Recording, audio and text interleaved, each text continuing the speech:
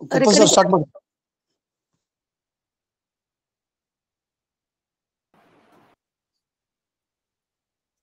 Shankar Kuppad sir start ಮಾಡ್ರಿ. Okay madam. ನುಡಿದರೆ ಮುತ್ತಿನ ಹಾರದಂತಿರಬೇಕು, ನುಡಿದರೆ ಮಾಣಿಕ್ಯದ ದೀಪ್ತಿಯಂತಿರಬೇಕು, ನುಡಿದರೆ ಸ್ಫಟಿಕದ ಸಲಾಕೆಯಂತಿರಬೇಕು, ನುಡಿದರೆ ಲಿಂಗ ಮೆಚ್ಚಿ ಅಹುದೌದೆನ್ನಬೇಕು, ನುಡಿಯೊಳಗಾಗಿ ನಡೆಯದಿದ್ದರೆ ಕೂಡಲ ಸಂಗಮ ನೆಂತನೊಲೆನ್ನುಯ. ಓಂ ಶ್ರೀ ಗುರು ಬಸವಲಿಂಗಾಯನ್ನ. ಪ್ರಾತಸ್ಮರಣೆಯಾದ ಬಸವಾದಿ ಶಿವಶರಣ ಸ್ಮರಿಸಿಕೊಂಡು ಆ ಪರಂಪರೆಯಲ್ಲಿ ಆಗಿ ಹೋಗಿರ್ತಕ್ಕಂಥ ಎಲ್ಲ ದಾರ್ಶನಿಕರನ್ನ ನೆನೆದು ವಚನ ಅಧ್ಯಯನ ವೇದಿಕೆ ಬಸವಾದಿ ಶಿವಶರಣರ ಚಿಂತನಕೂಟ ಹಾಗೂ ಅಕ್ಕನ ಅರಿವು ಸಂಘಟನೆಗಳ ದತ್ತಿ ಉಪನ್ಯಾಸ 339ನೇ ಮಾಲಿಕೆಯಲ್ಲಿ ಇಂದು ಬಹಳ ವಿಶೇಷವಾದಂತ ಕಾರ್ಯಕ್ರಮ. ಕನ್ನಡ ಸಾಹಿತ್ಯದಲ್ಲಿ ಆತ್ಮಚರಿತ್ರೆ ಎಂಬ ಒಂದು ವಿಷಯದಲ್ಲಿ ಇವತ್ತು ಉಪನ್ಯಾಸ ಜರುಗ್ತಾ ಇದೆ. ಈ ಉಪನ್ಯಾಸದಲ್ಲಿ ಭಾಗವಹಿಸಿರ್ತಕ್ಕಂಥ ಎಲ್ಲ ಬಸವಾಭಿಮಾನಿಗಳಿಗೆ ಹಾಗೂ ಅಕ್ಕನ ಅರಿವಿನ ಎಲ್ಲ ಸರ್ವ ಸದಸ್ಯರುಗಳಿಗೆ ತುಂಬ ಹೃದಯದ ಸ್ವಾಗತವನ್ನ ಕೋರ್ತಾ, ಈಗ ಮೊಟ್ಟ ಮೊದಲು ನಾವು ವಚನ ಪ್ರಾರ್ಥನೆಯೊಂದಿಗೆ ಈ ಕಾರ್ಯಕ್ರಮಕ್ಕೆ ಚಾಲನೆ ನೀಡಲಿದ್ದಾರೆ ಶರಣೆ ವಿದ್ಯಾ ಮಗ್ದುಮ್ ಅವರು. ವಚನ ಪ್ರಾರ್ಥನೆಯೊಂದಿಗೆ ಈ ಕಾರ್ಯಕ್ರಮಕ್ಕೆ ಚಾಲನೆ ನೀಡಬೇಕಂತ ಅವರಲ್ಲಿ ವಿನಂತಿಸ್ಕೊಳ್ತಾ ಇದ್ದೇನೆ. ಸರ್ವರಿಗೂ ಶರಣಾರ್ಥಿಗಳು. ಹಾಲ ತೊರೆಗೆ ಬೆಲ್ಲದ ಕೆಸರು, ಹಾಲ ತೊರೆಗೆ ಬೆಲ್ಲದ ಕೆಸರು, ಸಕ್ಕರೆಯ ಮಳಲು, ಸಕ್ಕರೆಯ ಮಳಲು.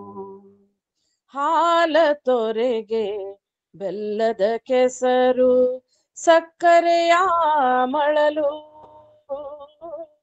ಸಕ್ಕರೆಯ ಮಳಲು. ತವರಾಜದ ನೊರೆ ತೆರೆಯಂತೆ, ತವರಾಜದ ನೊರೆ ತೆರೆಯಂತೆ, ಆದ್ಯರ ವಚನವಿರಲು, ಆದ್ಯರ ವಚನವಿರಲು, ಬೇರೆ ಭಾವಿಯ ತೋಡಿ ಉಪ್ಪ ನೀರ ನುಂಬುವರ, ಬೇರೆ ಭಾವಿಯ ತೋಡಿ ಉಪ್ಪ ನೀರ ನುಂಬುವರ, ವಿಧಿಯಂತಾಯಿತು ಎನ್ನ ಮತಿ, ವಿಧಿಯಂತಾಯಿತು ಎನ್ನ ಮತಿ. ಕೂಡಲ ಸಂಗಮ ದೇವಾ ದೇವಾ, ಕೂಡಲ ಸಂಗಮ ದೇವಾ. ಹಾಲ ತೊರೆಗೆ ಬೆಲ್ಲದ ಕೆಸರು, ಹಾಲ ತೊರೆಗೆ ಬೆಲ್ಲದ ಕೆಸರು, ಸಕ್ಕರೆಯ ಮಳಲು, ಸಕ್ಕರೆಯ ಮಳಲು, ಸಕ್ಕರೆಯ ಮಳಲು, ಸಕ್ಕರೆಯ ಮಳಲು. ಸರ್ವರಿಗೂ ಶರಣಾರ್ಥಿಗಳು. ಬಹಳ ಸುಂದರವಾಗಿ ವಚನ ಪ್ರಾರ್ಥನೆ ಮಾಡಿರ್ತಕ್ಕಂಥ ಗಾನ ಕೋಗಿಲೆ ವಿದ್ಯಾ ಮಗ್ದುಮ್ ಅವರಿಗೆ ಅನಂತ ಅನಂತ ಧನ್ಯವಾದಗಳು. ಈಗ ಮುಂದಿನ ಕಾರ್ಯಕ್ರಮ, ಈ ಕಾರ್ಯಕ್ರಮವನ್ನು ಉದ್ದೇಶಿಸಿ ಸ್ವಾಗತ, ಪ್ರಾಸ್ತಾವಿಕ ಹಾಗೂ ಪರಿಚಯ ಮಾಡಿಕೊಡ್ಲಿಕ್ಕೆ ವೇದಿಕೆಯನ್ನ ಅಲಂಕರಿಸಲಿದ್ದಾರೆ ಡಾಕ್ಟರ್ ಸಾವಿತ್ರಿ ಕಮಲಾಪುರ್ ಅವರಿಗೆ ಈ ವೇದಿಕೆ.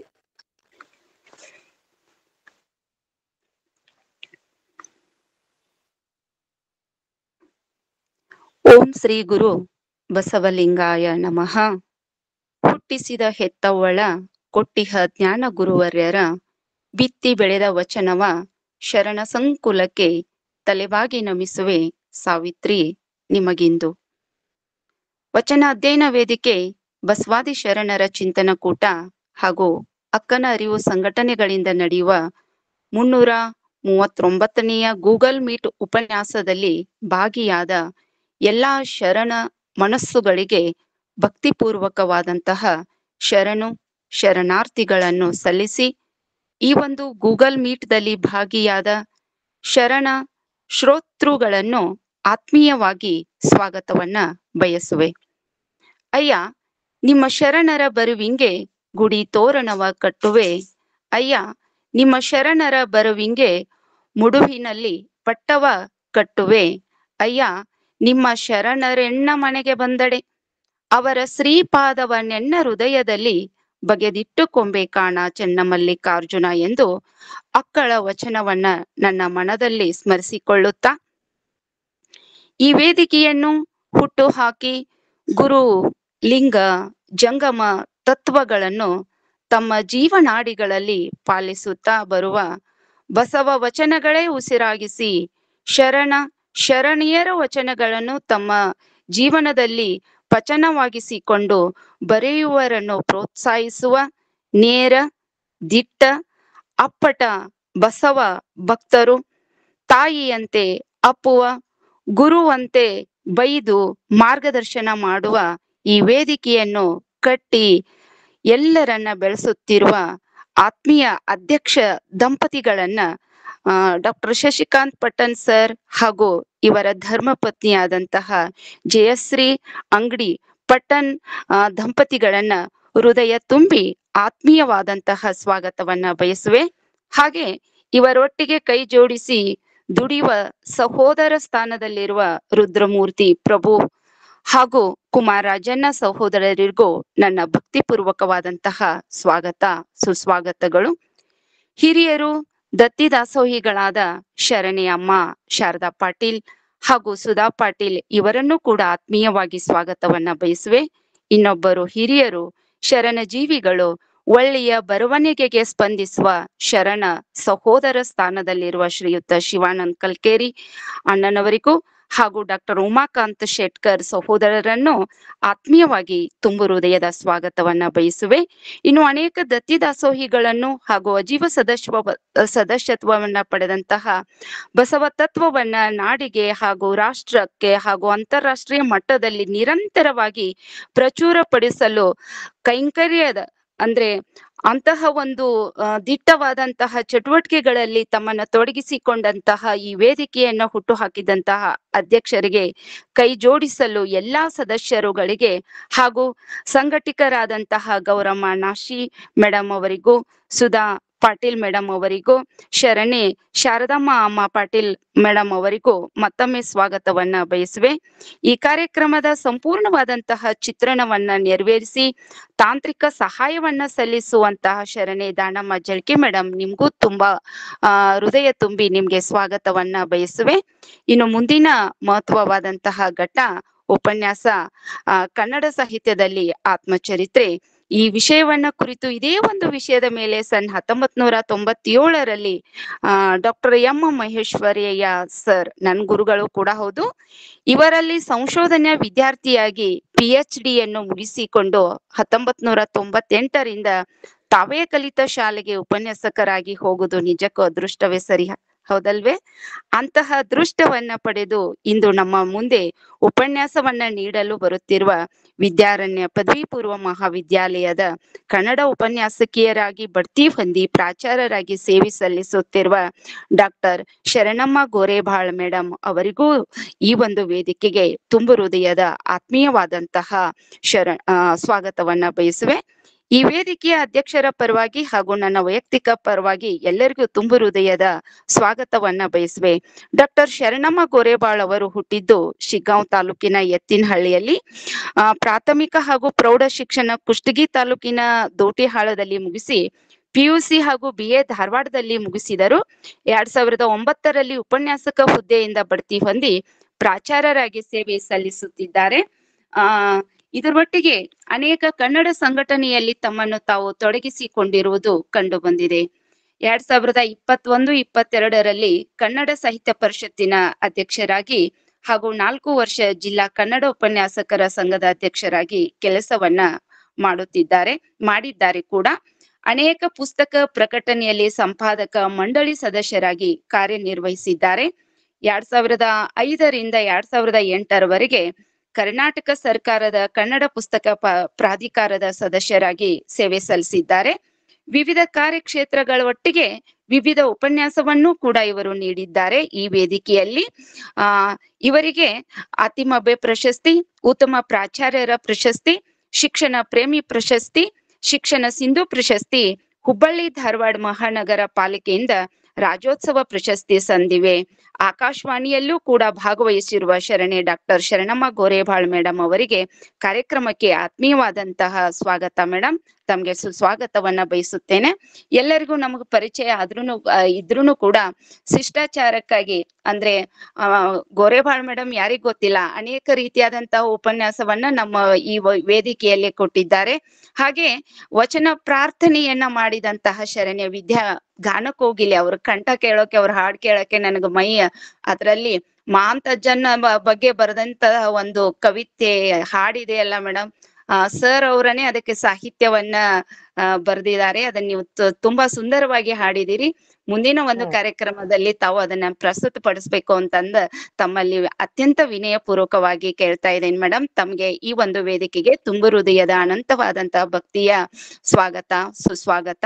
ಹಾಗೆ ಶರಣು ಸಮರ್ಪಣೆಯನ್ನ ಮಾಡುವಂತಹ ಪುಷ್ಪಾ ಪಾಟೀಲ್ ಮೇಡಮ್ ಅವರಿಗೂ ಕೂಡ ಅನಂತವಾದಂತಹ ತುಂಬು ಹೃದಯದ ಸ್ವಾಗತವನ್ನ ಬಯಸ್ತಾ ಇದ್ದೇನೆ. ವಚನ ಮಂಗಳ ಮಾಡುವಂತ ಶರಣೆ ಜಗದೇವಿ ದಂಡ್ರ ಇವರಿಗೂ ಕೂಡ ಈ ಒಂದು ಕಾರ್ಯಕ್ರಮಕ್ಕೆ ತುಂಬು ಹೃದಯದಿಂದ ಸ್ವಾಗತವನ್ನ ಬಯಸುವೆ.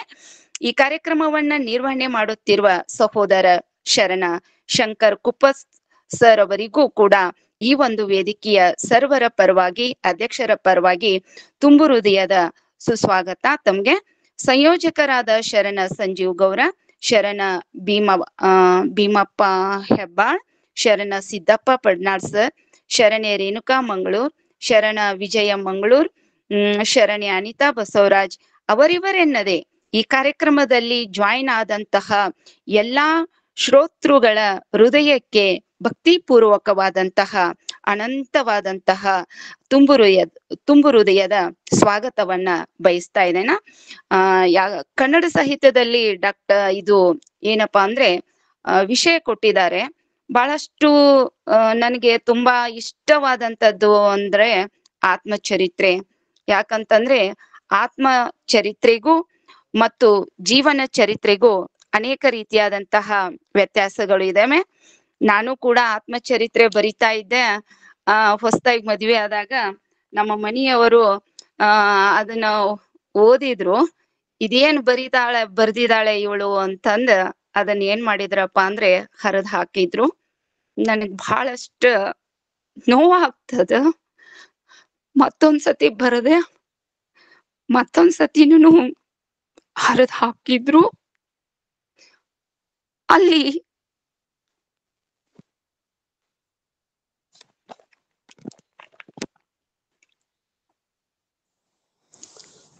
ಮೇಡಮ್ ಮುಗಿಸ್ರಿ.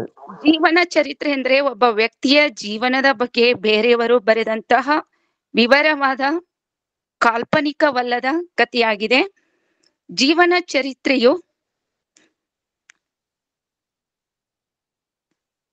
ಒಬ್ಬ ವ್ಯಕ್ತಿಯ ಜೀವನವನ್ನ ಯಥಾವತ್ತಾಗಿ ಚಿತ್ರಿಸುವಂತಹ ಒಂದು ಕೃತಿ. ಅದಕ್ಕನ ಬಯೋಗ್ರಫಿ ಅಂತಂದ್ ಕರೀತಾ ಇದಾರ.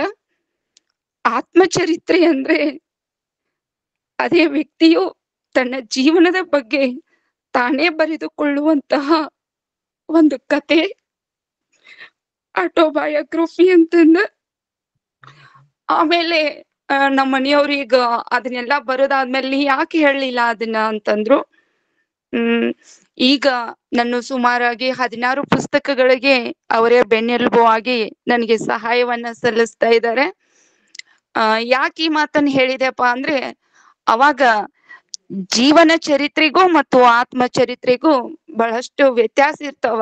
ಅವಾಗ ಏನ್ ನಾವು ಘಟನೆಗಳನ್ನ ಕಂಡಿರ್ತೀವಿ, ಆ ಅನುಭವಗಳನ್ನ, ನಮ್ಮ ಹೃದಯದಲ್ಲಿ ಬಂದಂತಹ ಘಟನೆಗಳನ್ನ ನಾವು ಯಾವುದೇ ರೀತಿಯಾದಂತ ಮುಚ್ಚುಮರೆ ಇಲ್ಲದೆ ಅವುಗಳನ್ನ ಪ್ರಸ್ತುತಪಡಿಸಿದಾಗ ಅದು ಏನಾಗ್ತಾ ಇದೆಯಪ್ಪ ಅಂದ್ರೆ ಆತ್ಮಚರಿತ್ರೆ ಆಗ್ತಾ ಇದೆ. ಅದನ್ನೇ ಕೂಡ ಮಹಾತ್ಮ ಗಾಂಧೀಜಿಯವರು ಕೂಡ ಬರೆದಿದ್ದಾರೆ. ಹೀಗೆ ಆತ್ಮಚರಿತ್ರೆ ಅಂತಂದ್ರೆ ಈಗ ಮೇಡಮ್ ಅವ್ರು ಹೇಳ್ತಾ ಇದ್ದಾರೆ, ಸ್ವಾತಂತ್ರ್ಯ ಪೂರ್ವದಲ್ಲಿ ಸುಮಾರು 500ಕ್ಕೂ ಹೆಚ್ಚು ಗ್ರಂಥಗಳು ಪ್ರಕಟವಾಗಿವೆ. ಇದೀಗ 1000ಕ್ಕೂ ಹೆಚ್ಚು ಜೀವನ ಚರಿತ್ರೆಗಳು ರಚಿತವಾಗಿವೆ. ಸಾಧು ಸಂತರ, ಧಾರ್ಮಿಕ ಪುರುಷರ, ಸಮಾಜ ಸುಧಾರಕರ, ಮತಾಚಾರ್ಯರ, ಮಹಾನ್ ವ್ಯಕ್ತಿಗಳ ಚರಿತ್ರೆಗಳು ಪ್ರಕಟಗೊಂಡಿವೆ. ಮುಂದೆ ಮೇಡಮ್ ಅವರು ಶರಣಮ್ಮ ಗೋರೆಬಾಳ್ ಮೇಡಮ್ ಅವರು ನಿಮ್ಗೆ ಪ್ರಸ್ತುತಪಡಿಸುತ್ತಾರೆ. ಅನಂತರದ ಘಟ್ಟದಲ್ಲಿ ಜೀವನ ಚರಿತ್ರೆಗಳ ವಿಷಯ ವೈವಿಧ್ಯ ವಿಸ್ತಾರವಾಯಿತು. ರಾಜಕಾರಣಿಗಳು, ದೇಶಭಕ್ತರು, ನಟರು, ವಿಜ್ಞಾನಿಗಳು, ಕವಿಗಳು ಇವರನ್ನು ಕುರಿತಂತೆ ಜೀವನ ಚರಿತ್ರೆಗಳು ರಚನೆಗೊಂಡವು. ಸಾಹಿತ್ಯದ ವಿವಿಧ ರಂಗಗಳಲ್ಲಿ ಕೆಲಸ ಮಾಡಿದ ಮಹನೀಯರುಗಳು ಈ ಪ್ರಕಾರದಲ್ಲಿ ತೊಡಗಿದ್ದರಿಂದ ಕುವೆಂಪು ಅವರು, ಟಿ.ಎಸ್. ವೆಂಕಣ್ಣಯ್ಯ ಅವರು, ಎ.ಆರ್. ಕೃಷ್ಣಶಾಸ್ತ್ರಿ ಅವರು, ಎಂ.ಎಸ್. ಪುಟ್ಟಣ್ಣ ಅವರು, ಆಲೂರು ವೆಂಕಟರಾಯ್ ಅವರು, ಡಿ.ವಿ.ಜಿ. ಮಾಸ್ತಿ ಅವರು, ಸಿ.ಕೆ. ವೆಂಕಟರಾಮಯ್ಯ ಅವರು, ಜಿ.ಪಿ. ರಾಜರತ್ನಂ ಅವರು ಹುಟ್ಟುಕೊಳ್ತಾ ಇದ್ದಾರೆ. ಹಾಗಾದ್ರೆ ಇಲ್ಲಿ ಜೀವನ ಚರಿತ್ರೆಯನ್ನ ಮತ್ತು ಆತ್ಮಚರಿತ್ರೆಯನ್ನ ಏನಪ್ಪಾ ಅಂತಂದ್ರೆ ಇದನ್ನ ಒಬ್ಬ ವ್ಯಕ್ತಿಯ ನಿಜವಾದಂತಹ ಘಟನೆಗಳಿಂದ ಕೂಡಿದಂತಹ ಇದನ್ನ ಜೀವನ ಚರಿತ್ರೆ. ಅದು ಕನ್ನಡ ಸಾಹಿತ್ಯದಲ್ಲಿ ಬಹಳಷ್ಟು ಮಹತ್ವವಾದಂತಹ ಈ ಒಂದು ಘಟ್ಟ ಆತ್ಮಕಥೆ ಅಂತಂದ. ಅನೇಕ ರೀತಿಯಾದಂತಹ ಈ ಆತ್ಮಕಥೆಗಳಲ್ಲಿ ಕಲಾಂ ಅವರು ಒಂದ್ ಕಡೆ ಹೇಳ್ತಾರ, ನನ್ನ ಬದುಕು ಇನ್ನೊಬ್ಬರಿಗೆ ಅನುಕರಣೆಯಾಗುವುದು ಎಂಬ ಭ್ರಮೆ ನನಗಿಲ್ಲ ಅಂತಂದು ಹೇಳ್ತಾ ಇದ್ದಾರೆ. ಯಾವುದೋ ಮೂಲೆಯಲ್ಲಿನ ಊರಿನಲ್ಲಿ ಹುಟ್ಟಿ ಸಾಮಾಜಿಕವಾಗಿ ಸೌಲಭ್ಯಗಳಿಂದ ವಂಚಿತವಾಗಿರುವ ಮಗುವಿಗೆ ಅದರಂತದೇ ಪರಿಸರದಲ್ಲಿದ್ದಂತಹ ನನ್ನ ಭವಿಷ್ಯ ಅರಳಿದ್ದನ್ನ ಓದಿದಾಗ ಭರವಸೆ ಮೂಡಬಹುದು. ಅಂತಹ ಮಕ್ಕಳಿಗೆ ತಾವು ಹಿಂದುಳಿದವರು, ಅಸಮರ್ಥರು ಅನ್ನುವ ಭ್ರಮೆಯಿಂದ ಬಿಡುಗಡೆ ಹೊಂದಲು ನನ್ನ ಬದುಕು ಸ್ಫೂರ್ತಿ ನೀಡಬಹುದೇನೋ ಅಂತಹ ಆತ್ಮಕಥೆ ನಾನ್ ಬರ್ದಿದ್ದೇನೆ ಅಂತಂದ ಅವ್ರು ಹೇಳ್ತಾ ಇದ್ದಾರೆ. ಇಂತಹ ಸ್ಫೂರ್ತಿಯು ಅನೇಕ ಬರಹಗಾರರಿಗೆ ಈ ಒಂದು ವೇದಿಕೆಯು ನೀಡಿದೆ. ಅದಕ್ಕೆ ಮಾರ್ಗದರ್ಶಕರು ಅಪ್ಪಟ ಬಸವಾಭಿಮಾನಿಗಳು ಅನೇಕ ಮಹಿಳೆಯರಿಗೆ ಪ್ರೋತ್ಸಾಹವನ್ನ ನೀಡ್ತಾ ಇದ್ದಾರೆ. ಏನಪ್ಪಾ ಅಂತಂದ್ರೆ ಡಾಕ್ಟರ್ ಬಿ.ಆರ್. ಅಂಬೇಡ್ಕರ್ ಅವರು ಕೂಡ ಏನಂತ ಹೇಳಿದ್ದಾರೆ, ಮಹಿಳೆಯರಿಗೆ ಪ್ರೋತ್ಸಾಹ, ಸಹಕಾರ, ಸಮಾನ ಅವಕಾಶಗಳನ್ನ ಕಲ್ಪಿಸಿದರೆ ಮಹಿಳೆಯರು ಪುರುಷರಿಗಿಂತ ಹೆಚ್ಚು ಸಾಧನೆಯನ್ನ ಮಾಡುತ್ತಾರೆ ಅಂತ ಡಾಕ್ಟರ್ ಬಿ.ಆರ್. ಅಂಬೇಡ್ಕರ್ ಅವರು ಹೇಳಿದ ಹಾಗೆ ಬುದ್ಧ ಅವರು ಹೇಳ್ತಾ ಇದ್ದಾರೆ, ಸತ್ಯ, ಶೀಲ, ಸಮತೆ, ಸ್ವಾತಂತ್ರ್ಯ, ನ್ಯಾಯ, ಪ್ರಜ್ಞೆ, ಕರುಣೆ ಮತ್ತು ಮೈತ್ರಿ ಇದು ತಮ್ಮ ಗುರುವಿನ ಬೋಧನೆಗಳ ಮೊತ್ತವೇ ಧಮ್ಮ ಅಂತಂದು ಹೇಳ್ತಾ ಇದ್ದಾರೆ. ಹಾಗೆ ಇದನ್ನ ಯಾಕೆ ನಾ ಹೇಳಿದೆಪ್ಪ ಅಂತಂದ್ರೆ ಎಲ್ಲರೂ ಏನಂತ ಹೇಳ್ತಾ ಇದ್ದಾರೆ, ಅದೇ ರೀತಿಯಾಗಿ ಹುಟ್ಟುವ ಪ್ರತಿ ಒಂದು ಮಗು ವಿಶ್ವ ಮಾನವನೇ ಅಂತಂದ ಕುವೆಂಪು ಅವ್ರು ಹೇಳ್ತಾ ಇದ್ದಾರೆ. ಆತನನ್ನ ನಮ್ಮ ಜಾತಿ, ಮತ, ಧರ್ಮದಲ್ಲಿ ಬಂಧಿಸಿ ಒಂದು ಮತಕ್ಕೆ ಸೀಮಿತಗೊಳಿಸಿ ಬಿಡುತ್ತೇವೆ. ಹಾಗೆ ಆಗ್ಬಾರ್ದು. ಯಾವುದೇ ವ್ಯಕ್ತಿ ಜಾತಿಯಿಂದ ಮುಖ್ಯನಾಗದೆ ನೈತಿಕ ವ್ಯಕ್ತಿತ್ವದಿಂದ ಮುಖ್ಯನಾಗಬೇಕು ಅಂತಂದ್. ಜಾತ್ಯತೀತ ಮನೋಭಾವವೇ ವಿಶ್ವ ಮಾನವ ಸಂದೇಶವಾಗಿದೆ ಅಂತ. ನಮ್ಗೆ ಬೇಕಾದದ್ದು ಆ ಮತ ಈ ಮತ ಅಲ್ಲ, ಮನುಜ ಮತ. ಆ ಪಥ ಈ ಪಥ ಅಲ್ಲ, ವಿಶ್ವಪಥ. ಆ ಒಬ್ಬರ ಈ ಒಬ್ಬರ ಉದಯ ಮಾತ್ರವಲ್ಲ, ಸರ್ವಸ್ತರ ಉದಯ, ಅದುವೇ ಸರ್ವೋದಯ. ಪರಸ್ಪರ ವಿಮುಖರಾಗಿ ಸಿಡಿದು ಹೋಗುವುದಲ್ಲ, ಸಮನ್ವಯಗೊಳ್ಳುವುದು ಅಂತ. ಮತ ಮನುಜ ಮತವಾಗಬೇಕು, ಪಥ ವಿಶ್ವಪಥವಾಗಬೇಕು, ಮನುಷ್ಯ ವಿಶ್ವ ಮಾನವನಾಗಬೇಕು ಅಂತಂದು. ಮನೆಯ ಒಳಗೆ ಇರುವ ಮನಸ್ಸುಗಳು ಯಾವಾಗ ಅರಿವಿನ ಮನೆ ಆಗುತ್ತವೆಯೋ ಆಗ ಮನೆಯು ಮಹಾಮನೆ ಆಗುತ್ತದೆ, ಅನುಭವ ಮಂಟಪ ಆಗುತ್ತದೆ ಅಂತಂದು ಹೇಳ್ತಾ ಇದ್ದೇನೆ. ಸ್ವಲ್ಪ ಭಾವಾವೇಶಗೊಂಡೆ. ಇದು ರೆಕಾರ್ಡ್ ಆಗ್ತದೆ, ಹೀಗಾಗಿ ನನ್ಗೆ ಏನಾದ್ರೂ ಕ್ಷಮಾಪಣೆ ಮಾಡ್ಬೇಕು ಸರ್, ದಯಮಾಡಿ. ಏನೋ ಗೊತ್ತಾಗ್ಲಿಲ್ಲ ನನಗೆ, ತುಂಬಿ ಭಾವುಕರಾಗ್ಬೇಕು. ಕೇಳಿದವರು ಯಾವುದೇ ರೀತಿಯಾದಂತಹ ಅನ್ಯತಾ ಭಾವಿಸದೆ ಅವಕಾಶಕ್ಕಾಗಿ ತುಂಬು ಹೃದಯದ ಅನಂತವಾದಂತಹ ಭಕ್ತಿಪೂರ್ವಕವಾದಂತಹ ಸ್ವಾಗತವನ್ನ ಮತ್ತೊಮ್ಮೆ ಬಯಸುತ್ತಾ ಅವಕಾಶ ಕೊಟ್ಟಂತಹ ತಮ್ಮೆಲ್ಲರ ಹೃದಯಕ್ಕೆ ಮತ್ತೊಮ್ಮೆ ಸ್ವಾಗತ ಬಯಸಿ ನನ್ನ ಸ್ವಾಗತ ಭಾಷಣವನ್ನ ಮುಗಿಸ್ತಾ ಇದ್ದೇನೆ. ಶರಣು.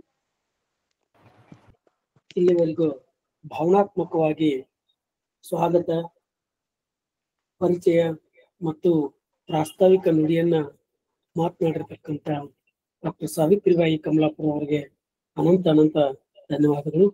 ಬಹಳ ವಿಶೇಷವಾಗಿ ಇವತ್ತಿನ ಕಾರ್ಯಕ್ರಮದಲ್ಲಿ ಬಹಳಷ್ಟು ಜನ ಹೊಸಬರು ಇವತ್ತು ಜಾಯಿನ್ ಆಗಿದ್ದಾರೆ. ಬಹಳ ವಿಶೇಷವಾಗಿ ನಮ್ಮೂರಿನವರ ಆಗಿರ್ತಕ್ಕಂಥ ಪದವಿ ಪೂರ್ವ ಕಾಲೇಜಿನ ಉಪನ್ಯಾಸಕರಾಗಿರ್ತಕ್ಕಂಥ ಮೋಹನ್ ಪಾಗಿ ಸರ್ ಅವರು ಕೂಡ ಬಹಳ ಒಳ್ಳೆ ಉಪನ್ಯಾಸಕರವರು. ಅವರು ಕೂಡ ಇವತ್ತು ಜಾಯಿನ್ ಆಗಿದ್ದಾರೆ. ಅವರಿಗೆ ನಾನು ತುಂಬ ಹೃದಯ ಸ್ವಾಗತವನ್ನು ಕೋರ್ತಾ ಇದ್ದೇನೆ. ಮುಂಬರುವ ದಿನಗಳಲ್ಲಿ ಅವರ ಉಪನ್ಯಾಸವೂ ಕೂಡ ನಮ್ಮ ವೇದಿಕೆಗೆ ಇರ್ಲಿ ಅಂತ ಆಶಾಭಾವನೆಯನ್ನು ವ್ಯಕ್ತಪಡಿಸ್ತಾ, ಇನ್ನು ಮುಂದೆ ವಿಶೇಷವಾದಂತ ಉಪನ್ಯಾಸದ ಕಾರ್ಯಕ್ರಮ ಕನ್ನಡ ಸಾಹಿತ್ಯದಲ್ಲಿ ಆತ್ಮಚರಿತ್ರೆ ಅಂತಕ್ಕಂಥದ್ದು.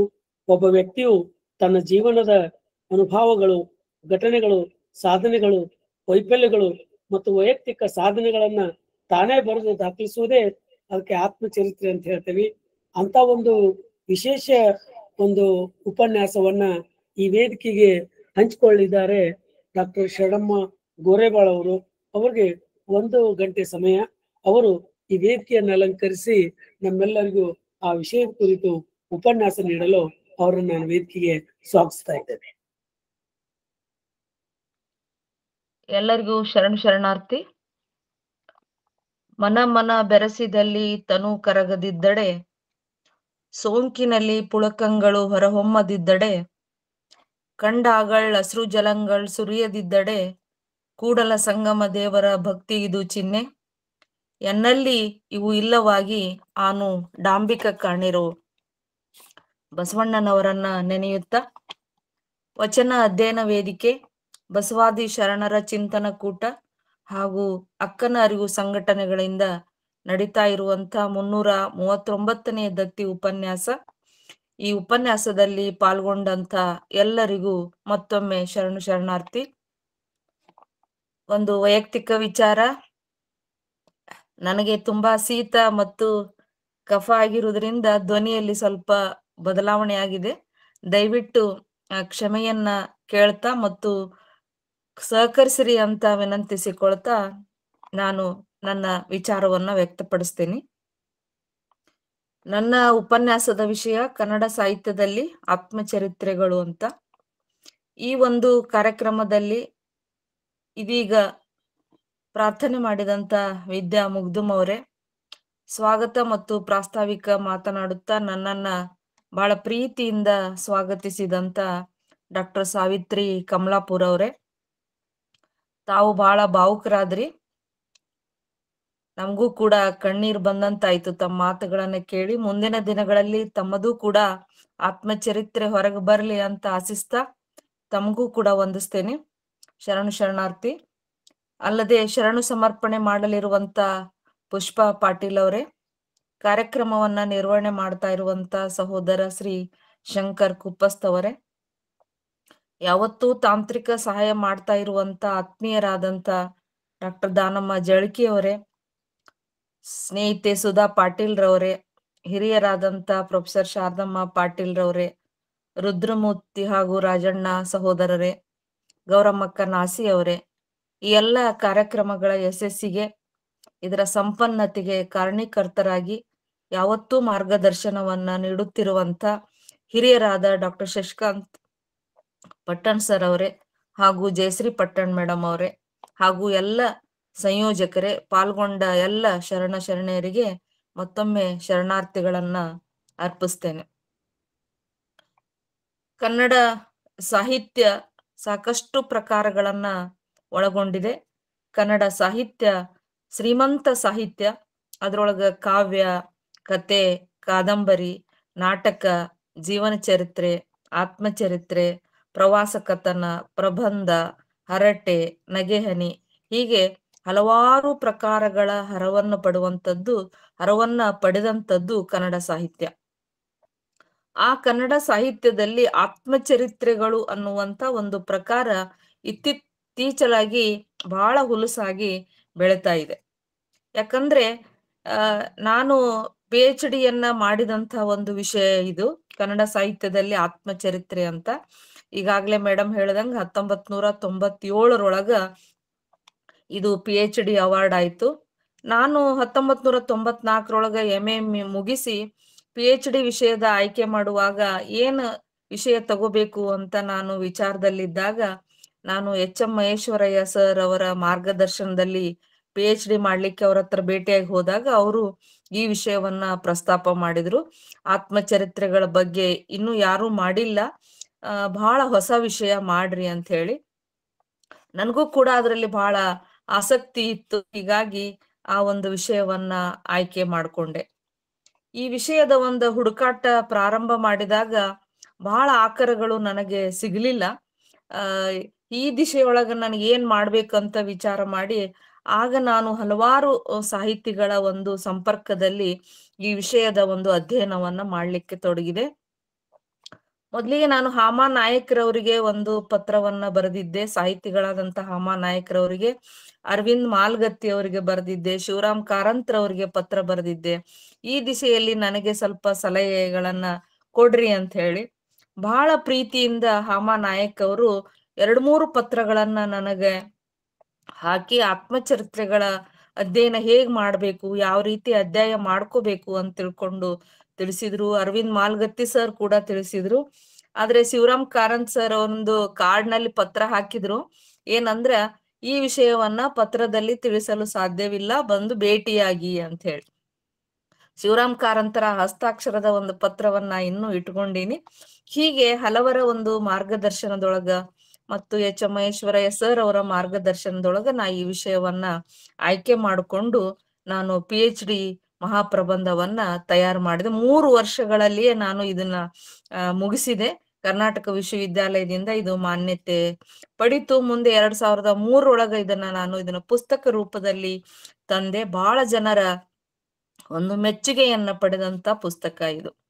ಯಾಕಂದ್ರೆ ಕನ್ನಡ ಸಾಹಿತ್ಯದಲ್ಲಿ ಆತ್ಮಚರಿತ್ರೆಗಳು ಅನ್ನುವಂಥದ್ದು ಇತ್ತೀಚೆಗೆ ಒಂದು ಸಾಹಿತ್ಯ ಪ್ರಕಾರವಾಗಿ ಬೆಳೀತಾ ಇದೆ. ಸಾಕಷ್ಟು ಜನ ಆತ್ಮಚರಿತ್ರೆಗಳನ್ನ ಈಗ ಬರಿತಾ ಇದ್ದಾರೆ.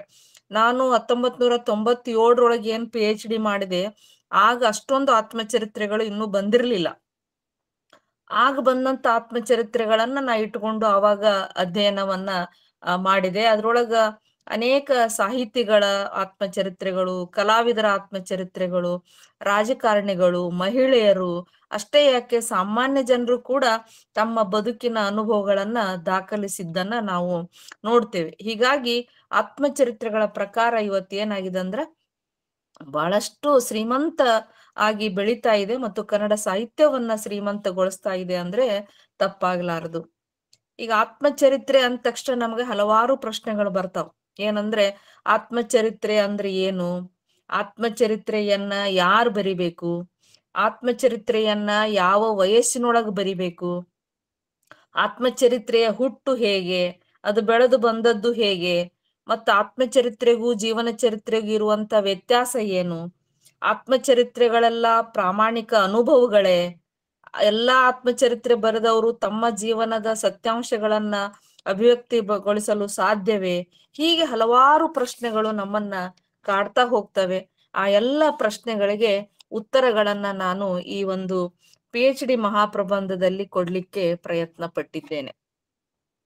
ನಾನು ಇದನ್ನ ಅಧ್ಯಾಯ ಮಾಡಿಕೊಂಡಿದ್ದು ಆತ್ಮಚರಿತ್ರೆಯ ಪರಿಕಲ್ಪನೆ ಮತ್ತು ಹುಟ್ಟು ಬೆಳವಣಿಗೆ, ಆತ್ಮಚರಿತ್ರೆಯ ಸ್ವರೂಪ, ಉದ್ದೇಶ, ಆತ್ಮಚರಿತ್ರೆಗೂ ಜೀವನ ಚರಿತ್ರೆಗೂ ಇರುವಂತ ವ್ಯತ್ಯಾಸ, ಆತ್ಮಚರಿತ್ರೆ ಒಂದು ಸಾಹಿತ್ಯ ಪ್ರಕಾರ ಹೌದೋ ಅಲ್ವೋ ಅನ್ನುವಂಥದ್ದು, ಪಾಶ್ಚಾತ್ಯರಲ್ಲಿ ಬಂದಂತ ಆತ್ಮಚರಿತ್ರೆಗಳು, ಭಾರತೀಯ ಸಾಹಿತ್ಯದಲ್ಲಿ ಬಂದಂತ ಆತ್ಮಚರಿತ್ರೆಗಳು, ನಂತರ ಮುಖ್ಯವಾಗಿ ಕನ್ನಡ ಸಾಹಿತ್ಯದಲ್ಲಿ ಬಂದಂತ ಆತ್ಮಚರಿತ್ರೆಗಳು. ಈ ಆತ್ಮಚರಿತ್ರೆಗಳು ಮತ್ತೆ ನಾವು ಇದನ್ನ ಅನುವಾದಿತ ಆತ್ಮಚರಿತ್ರೆಗಳು, ಸ್ವತಂತ್ರ ಆತ್ಮಚರಿತ್ರೆಗಳು, ಮತ್ತೆ ನೆನಪುಗಳು ಅಂತ ಬರೆಯುವಲ್ಲಿ ಸಿಗುವಂತ ಆತ್ಮಚರಿತ್ರಾತ್ಮಕ ಅಂಶಗಳು, ಮತ್ತು ಸಂಭಾವನಾ ಗ್ರಂಥದಲ್ಲಿ ಬರುವಂತ ಆತ್ಮಚರಿತ್ರೆಗಳು, ಆತ್ಮಚರಿತ್ರೆಯ ವಸ್ತು ಮತ್ತು ಭಾಷೆ, ಅದರ ಶೈಲಿ, ಹೀಗೆ ಹಲವಾರು ಅಧ್ಯಾಯಗಳನ್ನ ಮಾಡಿಕೊಂಡು ನಾನು ಇದನ್ನ ಪ್ರಬಂಧವನ್ನ ರಚನೆ ಮಾಡಿದ್ದೇನೆ. ಆದ್ರೆ ಇಲ್ಲಿ 1 ಗಂಟೆಯಲ್ಲಿ ಎಲ್ಲಾ ವಿಚಾರಗಳನ್ನ ಹೇಳಲಿಕ್ಕೆ ಸಾಧ್ಯ ಆಗುವುದಿಲ್ಲ. ಹೀಗಾಗಿ ಅದು ತಾವು ಆತ್ಮಚರಿತ್ರೆ ಬಗ್ಗೆ ಹೆಚ್ಚು ಆಸಕ್ತಿ ಹೊಂದಿದಂತ ಅವರು ಇಲ್ಲಿ ಇದ್ದೀರಿ, ತಾವು ಈ ಪುಸ್ತಕವನ್ನ ಓದಿದ್ರೆ ಇಡಿಯಾಗಿ ನಿಮಗೆ ಅದು ಗೊತ್ತಾಗ್ತದೆ ಅನ್ನುವಂಥದ್ದನ್ನ ವ್ಯಕ್ತಪಡಿಸ್ತಾ, ಹಂಗಾದ್ರೆ ಆತ್ಮಚರಿತ್ರೆ ಅಂದ್ರೆ ಏನು, ಆತ್ಮಚರಿತ್ರೆ ಬರೆಯುವ ಉದ್ದೇಶ ಏನು ಅನ್ನೋದನ್ನ ನೋಡೋಣ. ಮೊದಲಿಗೆ ಬಹುಶಃ ಮನುಷ್ಯ ಸಂಘಜೀವಿ. ಸಮಾಜದಲ್ಲಿರುವಂತ ಪ್ರತಿಯೊಬ್ಬ ವ್ಯಕ್ತಿಗೂ ಕೂಡ ತನ್ನದೇ ಆದಂತ ಅನುಭವ ಇದ್ದೇ ಇರ್ತದೆ.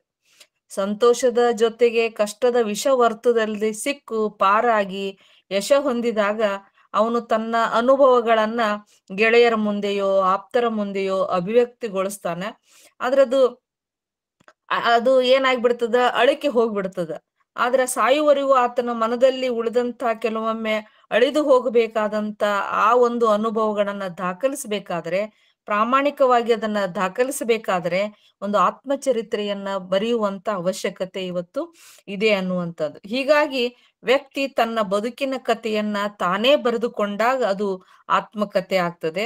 ಸಮಾಜದ ಮಧ್ಯ ಬದುಕುವಂತ ವ್ಯಕ್ತಿ ತನ್ನ ಬದುಕಿನ ಕಥೆಯೊಂದಿಗೆ, ಅವನು ತನ್ನ ಜೀವನದ ಕಥೆ ಮಾತ್ರ ಅಲ್ಲ, ತನ್ನ ಕಥೆಯೊಂದಿಗೆ ಆ ಕಾಲದ ಸಂಸ್ಕೃತಿಯನ್ನ, ಸಾಮಾಜಿಕ ಸ್ಥಿತಿಗತಿಯನ್ನ, ತನ್ನ ಸುತ್ತಲಿನ ಪರಿಸರವನ್ನ, ಇತಿಹಾಸವನ್ನ, ಹಲವಾರು ವಿಷಯಗಳನ್ನ ಏನ್ ಮಾಡ್ತಾನ ಅವನು ಆತ್ಮಕಥೆಯಲ್ಲಿ ಸೇರಿಸ್ತಾ ಇರೋದ್ರಿಂದ ಅದು ಆತ್ಮಚರಿತ್ರೆ ಅಂತಲೂ ಕೂಡ ನಾವು ಅದನ್ನ ಕರಿತೇವೆ. ಆತ್ಮಚರಿತ್ರೆಯನ್ನ ಬರೆಯುವುದು ಕನ್ನಡಿಗರ ಸಂಪ್ರದಾಯ ಅಲ್ಲ ಅಂತ ಮೊದ್ಲಿಗೆ ನಾ ಹೇಳಲಿಕ್ಕೆ ಇಷ್ಟಪಡ್ತೀನಿ. ಯಾಕಂದ್ರೆ ಆತ್ಮಸ್ತುತಿ ಪರನಿಂದೆಯನ್ನು ಕೇಳಿಸದಿರಯ್ಯ ಎಂಬ ಬಸವಣ್ಣವರ ಮಾತಿನಂತೆ ನಮ್ಮ ಜನರಿಗೆ ಆತ್ಮಸ್ತುತಿ ಮಾಡಿಕೊಳ್ಳುವುದು ಒಂದು ಪಾಪ ಅಂತಾನೆ ಅನ್ಕೊಂಡವ್ರು. ವೈಯಕ್ತಿಕ ವಿಷಯಗಳಿಗೆ ಹೆಚ್ಚಿನ ಗಮನ ಕೊಡದಂತ ಜನ ಇತರರ ಕುರಿತು ಬರೆಯುವುದನ್ನೇ ಹೆಚ್ಚಾಗಿರುವುದರಿಂದ ಜೀವನ ಚರಿತ್ರೆ ಹೆಚ್ಚು ಹುಲುಸಾಗಿ ಬೆಳೀತದೆ. ಆತ್ಮಚರಿತ್ರೆಗಳು ಅಷ್ಟು ಬೆಳೆದಿಲ್ಲ, ಜೀವನ ಚರಿತ್ರೆ ಹೆಚ್ಚು ಬೆಳೀತು. ಯಾಕಂದ್ರ ಬೇರೆಯವರ ಜೀವನದ ವಿಷಯವಾಗಿ ಬರೆದವರೇ ಹೆಚ್ಚಿರುವುದರಿಂದ ಜೀವನ ಚರಿತ್ರೆಗಳು ನಮಗೆ ಕನ್ನಡ ಸಾಹಿತ್ಯದಲ್ಲಿ ಆತ್ಮಚರಿತ್ರೆಗಳಿಗಿಂತ ಹೆಚ್ಚಾಗಿ ಸಿಗ್ತವೆ. ಹೀಗಾಗಿ ಆತ್ಮಚರಿತ್ರೆಯ ಬಗ್ಗೆ ಪ್ರತ್ಯೇಕವಾದಂತ ಅಧ್ಯಯನ ನಡೆದಿಲ್ಲ. ಆದ್ದರಿಂದ ನಾನು ಈ ವಿಷಯವನ್ನ ನಾನು ಕೈಗೆತ್ತಿಕೊಳ್ಬೇಕಾಯ್ತು. ಇಲ್ಲಿ ಆತ್ಮಚರಿತ್ರೆಗಳ ಹುಟ್ಟು ನಿಜವಾಗಿಯೂ ಪಾಶ್ಚಾತ್ಯರಲ್ಲಿ ನಮಗೆ ಕಂಡು ಬರ್ತದೆ. ಏನಂದ್ರೆ ಅವರು ಒಂದು ಆತ್ಮಚರಿತ್ರೆಯನ್ನ ಬರೆಯುವುದಕ್ಕೆ ಮುಖ್ಯ ಉದ್ದೇಶ ಏನಪ್ಪಾ ಅಂತಂದ್ರ ಕ್ರೈಸ್ತ ಮತದಲ್ಲಿ ಒಂದಾದಂತ ಪಾಪ ನಿವೇದನೆ. ಈ ರೀತಿ ಆತ್ಮ ಪರಿಶೋಧನೆಯ ಒಂದು ಸ್ವಭಾವವ ಬೆಳೆದು ಆತ್ಮಚರಿತ್ರಾತ್ಮಕ ಅಂಶವುಳ್ಳಂತ ಕೃತಿಗಳು ಮೊದಲಿಗೆ ಪಾಶ್ಚಾತ್ಯರಲ್ಲಿ ನಮಗೆ ಕಂಡು ಬರ್ತಾವ. ಹೀಗಾಗಿ ಇದರ ಹುಟ್ಟು ಪಾಶ್ಚಾತ್ಯರಲ್ಲಿ ಅಂತ ಹೇಳಿಕೆ ನಾನು ಇಷ್ಟಪಡ್ತೇನೆ. ಮುಂದೆ ಪಾಶ್ಚಾತ್ಯರಿಂದ ಭಾರತೀಯ ಸಾಹಿತ್ಯಕ್ಕೆ ಪ್ರವೇಶಿಸಿದಾಗ ಭಾರತೀಯ ಅನೇಕ ಭಾಷೆಗಳಲ್ಲಿ ಸಾಕಷ್ಟು ಆತ್ಮಚರಿತ್ರೆಗಳ ಬಂದದ್ದನ್ನ ನಾವು ನೋಡ್ತೇವೆ. ಆದ್ರೆ ಕನ್ನಡದಲ್ಲಿ ನಂತರ ಚರಿತ್ರೆಗಳು ಬರೀಲಿಕ್ಕೆ ಪ್ರಾರಂಭ ಮಾಡಿದ್ರು. ಇದು ಯಾವಾಗ ಪ್ರಾರಂಭ ಆಯ್ತು ಕನ್ನಡದೊಳಗ ಅಂತಂದ್ರೆ 12ನೇ ಶತಮಾನದೊಳಗ ಬಂದಾಗ ಒಂದು ಬಸವಣ್ಣನವರು ಏನು ಹೇಳ್ತಾರ, ಇದು ಆತ್ಮಚರಿತ್ರೆ ಪರಂಪರೆಯಲ್ಲಿ ಆತ್ಮಕಥನದ ಮೊದಲ ರೂಪವನ್ನೇ 12ನೇ ಶತಮಾನದ ವಚನಕಾರರ ಅಭಿವ್ಯಕ್ತಿಗಳಲ್ಲಿ ನಾವು ಕಾಣ್ತೇವೆ. ವಿಶೇಷವಾಗಿ ಬಸವಣ್ಣವರ ವಚನಗಳಲ್ಲಿ ನಾವು ಗುರುತಿಸಬಹುದು. ಈ ಲೋಕದ ನಡುವೆ ನಿಂತು ಪರಂಪರಾಗತವಾದಂತ ವಿಚಾರಗಳನ್ನ, ನಂಬಿಕೆಗಳನ್ನ ದಿಟ್ಟತನದಿಂದ ಪ್ರಶ್ನಿಸುತ್ತಾ ಅಂದಿನ ಪರಿಸರದ ಅವೈಚಾರಿಕ ಹಾಗೂ ಶೋಷಕ ಪ್ರವೃತ್ತಿಯ ಪಟ್ಟಭದ್ರ ಹಿತಾಸಕ್ತಿಯೊಂದಿಗೆ ಸಂಘರ್ಷಿಸುತ್ತಾ ಅಂದಿನ ಶ್ರೀಸಾಮಾನ್ಯರನ್ನು ಈ ಬಗೆಯ ಸಮರಕ್ಕೆ ಸಜ್ಜುಗೊಳಿಸುತ್ತಾ ಬಸವಣ್ಣನವರ ಅಂತರಂಗದ ತೊಳಲಾಟವನ್ನ, ಪ್ರತಿಕ್ರಿಯೆಯನ್ನ, ಆಲೋಚನೆಗಳನ್ನ ನೋಡಿದಾಗ ಬಸವಣ್ಣನವರ ವಚನಗಳು ನಿಜವಾದ ಆತ್ಮಕಥನದ ಅಂತರ್ಲಕ್ಷಣಗಳು ಅಂತ ನಮಗೆ ಗೊತ್ತಾಗ್ತದೆ. ಯಾಕಂದ್ರೆ ಬಸವಣ್ಣವ್ರು ಇರ್ಬಹುದು, ಇನ್ನು ಅನೇಕ ಶರಣರು ಇರಬಹುದು, ಅನೇಕ ತಮ್ಮ ವಚನಗಳಲ್ಲಿ ತಮ್ಮ ವೈಯಕ್ತಿಕ ವಿಚಾರವನ್ನ ಅವರು ಹೇಳ್ಕೊಳ್ತಾರೆ. ಎನ್ನ ಚಿತ್ತವು ಹತ್ತಿಯ ಹಣ್ಣು ನೋಡ ಅನ್ನುವಂತ ಮಾತುಗಳಾಗಿರ್ಬಹುದು, ಅಥವಾ ಎನ್ನಲ್ಲಿ ಇವಿಲ್ಲವಾಗಿ ನಾನು ಡಾಂಬಿಕ ಕಾಣಿರೋ ಅನ್ನುವಂತ ಮಾತುಗಳಾಗಿರಬಹುದು. ಆ ವಚನಕಾರರ ಆತ್ಮ ನಿವೇದನೆ, ಆತ್ಮ ವಿಮರ್ಶೆ, ಆತ್ಮಾವಲೋಕನ ಇವೆಲ್ಲ ಆತ್ಮಚರಿತ್ರಾತ್ಮಕ ಅಂಶಗಳನ್ನ ನಾವು ಅದರಲ್ಲಿ ಗುರುತಿಸ್ತೇವೆ. ನಂತರ ಬಂದಂತ 10ನೇ ಶತಮಾನದ ಪಂಪ, ರನ್ನ, ಪೊನ್ನರು ಕೂಡ ತಮ್ಮ ಬಗ್ಗೆ ಸ್ವಲ್ಪ ಅವ್ರು ಏನ್ ಮಾಡ್ತಾರಂದ್ರೆ ವೈಯಕ್ತಿಕ ವಿಚಾರಗಳನ್ನ ಹೇಳ್ತಾರೆ ಹೊರತಾಗಿ ಸಂಪೂರ್ಣವಾದಂತ ಅವರ ಜೀವನ ಚರಿತ್ರೆ ನಮಗ ಸಿಗುವುದಿಲ್ಲ. ರಾಘವಾಂಕ, ಜನ್ನ, ಕುಮಾರವ್ಯಾಸ ಹೀಗೆ ಅನೇಕ ಕೃತಿಗಳನ್ನು ನೋಡಿದ್ರು ಕೂಡ ಕೇವಲ ಆತ್ಮ ಪ್ರಶಂಸೆ, ಆತ್ಮ ವಿಮರ್ಶೆಯ ವಿಚಾರಗಳು ಸಿಗ್ತಾವ ಹೊರತಾಗಿ ಪರಿಪೂರ್ಣವಾದ ಅವರ ಜೀವನ ಚರಿತ್ರೆ ನಮಗೆ ಸಿಗುವುದಿಲ್ಲ. ಹೀಗಾಗಿ ಕನ್ನಡದಲ್ಲಿ 19ನೇ ಶತಮಾನದ ಮಧ್ಯಭಾಗದವರೆಗೂ ಕೂಡ ಆತ್ಮಚರಿತ್ರೆಯ ಒಂದು ಅಸ್ತಿತ್ವ ಇರಲಿಲ್ಲ. ಅದು ಜೀವನ ಚರಿತ್ರೆಯಲ್ಲಿ ಲೀನವಾಗಿ ಹೋಗಿತ್ತು. ಇತ್ತಿತ್ತಲಾಗಿ ಆತ್ಮಚರಿತ್ರೆ ಒಂದು ಸ್ವತಂತ್ರ ಪ್ರಕಾರವಾಗಿ ತನ್ನ ಅಸ್ತಿತ್ವವನ್ನ ಪಡ್ಕೊಳ್ತಾ ಇದೆ. ವ್ಯಕ್ತಿ ತನ್ನ ಜೀವನಾನುಭವಗಳನ್ನ ಹಿಡಿದಿಡಲು ಪ್ರಯತ್ನಿಸ್ತಿದ್ದಾನೆ. ಹೀಗಾಗಿ ಆತ್ಮಚರಿತ್ರೆಯ ರಚನೆಗೆ ಒಂದು ನೆನಪುಗಳು ಮೂಲ ಪ್ರೇರಣೆ ಅಂತಾನೆ ಹೇಳ್ಬೋದು. ಹೀಗಾಗಿ ಕನ್ನಡದಲ್ಲಿ ಮೊಟ್ಟ ಮೊದಲು ಬಂದಂತ ಸ್ವತಂತ್ರ ಆತ್ಮಚರಿತ್ರೆ ಅಂತಂದ್ರೆ ಹರ್ಡೇಕರ್ ಮಂಜಪ್ಪನವರು ಬರೆದಂತ 1936ರಲ್ಲಿ ಪ್ರಕಟವಾದ ನನ್ನ 30 ವರ್ಷಗಳು ಅನ್ನುವಂತ ಕೃತಿ ಕನ್ನಡದಲ್ಲಿ ಬಂದಂತ ಮೊಟ್ಟ ಮೊದಲನೆಯ ಆತ್ಮಚರಿತ್ರೆ.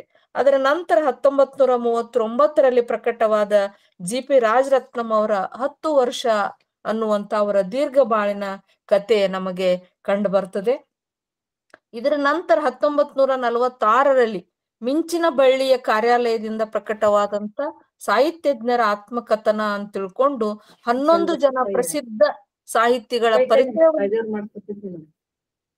11 ಜನರ ಪರಿಚಯವನ್ನ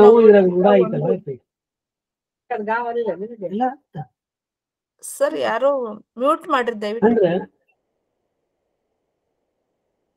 1946ರಲ್ಲಿ ಮಿಂಚಿನ ಬಳ್ಳಿ ಕಾರ್ಯಾಲಯದಿಂದ ಪ್ರಕಟವಾದಂತ ಸಾಹಿತ್ಯಜ್ಞರ ಆತ್ಮಕಥನ ಅನ್ನುವಂತ 11 ಜನರ ಪ್ರಸಿದ್ಧ ಸಾಹಿತಿಗಳ ಪರಿಚಯ ಉಳ್ಳಂತ ಒಂದು ಆತ್ಮಕಥೆ ಬಂತು. ಬುರ್ಲಿ ಬಿಂದು ಮಾಧವರಾವ್ ಅವರು ಅದನ್ನ ಹೊರತಂದ್ರು. ಇದು ಅಲ್ಲಿಂದ ಆತ್ಮಚರಿತ್ರೆಯ ಒಂದು ಪ್ರಕಾರ ಹುಲುಸಾಗಿ ಬೆಳೀತು. 1947ರಿಂದ 97ರವರೆಗೆ ನಾನು ಏನು ಅಧ್ಯಯನ ಮಾಡಿದ್ದೀನಿ ಸುಮಾರು 130 ಆತ್ಮಚರಿತ್ರೆಗಳು ನಮಗ ಕಂಡು ಬರ್ತಾವ. ಅದರಲ್ಲಿ ಪ್ರಮುಖವಾದಂತಹ ಆತ್ಮಚರಿತ್ರೆಗಳನ್ನ ನಾನು ಹೇಳಲಿಕ್ಕಿಲ್ಲ ಇಷ್ಟಪಡ್ತೇನೆ.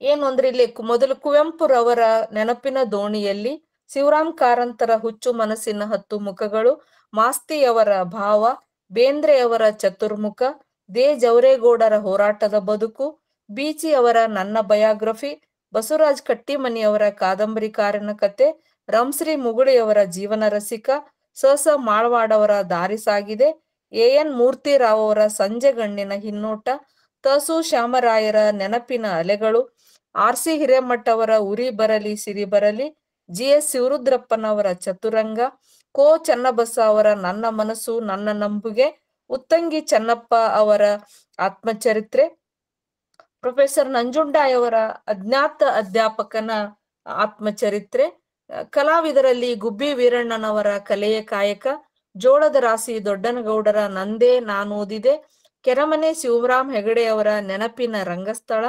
ಹೋರಾಟಗಾರರು ಹಾಗೂ ರಾಜಕಾರಣಿಗಳಲ್ಲಿ ಆಲೂರು ವೆಂಕಟರಾಯರ ನನ್ನ ಜೀವನದ ಸ್ಮೃತಿಗಳು, HK ವೀರಣ್ಣಗೌಡರ ಬದುಕು ಮೆಲಕು, H ನರಸಿಂಹಯ್ಯನವರ ಹೋರಾಟದ ಹಾದಿ, ದಲಿತ ಲೇಖಕರಲ್ಲಿ ಅರವಿಂದ್ ಮಾಲ್ಗತ್ತಿ ಅವರ ಗವರ್ಮೆಂಟ್ ಬ್ರಾಹ್ಮಣ, ಮಹಿಳೆಯರಲ್ಲಿ ಅನುಪಮಾ ನಿರಂಜನ್ ಅವರ ನೆನಪು ಸಿಹಿ ಕಹಿ, ಬರಹಗಾರ್ತಿಯ ಬದುಕು, GM ಪಾಟೀಲರ ನೆನಪಿನಂಗಳದಲ್ಲಿ, ಹೀಗೆ ಕೆಲವು ಪ್ರಾತಿನಿಧಿಕ ಕೃತಿಗಳನ್ನ ಆಯ್ಕೆ ಮಾಡಿಕೊಂಡು ನಾನು ಈ ಒಂದು ನನ್ನ PhD ಪ್ರಬಂಧದಲ್ಲಿ ಅಧ್ಯಯನವನ್ನ ಮಾಡಿದ್ದೇನೆ.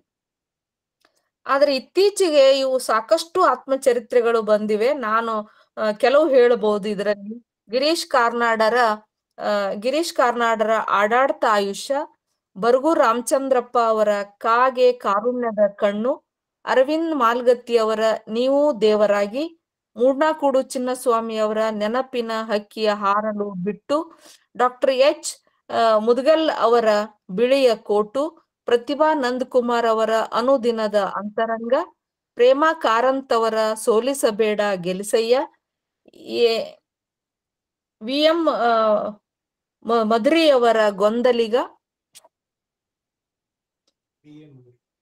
VM ಮದರಿಯವರ ಗೊಂದಲಿಗ, ಪುರುಷೋತ್ತಮ್ ಬಿಳಿಮಲಿ ಅವರ ನೀರು ಮುಟ್ಟಿದ ಕಾಗೆ, ಲಿಂಗರಾಜ್ ಅಂಗಡಿಯವರ ಬುತ್ತಿ ಬಿಚ್ಚಿದಾಗ, ಸತ್ಯಾನಂದ್ ಪಾತ್ರೋಟ್ ಅವರ ಜಾಲಿಯ ಮರದಲ್ಲೊಂದು ಜಾಜಿ ಮಲ್ಲಿಗೆ. ಹೀಗೆ ಇತ್ತೀಚೆಗೆ ನಾನು ಕಲೆಕ್ಟ್ ಮಾಡಿದಂತ ಆತ್ಮಚರಿತ್ರೆಗಳು ಇವು. ಬಹಳಷ್ಟು ಆತ್ಮಚರಿತ್ರೆಗಳನ್ನ ನಾವು ಕನ್ನಡ ಸಾಹಿತ್ಯದಲ್ಲಿ ಇವತ್ತು ಬೆಳೀತಾ ಇರುವುದನ್ನ ನೋಡ್ಬೋದು. ಇವು ಸ್ವತಂತ್ರ ಆತ್ಮಚರಿತ್ರೆಗಳಾದ್ರೆ ಕೆಲವು ಅನುವಾದಿತ ಆತ್ಮಚರಿತ್ರೆಗಳನ್ನ ನಾನು ಕೆಲವಷ್ಟು ಹೇಳಿಕ್ಕೆ ಇಷ್ಟಪಡ್ತೇನೆ. ಗಾಂಧೀಜಿ ಆತ್ಮಕತೆ ನನ್ನ ಸತ್ಯ ಶೋಧನೆಯ ಕತೆ, ಮೂಲ ಗುಜರಾತಿಯಿಂದ ಬಂದದ್ದು. ತೇನ್ ಸಿಂಗರ ಎವರೆಸ್ಟ್ ವೀರ, ವೆಲಿಯರ್ ಎಲ್ವಿಲ್ಲರ ಗಿರಿಜನ ಪ್ರಪಂಚ, ಖಾನ್ ಅಬ್ದುಲ್ ಗಫಾರ್ ಖಾನ್ ಅವರ ನನ್ನ ಬಾಳ್ವೆಯ ಹೋರಾಟ, EMS ನಮ್ಮುದ್ರಿಪಾದ್ ಅವರ ನನ್ನ ಬದುಕು, ಪರಮಹಂಸ ಯೋಗಾನಂದರ ಯೋಗಿಯ ಆತ್ಮಕತೆ, ಲಕ್ಷ್ಮಣ್ ಗಾಯಕ್ವಾಡ್ ಅವರ ಉಚಲ್ಯ, ಶರಣಕುಮಾರ್ ಲಿಂಬಾಳೆಯವರ ಅಕ್ರಮ ಸಂತಾನ, ಶಾಂತಾ ಹುಬ್ಳಿಕರ್ ಅವರ ನಾಡಿನ ಚಿಂತ್ಯಾಕ. ಹೀಗೆ ಮರಾಠಿಯಿಂದನೂ ಕೂಡ ಸಾಕಷ್ಟು ಕನ್ನಡಕ್ಕೆ ಆತ್ಮಚರಿತ್ರೆಗಳು ಬಂದಿವೆ. ಇನ್ನ ಕೆಲವು ಅವರದೇ ಆದಂತ ನೆನಪುಗಳು ಅಂತ ಬರೆದಂತಹ ಕೃತಿಗಳಲ್ಲಿ ನವರತ್ನ ರಾಮರಾಯರ ಕೆಲವು ನೆನಪುಗಳು, ವಿ ಸೀತಾರಾಮಯ್ಯನವರ ಮುಂಬೈ ವಾಸದ ನೆನಪುಗಳು, BGL ಸ್ವಾಮಿಯವರ ಪ್ರಾಧ್ಯಾಪಕನ ಪೀಠದಲ್ಲಿ, ಅಷ್ಟೇ ಅಲ್ಲದೆ ಕೆಲವರು ತಮಗೆ ಅರ್ಪಿತ P ಲಂಕೇಶ್ ಅವರ ಹುಳಿ ಮಾವಿನವರ ಮತ್ತೆ SL ಭೈರಪ್ಪ ಅವ್ರದ್ದು ಕೂಡ ಬಂದಿದೆ. ಸಾಕಷ್ಟು ಆತ್ಮಚರಿತ್ರೆಗಳು ಕೂಡ ಬಂದಿವೆ. ಇಷ್ಟೇ ಅಲ್ಲದೆ ಕೆಲವು ವ್ಯಕ್ತಿಗಳು ತಮ್ಮ ಬದುಕಿನಗೆ ತಮಗರ್ಪಿಸಿದಂತ ಅಭಿನಂದನಾ ಗ್ರಂಥದಲ್ಲೂ ಕೂಡ ತಮ್ಮ ಆತ್ಮಚರಿತ್ರೆಗಳನ್ನ ಬರೆದು ಕೊಟ್ಟವರು ಇದ್ದಾರೆ ಸಂಕ್ಷಿಪ್ತವಾಗಿ. ಅದರಲ್ಲಿ ನಾನು ತೆಗೆದುಕೊಂಡದ್ದು ವಿಕ್ರು ಗೋಕಾಕ್ ಅವರ ಜೀವನ, ಗೋರೂರ್ ರಾಮಸ್ವಾಮಿ ಅಯ್ಯಂಗಾರ್ ಅವರ ಹಿನ್ನೋಟ, MV ಸೀತಾರಾಮಯ್ಯ ಅವರ ನನ್ನ ಸಾಹಿತ್ಯ ಜೀವನದ ಸ್ಮೃತಿಗಳು, ಕಮಲಾ ಹಂಪಾನ ಅವರ 50ರ ಹತ್ತಿ ತಿರುಗಿದಾಗ, ಬಸವರಾಜ್ ರಾಜ್ಗುರು ಅವರ ಸ್ಮೃತಿ ಸಂಪುಟದ ಪುಟಗಳು, NK ಅವರ ನನ್ನ ಕನ್ನಡಿಯಲ್ಲಿ ನಾನು, ಶಾಂತಾದೇವಿ ಮಾಳ್ವಾಡ್ ಅವರ ನೆನಹು ನವಿಲು ಗರಿಬಿಚ್ಚಿದಾಗ, SS ಬೂಸ್ನೂರ್ ಮಠ್ ಅವರ ಅಲ್ಲಿಂದ ಇಲ್ಲಿಗೆ, H ತಿಪ್ಪೇರುದ್ರ ಸ್ವಾಮಿ ಅವರ ನೆನಪಿನ ಬುತ್ತಿ, M ಚಿದಾನಂದ ಮೂರ್ತಿ ಅವರ ನನ್ನ ಬದುಕು ಒಂದು ಕಿರುಚಿತ್ರ. ಹೀಗೆ ಅನೇಕ ಜನರು ಬೇರೆ ಬೇರೆ ರೀತಿಯೊಳಗ ಆತ್ಮಚರಿತ್ರೆಗಳನ್ನ ಬರೆದಿದ್ದನ್ನ ನಾವು ನೋಡ್ತೇವೆ. ಅದ್ರೊಳಗ ಸಾಕಷ್ಟು ವಿಚಾರಗಳಿದ್ರು ಕೂಡ ಸ್ವತಂತ್ರ ಆತ್ಮಚರಿತ್ರೆಗಳು, ಅದು ಕನ್ನಡ ಸಾಹಿತ್ಯದ ಆತ್ಮಚರಿತ್ರೆಗಳ ಕುರಿತಾಗಿ ನಾನು ಕೆಲವು ವಿಚಾರಗಳನ್ನ ಇಲ್ಲಿ ಹೇಳಲಿಕ್ಕೆ ಇಷ್ಟಪಡ್ತೇನೆ. ಮತ್ತ ಅವ್ರು ಯಾಕೆ ಆತ್ಮಚರಿತ್ರೆಯನ್ನ ಬರೆದಿವಿ ಅಂತನೂ ಕೂಡ ಕೆಲವು ಲೇಖಕರು ಹೇಳ್ತಾರೆ. ಅದನ್ನ ಓದಿದ್ರೆ ನಮಗೆ ಬಹಳ ಸಂತೋಷ ಅನಿಸ್ತದೆ. ಗಾಂಧೀಜಿ ಅವ್ರು ಹೇಳ್ತಾರೆ ಏನಂದ್ರೆ, ನನ್ನ ಜೀವನದ ಘಟನೆಗಳನ್ನು ತಿಳಿಸಬೇಕೆಂದು ನನ್ನ ಉದ್ದೇಶ ಅಲ್ಲ, ಸತ್ಯದ ವಿಷಯದಲ್ಲಿ ನಾನು ಮಾಡಿದ ಅನೇಕ ಸಾಧನೆಗಳ ಕಥೆಯನ್ನ ಹೇಳಬೇಕೆಂಬುದು ನನ್ನ ಆಶಯ ಅನ್ನುವಂಥದ್ದು. ಹೀಗೆ ಅವರು ಸತ್ಯ ಶೋಧನೆ ಅಂತ ಯಾಕೆ ಹೆಸರಿಟ್ರು ಅನ್ನುವಂಥದ್ದನ್ನ ಗಾಂಧೀಜಿ ಅವ್ರು ಹೇಳ್ತಾರೆ. ಮತ್ BG ಅವರು ಯಾಕೆ ಇದನ್ನ ಬರದೆ ಅಂದ್ರೆ, ನಾನೀ ಗ್ರಂಥವನ್ನು ಬರೆಯುತ್ತಿರುವುದು ಲೋಕಕ್ಕೆ ಒಂದು ಮಹಾ ಉಪಕಾರವನ್ನ ಮಾಡಲಿಕ್ಕೆ ಅಲ್ಲ, ಆಗಾಗ ನನ್ನ ತಲೆಯಲ್ಲಿ ಏಳುವ ಬಿರುಗಾಳಿ, ನನ್ನ ಹೃದಯದಲ್ಲಿ ಮೇಲಿಂದ ಮೇಲೆ ಸಂಭವಿಸುವ ವಿಪ್ಲವ, ನನ್ನ ಅಂತರಂಗದ ಗೊಣಗು, ಇವೆಲ್ಲಕ್ಕೂ ಒಂದು ಶಾಂತಿ ಮಾಡಬೇಕಲ್ಲವೇ? ಆ ಪ್ರಯತ್ನದ ಫಲವೇ ಈ ಬಯೋಗ್ರಫಿ ಅಂತ ಹೇಳ್ತಾರೆ. ಅಂದ್ರೆ ಎಲ್ಲಾ ಲೇಖಕರು ತಾವು ಯಾಕೆ ಆತ್ಮಚರಿತ್ರೆಯನ್ನ ಬರೆದ್ವಿ ಅನ್ನುವಂತ ಉದ್ದೇಶವನ್ನ ಹೇಳ್ತಾರೆ. ಶಿವರಾಮ್ ಕಾರಂತರು ತಮ್ಮ ತಮ್ಮ ಮನಸ್ಸು ಹುಚ್ಚೆಂಬ ಅರಿವು ಎಲ್ಲಾ ಗಳಿಗೆಯಲ್ಲೂ ನಮಗೆ ಉಂಟಾಗುವುದಿಲ್ಲ, ಇನ್ನೊಬ್ಬರ ಹುಚ್ಚುತನ ಕಾಣಿಸುವಷ್ಟು ಸುಲಭವಾಗಿ ನಮ್ಮದೇ ಹುಚ್ಚುತನ ನಮಗೆ ಕಾಣಿಸುತ್ತದೆಯೇ? ಕಾಣಬೇಕೆಂಬ ಆಸೆ ನನ್ನದು. ಹೀಗಾಗಿ ನಾನಿರುವ ಸಮಾಜವನ್ನು ಬೇರೆಯಾಗಿ ನಿಂತು ನೋಡಿ ತಿಳಿಯಲೆತ್ನಿಸಿದಂತೆ ನನ್ನ ಬಾಳನ್ನು ನೋಡಿ ನಾನು ತಿಳಿಯಬೇಕೆಂದಿದ್ದೇನೆ. ಹೀಗಾಗಿ ನನ್ನ ಹುಚ್ಚು ಮನಸ್ಸಿನ 10 ಮುಖಗಳನ್ನ ಅನಾವರಣಗೊಳಿಸಿದ್ದೇನೆ ಅನ್ನುವಂತ ಮಾತನ್ನ ಶಿವರಾಮ್ ಕಾರಂತರು ಹೇಳ್ತಾರೆ. ಹೀಗೆ ಅನೇಕ ಜನರು ತಾವು ಯಾಕೆ ಆತ್ಮಚರಿತ್ರೆ ಬರೆದ್ವಿ ಅನ್ನುವಂಥದ್ದು. ಆಮೇಲೆ ಈ ಆತ್ಮಚರಿತ್ರೆ ಬರೀಲಿಕ್ಕೆ ಯಾವ ವಯಸ್ಸು ಬೇಕು? ಅಬ್ದುಲ್ ಕಲಾಂ ಅವರ ಅಗ್ನಿಯ ರೆಕ್ಕೆಗಳು, ಇಂಗ್ಲಿಷ್ನೊಳಗ ವಿಂಗ್ಸ್ ಆಫ್ ಫೈರ್ ಅಂತ ಬಂದಿದೆ, ಕನ್ನಡದೊಳಗ ಅಗ್ನಿಯ ರೆಕ್ಕೆಗಳು ಅಂತಾನು ಕೂಡ ಬಂದಿದೆ. ಹೀಗಾಗಿ ಅವ್ರ ಆತ್ಮಚರಿತ್ರೆನು ಕೂಡ ಯಾಕೆ ಬರೆದ್ರು ಅಂತ ಹೇಳ್ತಾರೆ ಅವರು. ಬಹಳ ನನಗೆ ಖುಷಿ ಕೊಡುವಂಥದ್ದು ಏನು ಅಂತಂದ್ರೆ, ಈ ಆತ್ಮಚರಿತ್ರೆಗಳನ್ನ ಬರೆಯುವ ಉದ್ದೇಶ ಹೊಂದಿದ್ರೆ ಆತ್ಮಚರಿತ್ರೆಗಳನ್ನ ಓದುವುದರಿಂದ ಇಂದಿನ ಮಕ್ಕಳಲ್ಲಿ ಅಥವಾ ಇಂದಿನ ಯುವಕರಲ್ಲಿ ಅದು ಎಷ್ಟು ಪ್ರೇರಣೆಯನ್ನ ಕೊಡ್ತದೆ ಅನ್ನುವಂಥದ್ದನ್ನ ನಾವು ತಿಳ್ಕೋಬಹುದು. ಅಬ್ದುಲ್ ಕಲಾಂ ಅವ್ರು ಹೇಳ್ತಾರೆ, ನನ್ನ ಬದುಕು ಯಾರೊಬ್ಬರಿಗೆ ಅನುಕರಣೆ ಯೋಗ್ಯವಾದ ಮಾದರಿಯಾಗುತ್ತದೆ ಎಂಬ ಭ್ರಮೆ ನನಗಿಲ್ಲ. ಆದ್ರೆ ಯಾವುದೋ ಮೂಲೆಯಲ್ಲಿ ಒಂದು ಸಣ್ಣ ಊರಿನಲ್ಲಿ ಹುಟ್ಟಿ ಯಾವುದೇ ಸಾಮಾಜಿಕ ಸೌಲಭ್ಯಗಳಿಂದ ವಂಚಿತರಾದಂತ ಮಗುವಿಗೆ ಅಂತಹದೇ ಪರಿಸರದಲ್ಲಿದ್ದ ನನ್ನ ಭವಿಷ್ಯ ಅರಳಿದ್ದನ್ನ ನೋಡಿದರೆ ಅವನಿಗೂ ಜೀವನದಲ್ಲಿ ಭರವಸೆ ಹುಟ್ಟಬಹುದು. ಅದಕ್ಕೆ ನಾನು ಆತ್ಮಚರಿತ್ರೆಯನ್ನ ಬರೆದೆ ಅಂತ ಅಬ್ದುಲ್ ಕಲಾಂ ಅವರು ಹೇಳ್ತಾರೆ. ಹೀಗಾಗಿ ಅವ್ರು ಯಾಕೆ ಆತ್ಮಚರಿತ್ರೆ ಬರೆದ್ರು ಅನ್ನುವುದನ್ನ ನಾವು ತಿಳ್ಕೊಂಡಾಗ ಬಹಳ ಸಂತೋಷ ಅನಿಸ್ತದೆ. ಮತ್ತೆ ಯಾವ ವಯಸ್ಸಿನಲ್ಲಿ ಬರಿಬೇಕು? ಅದಕ್ಕೇನು 60 ವರ್ಷದ ಮೇಲೆ ಆಗ್ಬೇಕೋ, ಸಣ್ಣವ್ರು ಬರೆದ್ರೆ ನಡೀತದೋ, ಹೇಗೆ ಅಂತ ಇದು ಮಾಡಿದಾಗ ಅರವಿಂದ್ ಮಾಲ್ಗತ್ತಿ ಅವರ ಒಂದು ಉತ್ತರ ನಮಗೆ ಸಮರ್ಪಕ ಅನಿಸ್ತದೆ. ಅವ್ರು ಹೇಳ್ತಾರೆ, ಆತ್ಮಚರಿತ್ರೆಗಳನ್ನು ಬರೆದ ಎಲ್ಲರನ್ನೂ ನಾನು ಗಮನಿಸಿದಾಗ ಸ್ವಲ್ಪ ವಯಸ್ಸಾದ ಮೇಲೆ ಬರೆದಿಡುವುದು ಕಂಡು ಬರ್ತದೆ. ಯಾಕೆಂದ್ರೆ ಜೀವನದುದ್ದಕ್ಕೂ ಪಡೆದ ಅನುಭವಗಳನ್ನ ಹಿಡಿದಿಡುವಾಗ ಅನುಭವದ ಗಾತ್ರ ಹಿರಿದಾಗುತ್ತದೆ. ಆದರೆ ಚಿಕ್ಕ ವಯಸ್ಸಿನಲ್ಲಿಯೇ ತಮ್ಮ ತಮ್ಮ ಆತ್ಮಚರಿತ್ರೆ ಬರೆದ ಅರವಿಂದ್ ಮಾಲ್ಗತ್ತಿ ಅವರು ಇದಕ್ಕೆ ವಯಸ್ಸಿನ ಇದು ಏನು ಬೇಕಾಗಿಲ್ಲ, ಯಾಕಂತಂದ್ರೆ ನಮ್ಮದೇ ಆದಂತ ಬದುಕಿನ ಕೆಲವು ಅನುಭವಗಳನ್ನ ಹಿಡಿದಿಡಬೇಕಾಗ್ತದೆ ಅನ್ನುವಂತ ಮಾತನ್ನ ಇವರು ಅರವಿಂದ್ ಮಾಲ್ಗತ್ತಿ ಅವರು ಹೇಳ್ತಾರೆ. ಹೀಗೆ ಅನೇಕ ಇವರು ಆತ್ಮಚರಿತ್ರೆಯನ್ನ ಬರೆದಂತ ಈ ಎಲ್ಲ ಮಹಿಳೆಯರು ಕೂಡ ತಮ್ಮ ಆತ್ಮಚರಿತ್ರೆಯನ್ನ ಬರೆದಿದ್ರ ಉದ್ದೇಶವನ್ನ ಹೇಳ್ತಾ ಹೋಗ್ತಾರೆ.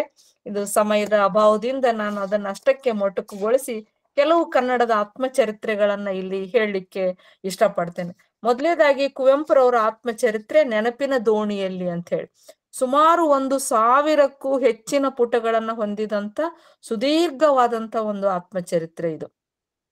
ಇದರ ಆಳ ಅಗಲ ನೋಡ್ಬಿಟ್ರೆ ಇದು ಬಹಳ ಅಂದ್ರೆ ಬಹಳ ಒಂದು ಅವರ ದಿನಚರಿಯಂತೆ ಇದೆ. ನೆನಪಿನ ದೋಣಿಯಲ್ಲಿ ಅನ್ನುವಂತ ಒಂದು ಸಾರ್ಥಕವಾದಂತ ಹೆಸರನ್ನು ಕೂಡ ಅವರು ಇಟ್ಟಾರೆ. ಯಾಕಂದ್ರೆ ಕವಿ ನೆನಪಿನ ದೋಣಿಯಲ್ಲಿ ತಾನೇ ಅಂಬಿಗನಾಗಿ ಜೀವವಾಹಿನಿಯಲ್ಲಿ ತೇಲ್ತಾನೆ, ಅದನ್ನ ದಾಟ್ತಾನೆ, ಹುಟ್ಟಾಕ್ತಾನೆ, ಗತ ಜೀವನದ ಕಡೆಗೆ ಹಿನ್ನೋಟ ಬೀರ್ತಾನೆ, ಜೀವನದ ರಹಸ್ಯಗಳನ್ನ ಅರಿಯಲಿಕ್ಕೆ ಕುತೂಹಲ ಕೆರಳುವಂತ ಅನೇಕ ವಿಚಾರಗಳನ್ನ ಅವನು ವ್ಯಕ್ತಪಡಿಸ್ತಾನೆ. ಹೀಗಾಗಿ ಅವನು ನೆನಪಿನ ದೋಣಿಯಲ್ಲಿ ಅಂತ ಕುವೆಂಪುರವರು ಅದನ್ನ ಹೇಳ್ತಾರೆ. ಅವರ ಈ ಒಂದು ಕುವೆಂಪುರವರ ಜೀವನ, ಅವರ ಸಾಧನೆ ಪ್ರತಿಯೊಬ್ಬರಿಗೆ ಇಲ್ಲಿರೋರಿಗೆ ತಿಳಿದಿರ್ತದೆ. ಆದ್ರೆ ಅವ್ರ ಆತ್ಮಚರಿತ್ರೆಯಲ್ಲಿ ಅವರು ಕೆಲವು ಬೇರೆ ಬೇರೆ ವಿಚಾರಗಳನ್ನ ಅವರು ಹೇಳ್ತಾರೆ. ಏನಂದ್ರೆ ಕುವೆಂಪುರವರು ಕಲ್ತಂತ ಶಾಲೆಯ ಬಗ್ಗೆ, ಅವರು ಗಿಡ ಮರ, ಅವರ ಆಟ ಆಡಿದಂತ ಪರಿಸರದ ಬಗ್ಗೆ, ಅವ್ರು ತಿಂದಂತ ಹಣ್ಣು ಹಂಪಲಗಳ ಬಗ್ಗೆ, ಪ್ರಕೃತಿಯ ವರ್ಣನೆಯ ಬಗ್ಗೆ, ಶಿಕ್ಷಕರಿಂದ ಹೊಡೆತ ತಿಂದ ವಿಚಾರ ಇರ್ಬೋದು, ಇವೆಲ್ಲ ಬಾಲ್ಯದ ನೆನಪುಗಳನ್ನ ಅವ್ರು ಇದ್ರೊಳಗ ಹಿಡಿದಿಡ್ತಾರೆ. ಕುವೆಂಪುರವರು ಬಹುಬೇಗ ತಂದೆಯನ್ನ ಕಳ್ಕೊತಾರೆ, ತಾಯಿಯನ್ನ. ಆದ್ರೆ ಅವರು ಹೇಳುವಂತ ಇಲ್ಲೊಂದು ವಿಶೇಷ ವಿಚಾರ ಏನು ಅಂತಂದ್ರೆ, ಅವರು ಕಲಿಯುವಾಗ ಸಮಾಜದಲ್ಲಿರುವಂತ ಜಾತೀಯತೆಯ ಬಗ್ಗೆ ಬಾಳ್ ಹೇಳ್ತಾರೆ. ಕ್ಲಾಸಿಗೆ ಬರುವಾಗ ಒಬ್ರು ರಾಮರಾಯರು ಅಂತ ಉಪಾಧ್ಯಾಯರಿದ್ರಂತೆ. ಅವ್ರು ಕ್ಲಾಸಿಗೆ ಬರುವಾಗ ಪ್ರತಿಯೊಬ್ರು ಹಣಿಗೆ ನಾಮ ಹಚ್ಕೊಂಡ ಬರ್ಬೇಕಂತ, ಇಲ್ಲಂದ್ರ ಹೊರಗ್ ಹಾಕ್ತಿದ್ರಂತೆ. ಆದ್ರೆ ಕುವೆಂಪುರವ್ರಿಗೆ ಅದು ಇಷ್ಟ ಇರ್ಲಿಲ್ಲ, ಆಸಕ್ತಿ ಇರ್ಲಿಲ್ಲ.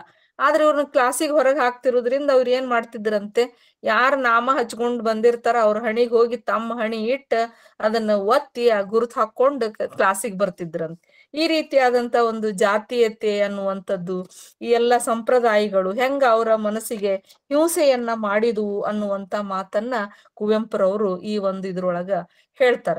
ಮತ್ತ ಅವರು ದೇವರನ್ನ ನಂಬುತ್ತಾರೋ ಇಲ್ಲೋ ಅನ್ನೋದಕ್ಕೂ ಅನೇಕ ಚರ್ಚೆಗಳನ್ನ ಅವ್ರು ಇಲ್ಲಿ ಮಾಡ್ತಾರೆ. ದೇವರು ಕೆಲವೊಮ್ಮೆ ಅದಾನ ಅಂತಾರ, ಅದು ದೇವರ ಹೆಸರಿನಲ್ಲಿರುವಂತ ಮೂಢನಂಬಿಕೆಗಳನ್ನ ಕುವೆಂಪುರವರು ನಂಬುವುದಿಲ್ಲ. ಆದ್ರೆ ದೇವರ ಬಗ್ಗೆ ಅವ್ರಿಗೆ ಬಹಳಷ್ಟು ಆಸಕ್ತಿ ಇದೆ. ಅವ್ರು ಹೇಳ್ತಾರೆ, ಕೆಲವೊಂದು ನಂಬಲಾರದಂತ ಇದನ್ನು ಕೂಡ ಅನುಭವಗಳನ್ನು ಕೂಡ ಹೇಳ್ತಾರೆ. ಏನಂದ್ರೆ ಅವರು, ನಾನು ಕೃಷ್ಣನನ್ನ ಕಂಡೆ, ಕೃಷ್ಣನ ಜೊತೆ ನಾನು ದೋಸೆಯನ್ನು ತಿಂದೆ, ಹೀಗೆಲ್ಲ ಅವ್ರ ಆತ್ಮಚರಿತ್ರೆಯೊಳಗ ಅಂದ್ರೆ ಅವರ ಒಂದು ಅಂತರ್ಗತ ಮನಸ್ಸು ಇರಬಹುದು. ಅದು ಆ ಕೆಲವೊಂದು ಘಟನೆಗಳನ್ನ ಎಷ್ಟೋ ಸಲ ಅವರಿಗೆ ಆಘಾತಗಳಾಗ್ತವೆ, ಕೆಲವೊಂದು ಪೆಟ್ಟುಗಳಾಗ್ತವೆ, ಅವೆಲ್ಲದರಿಂದ ದೇವರೇ ನನ್ನನ್ನ ಪಾರ್ ಮಾಡಿದ ಅನ್ನುವಂತ ಅನುಭವಗಳನ್ನ ಹೇಳ್ತಾರೆ. ದೇವರ ಬಗ್ಗೆ ಶ್ರದ್ಧೆ ಇದೆ ಅಂತ ತಿಳ್ಕೊಂಡು ಆ ದೇವರ ಹೆಸರಿನಲ್ಲಿ ನಡೆಯುವಂತ ಸುಲಿಗೆ, ಶೋಷಣೆ, ಅನಾಚಾರ, ಮೂಢನಂಬಿಕೆಗಳ ಬಗ್ಗೆ ಕುವೆಂಪುರವ್ರಿಗೆ ಬಹಳಷ್ಟು ವಿರೋಧ ಇತ್ತು. ಒಂದ್ಸಲ ಒಂದು ಘಟನೆಯನ್ನ ಹೇಳ್ತಾರ. ಅವ್ರು ಚಾಮುಂಡಿ ಬೆಟ್ಟಕ್ಕೆ ಹೋಗಿರ್ತಾರೆ ಕುವೆಂಪುರವರು. ಆ ಚಾಮುಂಡಿ ಬೆಟ್ಟದೊಳಗ ಪೂಜಾರಿ ಅದನ್ನೆಲ್ಲ ಇದು ಮಂಗಳಾರತಿ ಮಾಡಿದ ಮೇಲೆ ಎಲ್ಲರೂ ದುಡ್ಡು ಹಾಕ್ತಾರ. ದುಡ್ಡು ಹಾಕಿದವ್ರಿಗೆಲ್ಲ ಅವ್ನು ತೀರ್ಥ ಕೊಡ್ತಾನ. ಆದ್ರೆ ಕುವೆಂಪುರವರು ಆರ್ತಿ ದುಡ್ಡು ಹಾಕುದಿಲ್ಲ, ಅವ್ರು ತೀರ್ಥ ಕೊಡುದೇ ಇಲ್ಲ ಅವನು ಪೂಜಾರಿ. ಆವಾಗ ಅವ್ರು ಹೋದ ಜೊತೆಗಿದ್ದಂತ ಗೆಳೆಯರು ಹೇಳ್ತಾರ, ಕುವೆಂಪುರವ್ರಿಗೂ ತೀರ್ಥ ಕೊಡ್ರಿ ಅವ್ರಿಗೆ ಅಂತ ತಿಳ್ಕೊಂಡು. ಅವಾಗ ಅವರು ಮನಸ್ಸಿಗೆ ಅನಿಸ್ತದೆ, ದುಡ್ಡು ಹಾಕ್ಲಾರ್ದಕ್ಕೆ ಇವ ತೀರ್ಥ ಕೊಟ್ಟಿಲ್ಲ ಅಂದ್ಮೇಲೆ ನಾ ತೀರ್ಥವನ್ನ ಇಸ್ಕೊಳ್ಳಾಕ ಸಾಧ್ಯ ಇಲ್ಲ, ಕಾಸು ಹಾಕಿ ತೀರ್ಥ ತಗೊಳ್ಳಿಕ್ಕೆ ನಾನು ತಯಾರಿಲ್ಲ, ಬೇಕಾದ್ರೆ ಚಾಮುಂಡಿ ಬೆಟ್ಟದ ಕೆಳಗಿರುವ ಕೆರೆಯ ನೀರು ಕುಡಿತೇನೆ ಹೊರತಾಗಿ ನಾನು ಈ ಲಂಚದ ಕೇಂದ್ರದ ಈ ತೀರ್ಥವನ್ನ ತಗೊಳ್ಳೋದಿಲ್ಲ ಅಂತ ಕಡಾಖಂಡಿತವಾಗಿ ಅವ್ರ ಗೆಳೆಯರಿಗೆ ಹೇಳ್ತಾರೆ. ಅಂದ್ರೆ ದೇವರ ಹೆಸರಿನಲ್ಲಿ ನಡೆಯುವಂತ ಈ ಒಂದು ಮೂಢನಂಬಿಕೆಗಳ ಬಗ್ಗೆ ಅಥವಾ ಇವರೆಲ್ಲ ವ್ಯವಹಾರಿಕತೆಯ ಬಗ್ಗೆ ಅವ್ರು ಬಹಳಷ್ಟು ಬೇಜಾರಿನಿಂದ ಕೆಲವು ವಿಚಾರಗಳನ್ನ ಇಲ್ಲಿ ಬರೀತಾರೆ. ಕುವೆಂಪುರವರು ಸಾಕಷ್ಟು ಅಂದ್ರೆ ಬೇರೆ ಬೇರೆ ಅವರ ಕವನ ಸಂಕಲನದಲ್ಲಿ ಬರಲಾರ್ದಂತ ಕವಿತೆಗಳನ್ನು ಕೂಡ ಈ ಒಂದು ದಿನಚರಿಯೊಳಗ ಅವರು ಬರೀತಾರೆ. ಇಲ್ಲಿ ಒಂದು ಎಲೆ ಹೂವೆ ಆಲಿಸುವೆ ನಾನಿನ್ನ ಗೀತೆಯನು, ಎಲೆ ಹೂವೆ ಸೋಲಿಸುವೆ ನಾನಿನ್ನ ಪ್ರೀತಿಯನು ಅನ್ನುವಂತ ಒಂದು ಪದ್ಯ ಇರ್ಬೋದು. ಅವರ ಶಾಲೆಯ ಕುರಿತಾಗಿ ನಾನು ಬಲ್ಲೆನು ಬೀದಿ ಎಡೆಯೊಳು ಪಾಳು ಬಿದ್ದಿಹ, ನಾನು ಓದಿದ ಶಾಲೆಯ ಆಡು ಸೋಗೆಯ ಕೋಲು ಹಿಡಿದಿಯ ನಮ್ಮ ಭೀಕರ ಗುರುಗಳ, ಓಡಿ ಹೋಗುತ್ತ ಶಾಲೆಯಿಂದ ನಾವು ಅಡಗುವಂತವರನ್ನು ಅಂತ ತಿಳ್ಕೊಂಡು ಈಗ ಶಾಲೆಯ ಬಗ್ಗೆ, ಅಲ್ಲಿ ಶಿಕ್ಷಕರ ಬಗ್ಗೆ ಅನೇಕ ವಿಚಾರಗಳನ್ನ ಇದ್ರೊಳಗ ಹೇಳ್ಕೊಂತ ಹೋಗ್ತಾರೆ. ಇಲ್ಲಿ ಪೂರ್ಣ ನಿಜವಾಗಿ ಹೇಳ್ಬೇಕಂದ್ರೆ ಒಂದೊಂದು ಉಪನ್ಯಾಸದೊಳಗೆ ಒಬ್ಬೊಬ್ಬರ ಆತ್ಮಚರಿತ್ರೆಯನ್ನು ಹೇಳುವಷ್ಟು ವಿಷಯಗಳದಾವ. ಹೀಗಾಗಿ ನಾನು ಅದನ್ನ ಹೆಚ್ಚಿಗೆ ಹೇಳಲಾರ್ದೆ ನೆನಪಿನ ದೋಣಿಯಲ್ಲಿ ಅನ್ನುವಂಥದ್ದು ಒಂದು ಆತ್ಮಚರಿತ್ರೆ ಮಾತ್ರವಲ್ಲ, ಒಂದು ಸಾಂಸ್ಕೃತಿಕ ದಾಖಲೆ ಅನ್ನುವಂತ ಮಾತನ್ನ ನಾನು ಇಲ್ಲಿ ಹೇಳ್ತಾ, ಇವರು ಸ್ವಾತಂತ್ರ್ಯ ಆಂದೋಲನದ ಬಗ್ಗೆನೂ ಕೂಡ ಇಲ್ಲಿ ಆತ್ಮಚರಿತ್ರೆ ಒಳಗೆ ಹೇಳ್ತಾರ. ಅವಿಭಕ್ತ ಕುಟುಂಬದ ಬಗ್ಗೆ ಹೇಳ್ತಾರೆ. ಇವತ್ತು ಸಮಾಜದಲ್ಲಿ ಅವಿಭಕ್ತ ಕುಟುಂಬಗಳು ಕಾಣ್ತಾ ಇಲ್ಲ, ಆದ್ರೆ ಅವ್ರದ್ದು ಒಂದು ದೊಡ್ಡ ಕುಟುಂಬ ಇತ್ತಂತೆ ಕುವೆಂಪುರವ್ರದ್ದು. ಅವರು ಅನೇಕ ಅಣ್ಣ ತಮ್ಮಂದ್ರ ಹೆಂಡತಿರಿದ್ದಾಗ ಅವ್ರ ತಾಯಿ ಯಾರಂತ ಅವ್ರಿಗೆ ಗೊತ್ತಾಗ್ತಿಲ್ಲ ಅಂತ. ಅವ್ರ ಎಲ್ಲಾ ಮನಿಯೊಳಗ ದೇವಂಗಿ ಅಮ್ಮ, ಹಿರಿಕೊಡಗಿ ಅಮ್ಮ, ಕೆರಕೇರಿ ಅಮ್ಮ, ಕಾಗಿನಗೊಳ್ಳಿ ಅಮ್ಮ, ಶಿವಪುರದ ಅಮ್ಮ ಹಿಂಗೆಲ್ಲಾನು ಕರಿತಿದ್ರಂತ್ರಿ ತಮ್ಮ ತಾಯಂದರಿಗೆ. ತಮ್ಮ ತಾಯಿ ಯಾವಾಗ ಗೊತ್ತಾಗ್ತಿತ್ತು ಅಂದ್ರೆ ಬಹಳ ಅಂದ್ರ ರಾತ್ರಿ ಮಲ್ಕೊಳ್ಳುವಾಗ ಗೊತ್ತಾಗ್ತಿತ್ತು ತಮ್ಮ ತಾಯಿ ಯಾರು ಅಂತ. ಇಲ್ಲಂದ್ರ ಮನೆಯೊಳಗ್ ವಿಶೇಷ ಅಡಿಗೆ ಮಾಡಿದಾಗ ಸ್ವಲ್ಪ ಉಳ್ದಿರ್ತೈತ್ ನೋಡ್ರಿ, ಅದನ್ನ ಮಕ್ಕಳಿಗೆ ಮುಚ್ಚಿ ಕೊಡುವಂತವಳು ತಾಯಿ ಮಾತ್ರ. ಹಾಗ ಅವರು ಕುವೆಂಪುರವ್ರು ಹೇಳ್ತಾರ, ಯಾರು ತಂದು ಮುಚ್ಚಿ ಅವ್ರ ಮಕ್ಕಳಿಗೆ ಕದ್ದು ಮುಚ್ಚಿ ಆ ಒಂದು ಒಳ್ಳೆಯ ವಸ್ತುಗಳನ್ನ ತಂದು ತಿನ್ಲಿಕ್ಕೆ ಕೊಡ್ತಿದ್ರು, ಅವರು ಅವರ ನಿಜವಾದ ಅಮ್ಮ ಆಗಿರ್ತಿದ್ರು ಅನ್ನುವಂತ ಮಾತನ್ನ ಅವರು ಕುವೆಂಪುರವರು ಈ ಕೃತಿಯೊಳಗ ಹೇಳ್ತಾರೆ. ಹೀಗೆ ಸ್ವಾತಂತ್ರ್ಯ ಆಂದೋಲನದ ಚಟುವಟಿಕೆಗಳ ಕುರಿತುನು ಕೂಡ ಅವರು ದಾಖಲೆಯನ್ನ ಮಾಡ್ಯಾರ. ಸ್ವದೇಶಿ ಅಭಿಮಾನ, ಭಾಷಾ ಅಭಿಮಾನ, ಹೀಗೆ ಕುವೆಂಪುರವರ ಮಹಾ ವ್ಯಕ್ತಿತ್ವ ಇಲ್ಲಿ ನಮಗ ಕಂಡು ಬರ್ತದೆ. ಹೀಗೆ ಇವರು ಕುವೆಂಪುರವರು ತಮ್ಮ ಜೀವನದ ಸಿಹಿ ಕಹಿ ಅನುಭವಗಳನ್ನ ದಿನಚರಿ ರೂಪದೊಳಗ ನೆನಪಿನ ದೋಣಿಯಲ್ಲಿ ಅಂತ ತಿಳ್ಕೊಂಡು 1000 ಪುಟದ ಆತ್ಮಚರಿತ್ರೆಯನ್ನ ಬರೆದಿದ್ದನ್ನ ನಾವು ನೋಡ್ತೇವೆ. ಮತ್ತೆ ಇನ್ನೊಂದು ನನಗೆ ಬಹಳ ಇಷ್ಟವಾದಂತ ಆತ್ಮಚರಿತ್ರೆ ಬೀಚಿಯವರ ನನ್ನ ಬಯೋಗ್ರಫಿ ಅಂತ ಹೇಳಿ. ಇದು 47 ಅಧ್ಯಾಯಗಳನ್ನ 468 ಪುಟಗಳನ್ನ ಪಡೆದಂಥದ್ದು. ಬೀಚಿ ಅವರ ಒಂದು ಬಯೋಗ್ರಫಿ ಅಂತ ಅನ್ನುವಂಥದ್ದು, ಅವರು ಬಯೋಗ್ರಫಿ ಅಲ್ಲ ಭಯೋಗ್ರಫಿ ಅಂತಾರ ಅದಕ್ಕೆ, ಅಂದ್ರೆ ಭಯ ಹುಟ್ಟಿಸುವಂಥದ್ದು ಅನ್ನುವ ರೀತಿಯೊಳಗ ಅದನ್ನ ಅವರು ಇಲ್ಲಿ ಹೇಳ್ತಾರ. ಅವರು ತಮ್ಮ ಆತ್ಮಚರಿತ್ರೆ ಬಗ್ಗೆ ಹೇಳ್ತಾ ಇರುವಾಗ, ಸಂಪ್ರದಾಯಸ್ಥ ಕುಟುಂಬದಲ್ಲಿ ಜನಿಸಿದ ಬೀಚಿ ಹುಟ್ಟುತ್ತಲೇ ಮನೆ ಮಂದಿಗೆಲ್ಲ ಶನಿಯಂತೆ ಕಂಡವರು. ಕೆಟ್ಟ ನಕ್ಷತ್ರದಲ್ಲಿ ಜನಿಸಿದ್ದರಿಂದ ಹೆತ್ತವಳಿಗಂತೂ ನುಂಗಲಾರದ ತುತ್ತಾಗಿ ಅಪಶಕುನವನ್ನು ಹೆತ್ತವಳೆಂದು ಅಪವಾದಕ್ಕೆ ಗುರಿಯಾಗುವಂತ ಪರಿಸ್ಥಿತಿ ಅವರಿಗೆ ಬಂದಿರ್ತದೆ. ಇವರು ಮೂಲಾ ನಕ್ಷತ್ರದಲ್ಲಿ ಹುಟ್ಟಿದ್ರಿಂದ ಮನೆಯಲ್ಲಿ ಯಾರು ಬೀಚಿ ಅವರನ್ನ ಇಷ್ಟ ಪಡ್ತಿರ್ಲಿಲ್ಲಂತೆ. ಆ ಒಂದು ವಿಚಾರವನ್ನ ಹೇಳ್ತಾರೆ. ಮುಂದೆ ಅಲ್ಲಿ ಶಾಲೆ ವಾತಾವರಣ ಹೆಂಗಿತ್ತು ಅಂದ್ರ, ಸ್ಕೂಲ್ ಅಂದ್ರೆ ನಮಗ ಪಾರ್ಟ್ ಟೈಮ್ ಜೈಲ್ ಆಗಿತ್ತು ಅಂತ ತಿಳ್ಕೊಂಡು ಹೇಳ್ತಾರೆ. ಅಂದ್ರೆ ಶಾಲೆಯ ಶಿಕ್ಷಣ ಅದ್ರ ಬಗ್ಗೆ ಸಾಕಷ್ಟು ವಿಚಾರಗಳನ್ನ ಅವ್ರು ಇಲ್ಲಿ ಹೇಳ್ತಾರೆ. ಬೀಚಿ ಅವರು ತಮ್ಮ ತಾಯಿಯನ್ನ ಗುರುತಿಸಿದ್ದು ವಿಧವೆಯ ಆಕಾರದೊಳಗ. ತಾವು ಹುಟ್ಟಿದ ಕೆಲವೇ ಸಮಯದೊಳಗ ತಂದೆಯನ್ನ ಕಳ್ಕೊಂತಾರ. ಬ್ರಾಹ್ಮಣ ಸಮಾಜದೊಳಗ ವಿಧವೆಗಿರುವಂತ ಸ್ಥಾನಮಾನವನ್ನ ಕುರಿತು, ಅಂದ್ರೆ ತಾಯಿ ವಿಧವೆ ಆಗಿರ್ತಾಳ, ವಿಧವೆಗೆ ಮಾಡುವಂತ ಆ ಸಂಪ್ರದಾಯಗಳು, ಆ ಸಂಸ್ಕೃತಿ, ಅದನ್ನೆಲ್ಲ ಕಂಡು ಹೆಂಡತಿ ಸತ್ತರೆ ಗಂಡ ಮದುವೆ ಆಗಬಹುದು, ಗಂಡ ಸತ್ತರೆ ಹೆಂಡತಿ ಮದುವೆ ಆಗಬಾರದು, ಗಂಡ ಸತ್ತರೆ ಅದು ಅವಳ ಪಾಪ ಕರ್ಮ ಫಲ ಅಂತ ತಿಳ್ಕೊಂಡು ಸಮಾಜದಲ್ಲಿ ಹೆಂಗ ದೂರ್ತರ ಅನ್ನುವಂಥದ್ದನ್ನ ಚಿಕ್ಕವರಿರುವಾಗಲೇ ತಾಯಿಯನ್ನ ವಿಧವೆಯಾಗಿ ಕಂಡಂತ ಬೀಚಿ ಅವರು ಬಹಳ ನೋವಿನಿಂದ ಕೆಲವು ವಿಚಾರಗಳನ್ನ ಸಮಾಜದಲ್ಲಿರುವಂತ ಬ್ರಾಹ್ಮಣ ಸಂಪ್ರದಾಯದ ಕೆಲವು ವಿಚಾರಗಳನ್ನ ಅವರು ಅಲ್ಲಿ ಹೇಳ್ತಾ ಹೋಗ್ತಾರೆ. ಹೀಗೆ ಬೀಚಿ ಅವರ ಆತ್ಮಚರಿತ್ರೆಯನ್ನ ನಾವು ನೋಡಿದಾಗ, ಒಮ್ಮೆ ಅತ್ತೆಯ ಗಂಡ ತೀರ್ಕೊಂಡಾಗ ಅತ್ತೆ ಬಹಳ ಅಳುತ್ತಿರುವಂತ ಸಂದರ್ಭದೊಳಗ ಬೀಚಿ ಅವರು ಮಾವ್ ಸತ್ತ ಅಂತ ಹಾಸಿಗೆ ಹಿಡಿದಿಯಲ್ಲ, ಅವೇ ನಿನ್ನ ಹುಡುಗನ, ಅವ ಸಾಯ್ಬಾರ್ದೇನ ಅಂತ ತಿಳ್ಕೊಂಡ್ ಹಿಂಗ ಒಂದ್ ಧಾರವಾಡ ಭಾಷೆ ಏನ್ ಇರ್ತದಲ್ರಿ, ಆ ಒಂದು ಭಾಷೆಯೊಳಗ ಅತ್ತೆಗೆ ಒಂದು ಸಮಾಧಾನ ಹೇಳಿದಂತ ಮಾತುಗಳಿರ್ಬೋದು.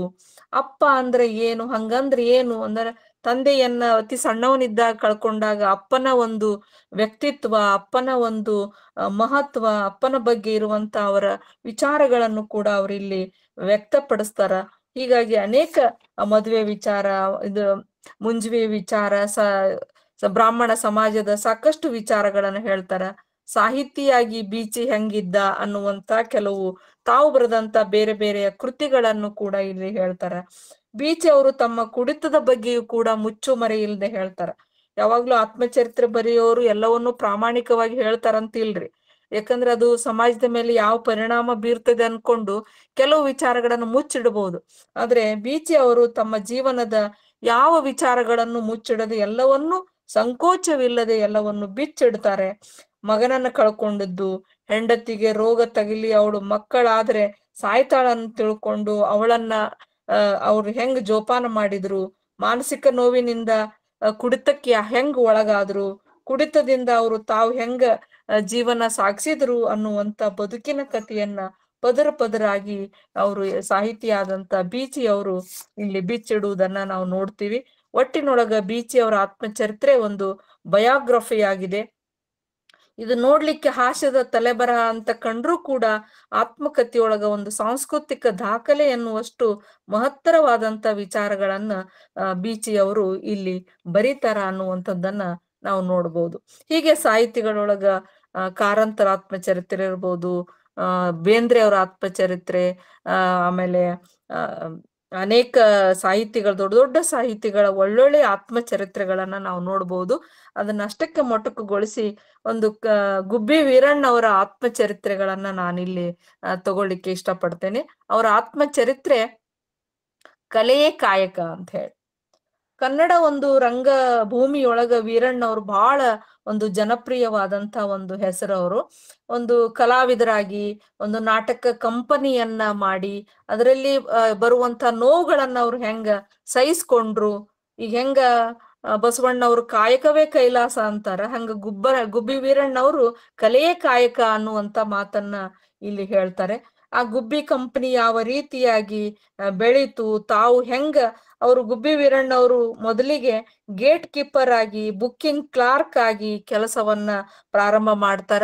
ಒಮ್ಮೆ ಒಬ್ಬ ಕಲಾವಿದ ಗೈರು ಹಾಜರಾದಾಗ ಆ ಒಂದು ಪಾತ್ರವನ್ನ ತಾವು ಮಾಡಿ, ಬಾಲಕನಿದ್ದಾಗನೇ ಪಾತ್ರ ಮಾಡಿ ಎಲ್ಲರೂ ಕೂಡ ಸೈ ಅನಿಸ್ಕೊಂಡು ಒಬ್ಬ ಕಲಾವಿದನಾಗಿ ಗುಬ್ಬಿ ವೀರಣ್ಣ ಮುಂದೆ ಬೆಳಿತಾನ ಅನ್ನುವಂಥದ್ದು ನಮಗಿಲ್ಲಿ ಕಂಡು ಬರ್ತದೆ. 5 ಮತ್ತು 6ನೇ ವಯಸ್ಸಿಗೆ ಸಂಸ್ಥೆಗೆ ಸೇರಿದ ಬಾಲ ವೀರಣ್ಣ ಬಾಲ ನಟನಾಗಿ ಕಂಗೊಳಿಸ್ತಾನೆ.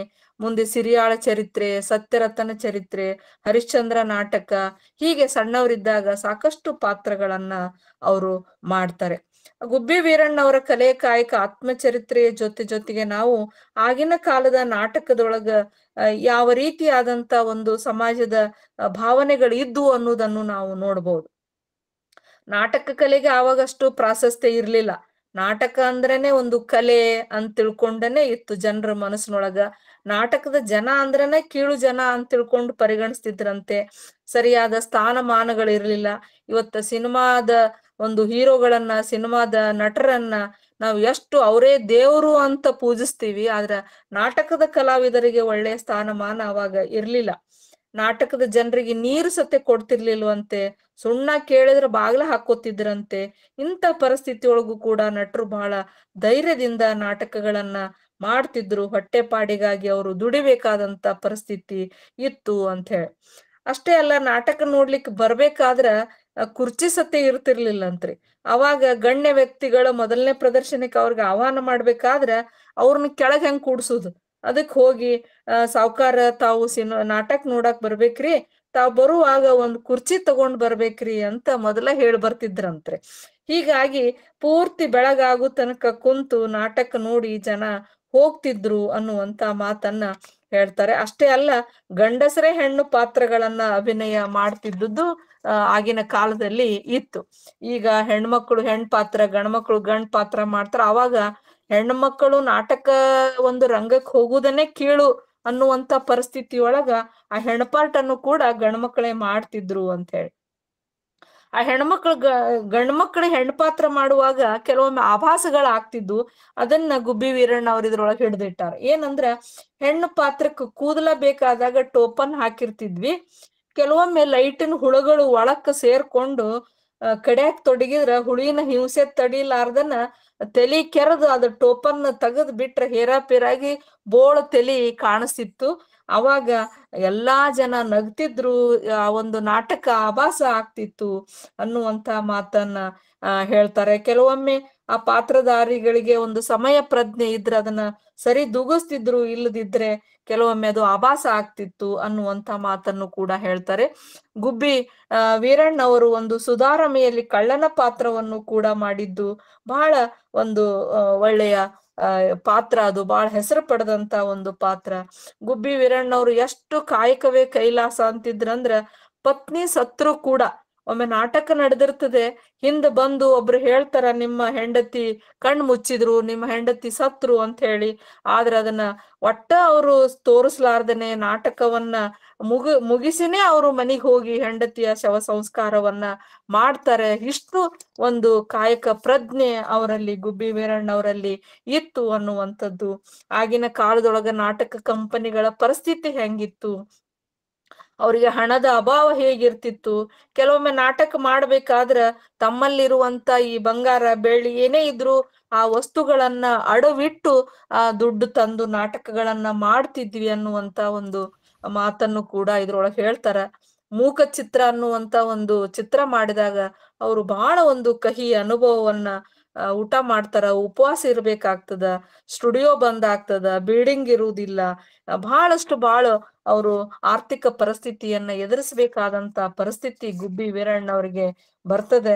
ಒಟ್ಟಾರೆ ಗುಬ್ಬಿ ವೀರಣ್ಣ ಅವರ ಒಂದು ಈ ಕಲೆಯ ಕಾಯಕ ಆತ್ಮಚರಿತ್ರೆಯನ್ನ ನಾವು ಓದಿದಾಗ ಆ ಕಾಲದ ನಾಟಕದ ಕಂಪನಿಗಳ ಒಂದು ಈ ಪರಿಸ್ಥಿತಿ ನಮಗ ಕಂಡು ಬರ್ತದೆ ಅನ್ನುವಂತ ಮಾತನ್ನ ಹೇಳಿಕ್ಕೆ ನಾನಿಲ್ಲಿ ಇಷ್ಟಪಡ್ತೇನೆ. ಅದಾದ ಮೇಲೆ ನನಗೆ ಬಹಳ ಇಷ್ಟವಾದಂತ ಮತ್ತೊಂದು ಆತ್ಮಚರಿತ್ರೆ ಎಚ್ ನರಸಿಂಹಯ್ಯನವರ ಹೋರಾಟದ ಹಾದಿ ಅಂತ ಹೇಳಿ. ನಾವು ಒಬ್ಬೊಬ್ಬರನ್ನೇ ತಗೊಂಡಿನಿ, ಒಬ್ರು ಸಾಹಿತಿಗಳು, ಒಬ್ರು ಕಲಾವಿದರು, ಒಬ್ರು ಶಿಕ್ಷಣ ತಜ್ಞರು, ಹೀಗೆ ನಾನು ತಗೊಂಡಿದ್ದೀನಿ.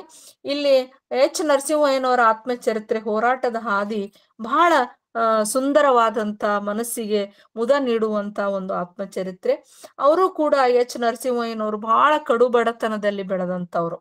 ಅವ್ರು ಹೇಳ್ತಾರ, ಬಸ್ ಚಾರ್ಜ್ ಇಲ್ದನೆ ನಮ್ಮೂರಿಂದ ನಾನು 53 ಕಿಲೋಮೀಟರ್ ಬೆಂಗಳೂರಿಗೆ ಒಂದ್ಸಲ ನಡ್ಕೊಂಡ ಬಂದೆ ಅಂತ ಹೇಳ್ತಾರ. ನನ್ನ ಜೀವನದೊಳಗ ಹೋರಾಟನೇ ಆಯ್ತು, ಹೀಗಾಗಿ ನನ್ನ ಆತ್ಮಚರಿತ್ರೆಗೆ ನಾನು ಹೋರಾಟದ ಹಾದಿ ಅಂತ ಇಟ್ಟಿನಿ ಅನ್ನುವಂತ ಮಾತನ್ನ ಅವರು ಹೇಳ್ತಾರೆ. ಚಿಕ್ಕಂದಿನಲ್ಲಿ ಅವರು ತಂದೆಯನ್ನ ಕಳ್ಕೊಂತಾರ, ಮನಿ ಜವಾಬ್ದಾರಿ ಅವರಿಗೆ ಬರ್ತದ. ಹೀಗಾಗಿ ತಾಯಿಯ ಮೇಲೆ ಬಹಳಷ್ಟು ಜವಾಬ್ದಾರಿ ಬೀಳ್ತದ. ವಿದ್ಯಾರ್ಥಿ ನಿಲಯದಲ್ಲಿ ಇದ್ದುಕೊಂಡು ತಮ್ಮ ಶಿಕ್ಷಣ ಮುಗಿಸಿ SLC ಮುಗಿಸಿ ಮುಂದೆ ಅವರು ಹೆಚ್ಚಿನ ವಿದ್ಯಾಭ್ಯಾಸಕ್ಕಾಗಿ ಅಮೆರಿಕಕ್ಕೂ ಕೂಡ ಹೋಗುವಂತ ಬಡತನದಲ್ಲಿ ಹುಟ್ಟಿ ಬೆಳೆದ್ರು ಕೂಡ ಅವರ ಒಂದು ಅಶಿಕ್ಷಣದ ಮೋಹ, ಅವರ ಒಂದು ಜಾಣತನ ಅನೇಕ ಇದರಿಂದ ಅವರು ಅಮೆರಿಕಕ್ಕೆ ಹೋಗಿ ಹೆಚ್ಚಿನ ವಿದ್ಯಾಭ್ಯಾಸವನ್ನ ಮಾಡಿ ಬರ್ತಾರೆ. ಮುಂದೆ ನರಸಿಂಹಯ್ಯನವರು ಪ್ರಿನ್ಸಿಪಾಲ್ರಾಗಿ ಕೂಡ ಕೆಲಸವನ್ನ ಮಾಡ್ತಾರೆ. ಒಬ್ಬ ಶಿಕ್ಷಣ ತಜ್ಞರಾಗಿ ಶಿಕ್ಷಣ ವ್ಯವಸ್ಥೆಯ ಬಗ್ಗೆ ಕೆಲವು ಬದಲಾವಣೆಗಳನ್ನು ತರುವಂತ ಕೆಲಸವನ್ನ ಮಾಡ್ತಾರೆ.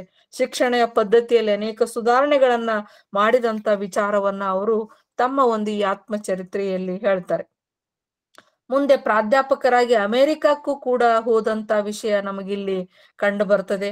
ಕೆಲವು ಮತ್ತಿನ್ನೊಂದು ಏನಂದ್ರೆ ಅವ್ರು ಶಿಕ್ಷಣ ತಜ್ಞರು, ಬಹಳ ವೈಚಾರಿಕ ಪ್ರಜ್ಞೆ ಇರುವಂತವ್ರು ಎಚ್ ನರಸಿಂಹಯ್ಯನವರು.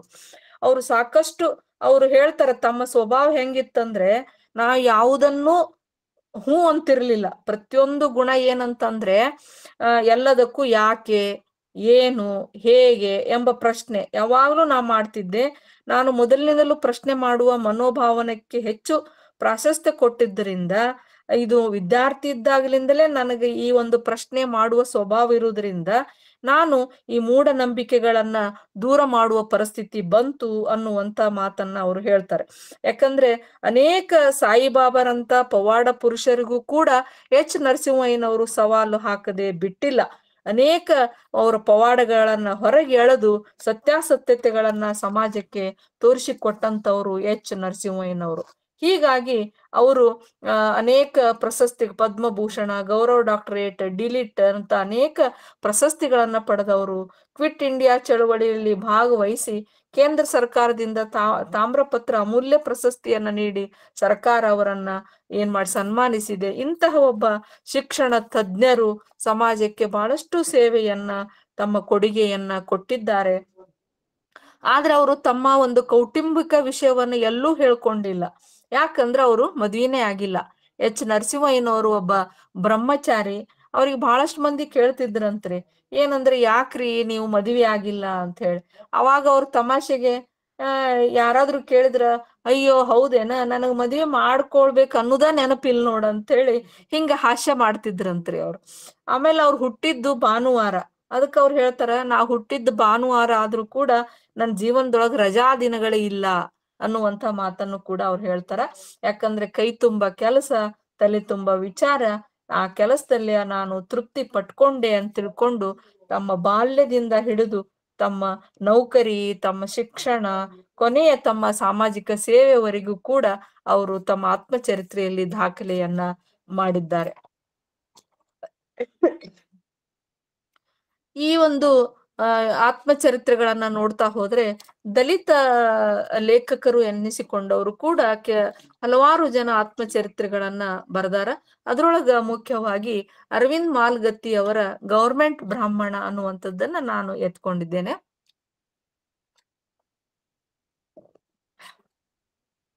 ಕನ್ನಡದ ದಲಿತ ಸಾಹಿತ್ಯವನ್ನ ಅವಲೋಕಿಸಿದಾಗ ದಲಿತರು ಕೂಡ ತಮ್ಮ ಸಂವೇದನೆಗಳನ್ನ, ತಮ್ಮ ಕಟು ಮಧುರ ಅನುಭವಗಳನ್ನ ಕತೆ, ಕಾವ್ಯ, ಕಾದಂಬರಿಯಲ್ಲಿ ವ್ಯಕ್ತಪಡಿಸಿದಂತೆ ಆತ್ಮಚರಿತ್ರೆಗಳನ್ನು ಕೂಡ ಬರೆದಿದ್ದಾರೆ. ಅದ್ರೊಳಗ ಅರವಿಂದ್ ಮಾಲ್ಗತ್ತಿ ಅವರ ಗವರ್ಮೆಂಟ್ ಬ್ರಾಹ್ಮಣನು ಕೂಡ ಒಂದು. ಇದ್ರೊಳಗ ನಾವು ಅರವಿಂದ್ ಮಾಲ್ಗತ್ತಿ ಅವರ ಆತ್ಮಚರಿತ್ರೆ ಅನ್ನೋದಕ್ಕಿಂತ ದಲಿತರ ಬದುಕು ಸಮಾಜದೊಳಗೆ ಹೆಂಗಿತ್ತು ಅನ್ನುವಂಥದ್ದನ್ನ ಹೆಚ್ಚಿಗೆ ನೋಡ್ಲಿಕ್ಕೆ ಸಾಧ್ಯ ಆಗ್ತದೆ. ಇಲ್ಲಿ ಶ್ರೀಮಂತ ಜನರು ಅವ್ರ ಊರೊಳಗೆ ಹೆಚ್ಚಂತೆ. ಅಂಥವ್ರ ಶ್ರೀಮಂತರ ಮನಿಯೊಳಗ ಯಾರಾದ್ರೂ ಮಕ್ಕಳು ಹುಟ್ಟಿದ್ರ, ಯಾರಾದ್ರೂ ಸತ್ರ ದಲಿತರಿಗೆ ಬಹಳ ಸಂತೋಷ ಆಗ್ತಿತ್ತಂತೆ. ನೀವ್ ಅನ್ಬೋದು ಈ ವಿಷಯಕ್ಕೆ ಯಾಕೆ ಸಂತೋಷ ಆಗ್ಬೋದಂತ. ಯಾಕಂದ್ರ ಸತ್ತ ಹೆಣವನ್ನ ಸ್ಮಶಾನಕ್ಕೆ ಒಯ್ಯುವಾಗ ಹೆಣದ ಮೇಲೆ ತೂರುವ ಹಣವನ್ನ ಆರಿಸಿಕೊಳ್ಳಿಕ್ಕೆ ನಾವು ಕಚ್ಚಾಟ ಮಾಡ್ತಿದ್ವಿ. ಅಂದ್ರೆ ಅಷ್ಟೊಂದು ಬಡತನದ ಪರಿಸ್ಥಿತಿ ಒಳಗ ಹೆಣದ ಮೇಲೆ ಬಿದ್ದಂತ ಹಣವನ್ನು ನಾವು ಆರಿಸ್ಕೊಳ್ಳಿಕ್ಕೆ ಬಡದಾಡ್ತಿದ್ವಿ. ಆಮೇಲೆ ಅವರೆಲ್ಲ ಹೋದ ಮೇಲೆ ಅಲ್ಲಿ ಬಿದ್ದಂತ ಪುಡಿಗಾಸನ್ನ ನಾವು ಆರಿಸ್ಕೊಳ್ಳಿಕ್ಕೆ ಕಚ್ಚಾಡ್ತಿದ್ವಿ. ನಮ್ಮ ಹಿರಿಯರಿಗಿಂತ ಮುಂದೆ ಹೋಗಿ ತೂರಿದ ಹೆಣದ ನೆಲಕ್ಕೆ ಬೀಳುವುದಕ್ಕೆ ಮುಂಚಿತವಾಗಿ ನಾವು ಹಣವನ್ನ ಹಿಡಿಲಿಕ್ಕೆ ಪ್ರಯತ್ನ ಮಾಡ್ತಿದ್ವಿ. ಯಾಕಂತಂದ್ರೆ ನಮ್ಗ ಅಷ್ಟು ಬಡತನ ಕಾಡ್ತಿತ್ತು ಅನ್ನುವಂತ ಮಾತನ್ನ ಅವರು ಅರವಿಂದ್ ಮಾಲ್ಗತ್ತಿ ಅವ್ರು ಹೇಳ್ತಾರೆ. ಈಗ ಅವರು ಬಹುದೊಡ್ಡ ಲೇಖಕರು ಹೌದು, ಶ್ರೀಮಂತರು ಕೂಡ ಆಗಿದ್ದಾರೆ. ಆದ್ರ ಅವರ ಬಾಲ್ಯದ ಬದುಕನ್ನ ನಾವು ನೋಡಿದಾಗ ಬಹಳ ನೋವನ್ನ ಉಂಡಂತವ್ರು ಅವರು. ಮತ್ತ ಬಹಳ ಇನ್ನೊಂದು ವಿಷಯ ಹೇಳ್ಬೇಕು ಏನಂದ್ರೆ, ಆ ಊರೊಳಗೆ ಏನಾದ್ರೂ ಸಭೆ ಸಮಾರಂಭಗಳು ನಡೆದ್ರೆ ಮಾತ್ರ ನಮ್ಮ ತಲೆ ಕೊಬ್ಬರಿ ಎಣ್ಣೆ ಕಾಣುತ್ತಿತ್ತು ಅಂತ ತಿಳ್ಕೊಂಡ್ ಹೇಳ್ತಾರ ಅವ್ರು. ಯಾಕಂದ್ರ ಹಳ್ಳಿಯೊಳಗ ನಾವು ಸಣ್ಣವರಿದ್ದಾಗ ನೋಡಿವ್ರಿ ಘಟನೆಗಳನ್ನ. ಏನಂದ್ರ ಊರೊಳಗೆ ಏನಾದ್ರೂ ಒಂದು ಸಭೆ ಸಮಾರಂಭ ಆದ್ಮೇಲೆ ಊಟ ಎಲ್ಲ ಆಗಿ ಎಲ್ಲರೂ ಹೋದ ಮೇಲೆ ಅಡಿಗೆ ಉಳಿದಿರ್ತದ. ಆ ಅಡಿಗೆ ಉಳಿದಾಗ ಏನ್ ಮಾಡ್ತಾರ, ದಲಿತ ಕೇರಿಗಳಿಗೆ ಅದನ್ನ ನೀಡಿಸ್ಕೊಳ್ಳಿಕ್ಕೆ ಹೇಳ್ತಾರ. ಎಲ್ಲಾರು ಬಂದು ಒಂದು ದಬರೆ ಪಾತ್ರೆ ಎಲ್ಲ ತಂದು ಅದನ್ನೆಲ್ಲ ನೀಡಿಸ್ಕೊಂಡು ಹೋಗ್ತಾರ. ಕೊನೆಗೆ ಇವ್ರಿಗೆ ಊಟಕ್ಕೆ ಹಾಕ್ತಿರ್ತಾರ. ಈ ಬಡತನದ ಹಸಿವು ಎಷ್ಟಿತ್ತಂದ್ರೆ ಇವ್ರು ಒಮ್ಮೆ ಉಂಡ್ರದು ಹಸಿವು ತೃಪ್ತಿ ಆಗಿರಂಗಿಲ್ಲ, ಮತ್ತೊಮ್ಮೆ ಊಟಕ್ಕೆ ಕುಂದಿರ್ತಿರ್ತಾರ ಇವ್ರು. ಅವಾಗ ಏನ್ ಮಾಡ್ತಿರ್ತಾರಂದ್ರೆ ಇವ್ರು ಅಲ್ಲಿ ಸಮಾರಂಭದವ್ರು ಬಣ್ಣ ಹಚ್ತಿದ್ರಂತ್ರಿ ಇವ್ರಿಗೆ.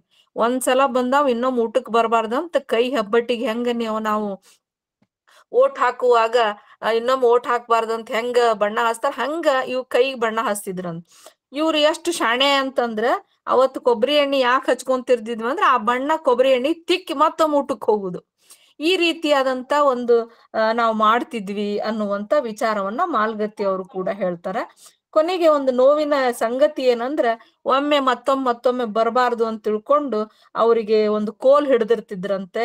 ಶ್ರೀಮಂತರು ಕೋಲು ಹಿಡಿದು ಹೊಡೆಯಲು ನಿಂತಾಗ ಹಂದಿಗೆ ನಾಯಿಗೆ ಹೊಡೆಯಲು ಅದೇ ಕೋಲು, ದಲಿತರಿಗೆ ಹೊಡೆಯಲು ಕೂಡ ಅದೇ ಕೋಲು ಅನ್ನುವಂತ ಮಾತನ್ನ ಬಹಳ ತುಂಬಾ ನೋವಿನಿಂದ ಅವರು ಅಲ್ಲಿ ಹೇಳ್ತಾರೆ.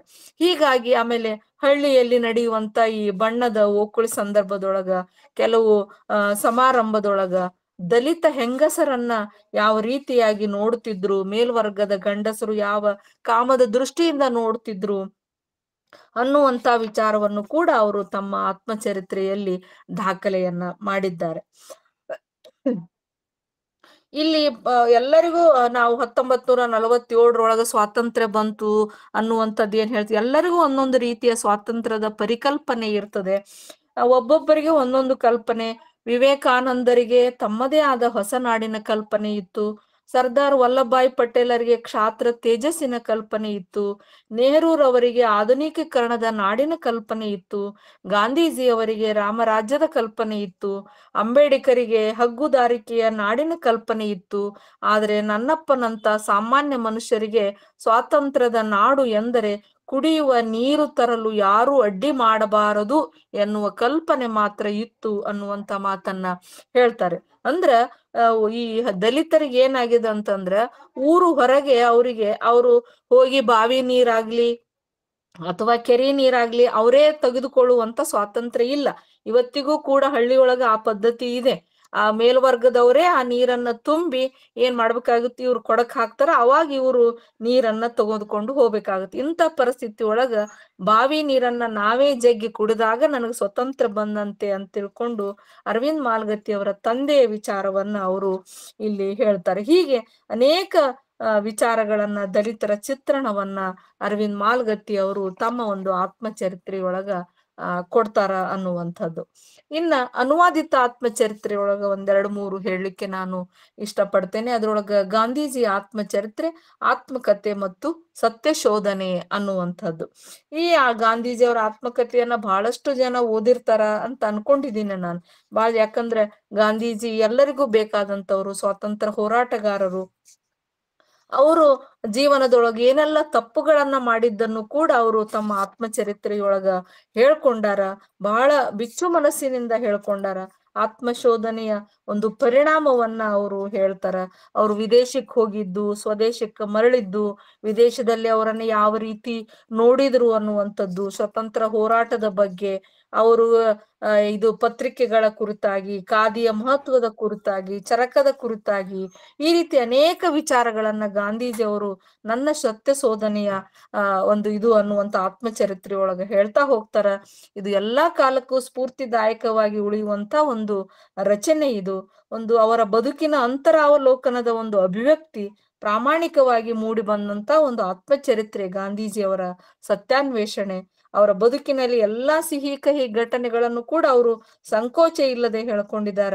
ಜೀವನದ ಶಾಶ್ವತ ಮೌಲ್ಯಗಳ ಬಗ್ಗೆ, ಶ್ರದ್ಧೆ, ನಿಷ್ಠೆ ಮತ್ತು ಅದರ ಅನುಷ್ಠಾನಗಳ ಬಗ್ಗೆ ಅವರು ಹೇಳ್ಕೊಂಡಿದ್ದಾರೆ.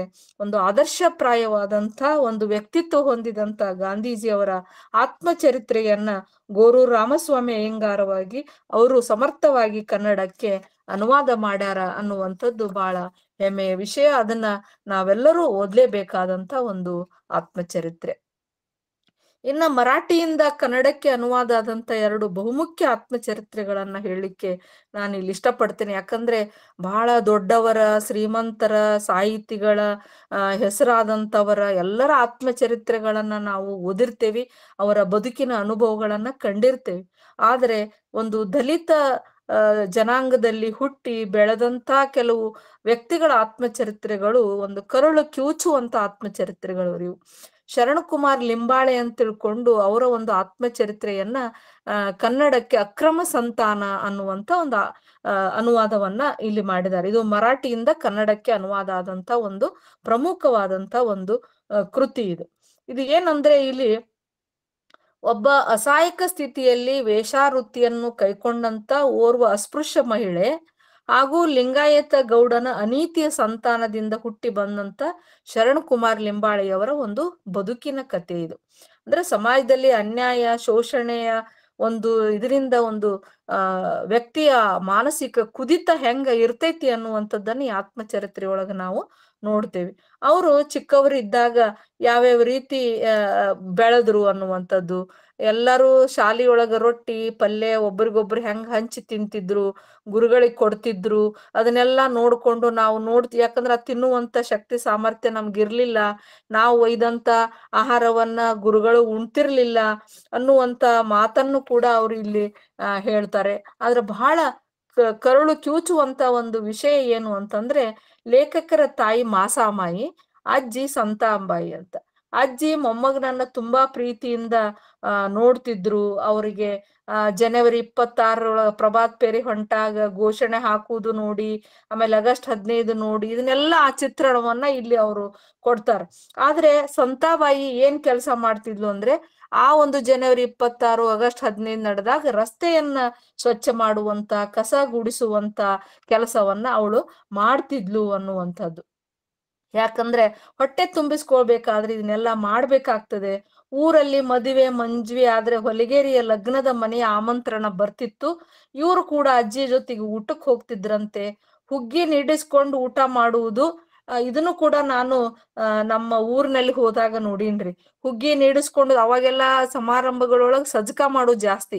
ಈಗೆಲ್ಲ ವೆರೈಟಿ ಆಫ್ ಸ್ವೀಟ್ಸ್ ಬಂದಾವ್, ಆದ್ರೆ ಅವಾಗ ಸಜ್ಜಕನೇ ಮೇನ್ ಇದು ಇರ್ತಿತ್ತು ಸ್ವೀಟ್. ಆ ಸಜ್ಜಕ ನೀಡಿಸ್ಕೊಂಡು ಬಂದು ಊಟ ಮಾಡೋದು.